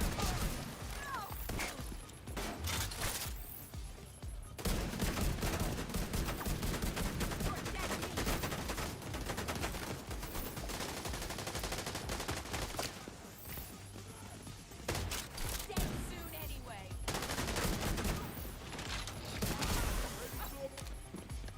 You better run!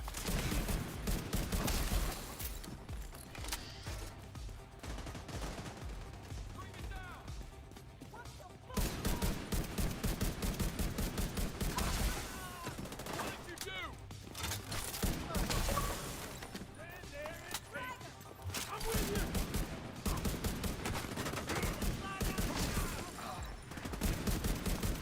Ah, taking way too much damage.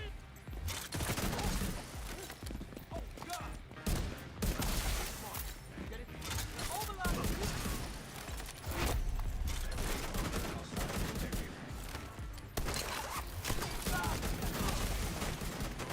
They're healing! Assault!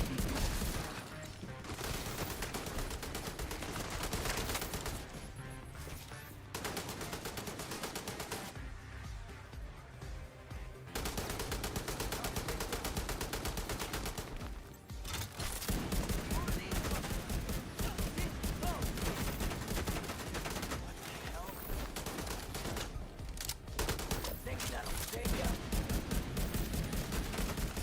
It's too damn hot out here.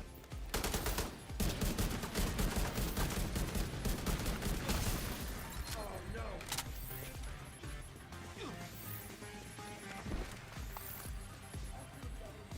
Okay.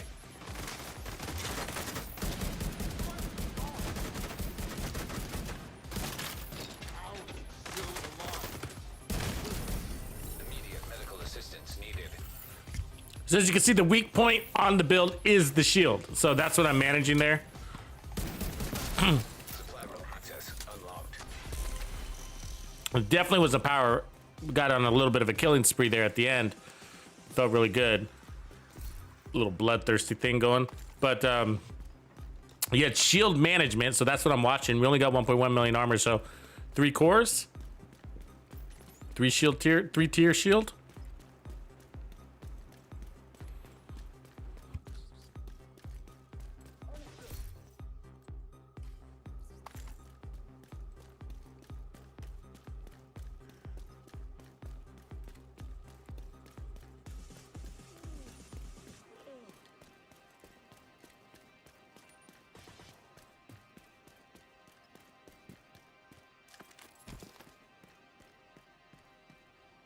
It's gonna be.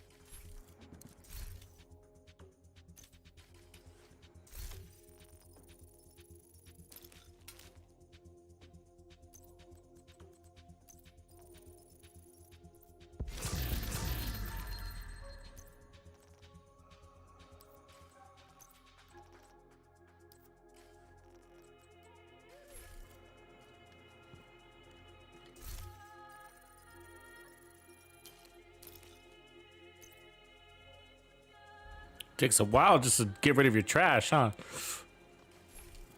So then you gotta check your resources, make sure you're not too full on anything. Then you gotta spend down, which we are. We topped off again 3 days in a row.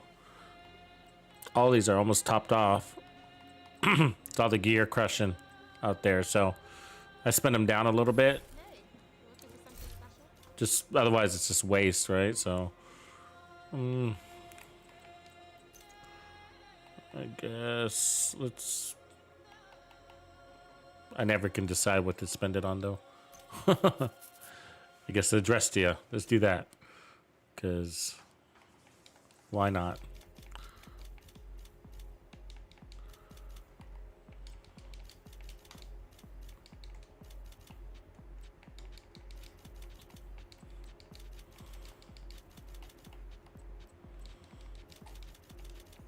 Especially during global events when you're clocking in a bunch of hours.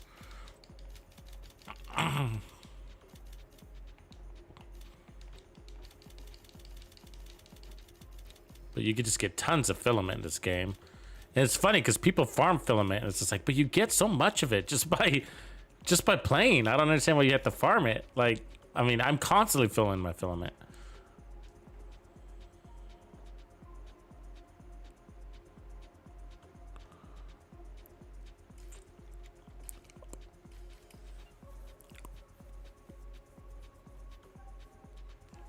Coyote mask build. That's rifle builds actually. Speaking of, do really well with a coyote mask.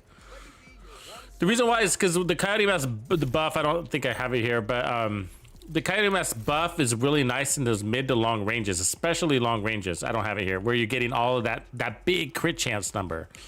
And then if they push in a little bit more, you're still getting crit chance. Then you get crit damage. But that 25% crit chance is huge. It's absolutely huge. So rifles allow you to play at those distances, or SVDs. Actually, I think that's what I'm thinking of more of.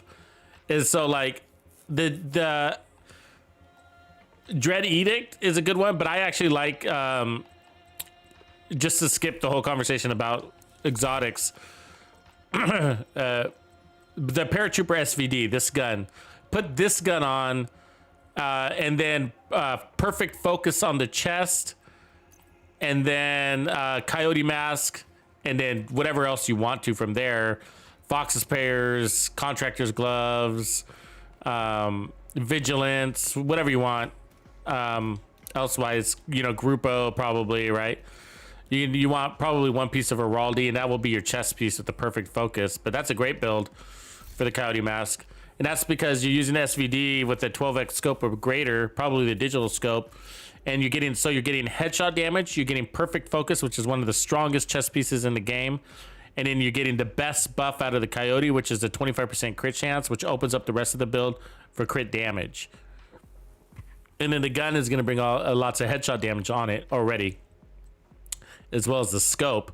It's going to bring more headshot damage. So that's like a really, really, really strong build. As a matter of fact, it's so strong you don't even need a damage talent on your weapon. I would probably put Lucky Shot, run Lucky Shot on an SVD, and then you don't have to worry about ammo. But you could also run any of the M1As, so you could turn that same concept into a rifle build, and the M1As can be easier to use for players. They're just a little bit easier of a concept to run. So do that. But I personally like the SVDs just to change it up too. You know what I mean? But it's just as logical to use a rifle. It depends on how many headshots you tend to be going for, to be honest with you, because those SVDs are going to add a ton more headshot damage. But Lucky Shot is a really good option at those distances too, because you do just gonna miss shots just because you're at that distance. But I mean, but otherwise I play to the other extreme too, like just really close up, and then like shotgun crit builds are really good with the Coyote, like a Hunter's Fury Coyote Mask if you want to go that route. And then run crit on like an M870 shotgun, and just, man, you're just hitting hard. You can crit million crit at each pellet, critting at 1,000,000. Wham, wham, wham. And that's what so in that range, you're getting to 25% crit damage buff. right? Isn't that what it is? 25%. So yeah, you can go the other direction with it too.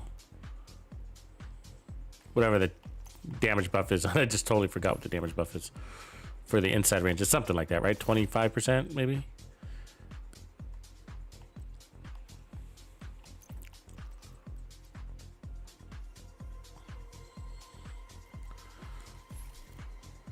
I think there's a backpack that I want to buy, right? The all red opportunistic. I think I've been meaning to buy it and I haven't.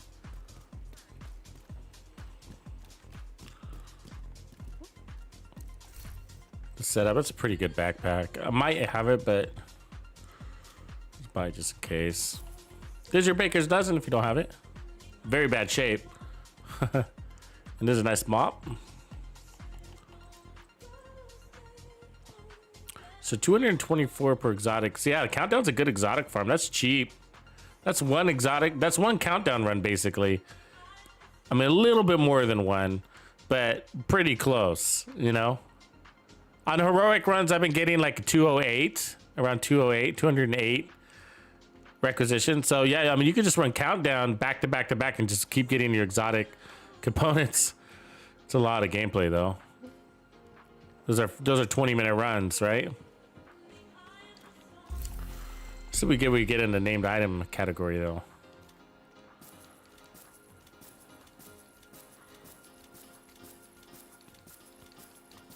See if we get anything good here. Okay.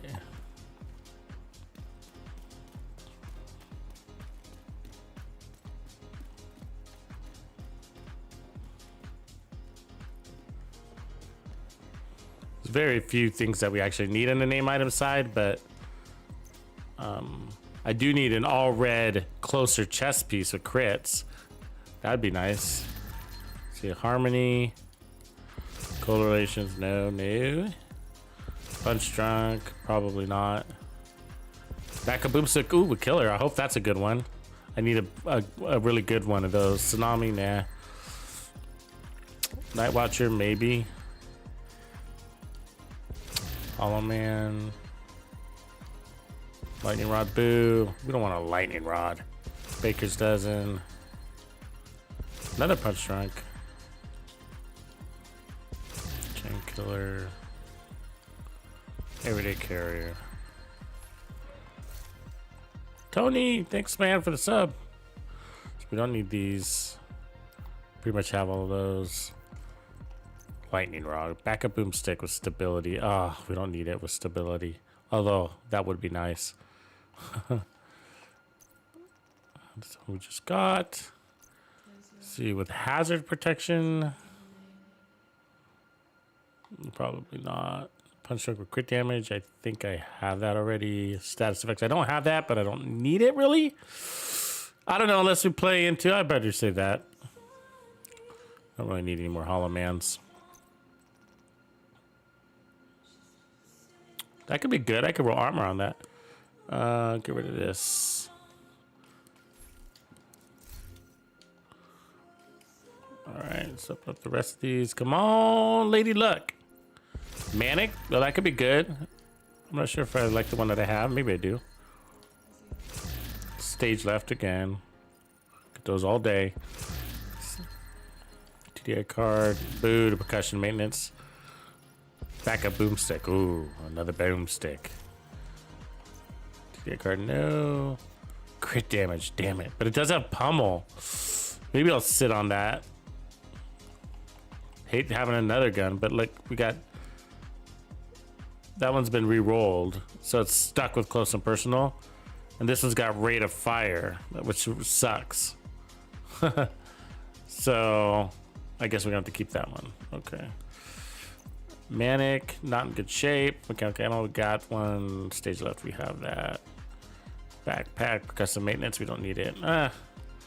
So we didn't get too many things that were helpful. Okay. And most of that stuff I'm gonna crush. How sad, huh? There's a lot of grinding. So I think I've already, no, I don't know if I've spent any actually. So no, that was everything that we've grinded to date. So I think we were at 160. I don't remember. I didn't look before, but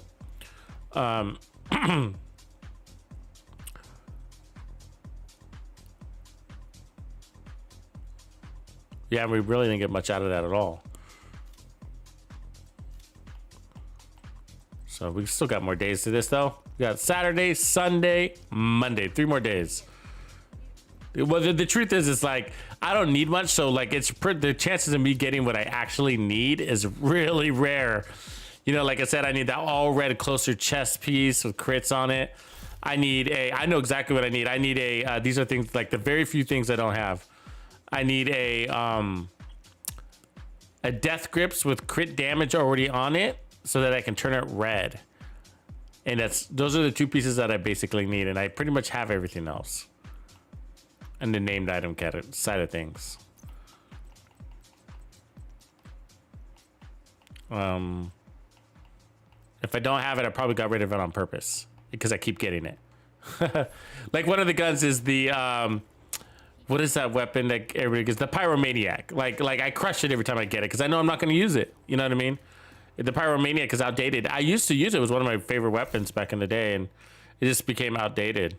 But anyways, we'll leave it there. That's a really fun little close and personal rifle build. So we ran it with the 8x scope and without the 8x scope. Advantage being, you know, I guess your hit accuracy, whether you like that or not, is up to you. But the 30% headshot damage also, just a lift in damage. But either way, it's cool. With this version, we loaded on weapon handling. I decided to go with a smaller mag for more stability, and then more stability here, and then I went with this one. So you can't go with the M1A variants or whatever, but I'm a big fan of the artist tool, and I like the M1As too. I do. I just really like that artist tool. It's a great weapon, and I even like the USC 45. If you know how to use some of these weapons, learn their cadence, they work out really well. But you have to have the patience to read into the cadence, and then once you understand it's the rate of fire that you want to actually use, like 1 2 3, or is it 1 2 1 2 1 2, or is it 1 2 3 4 1 2 3 4? You know, like that. Then the weapons can really perform well. So all these are good weapons. All of these are great, actually. 1886, M1A, USC, artist tool. They're ones that I keep in my bag. And so, but you got to spend time with them to get good at them. And so when I break them out, I always got to reacquaint myself with the shot pattern, the shooting pattern, fire pattern. So, but some of you guys are probably using these all the time, and so you got it down, I'm sure. So anyways, everybody, I appreciate you hanging out with me. Have a good night. We'll catch you tomorrow. Later. Tuxedo out. Notorious. More flows, and that's how it goes.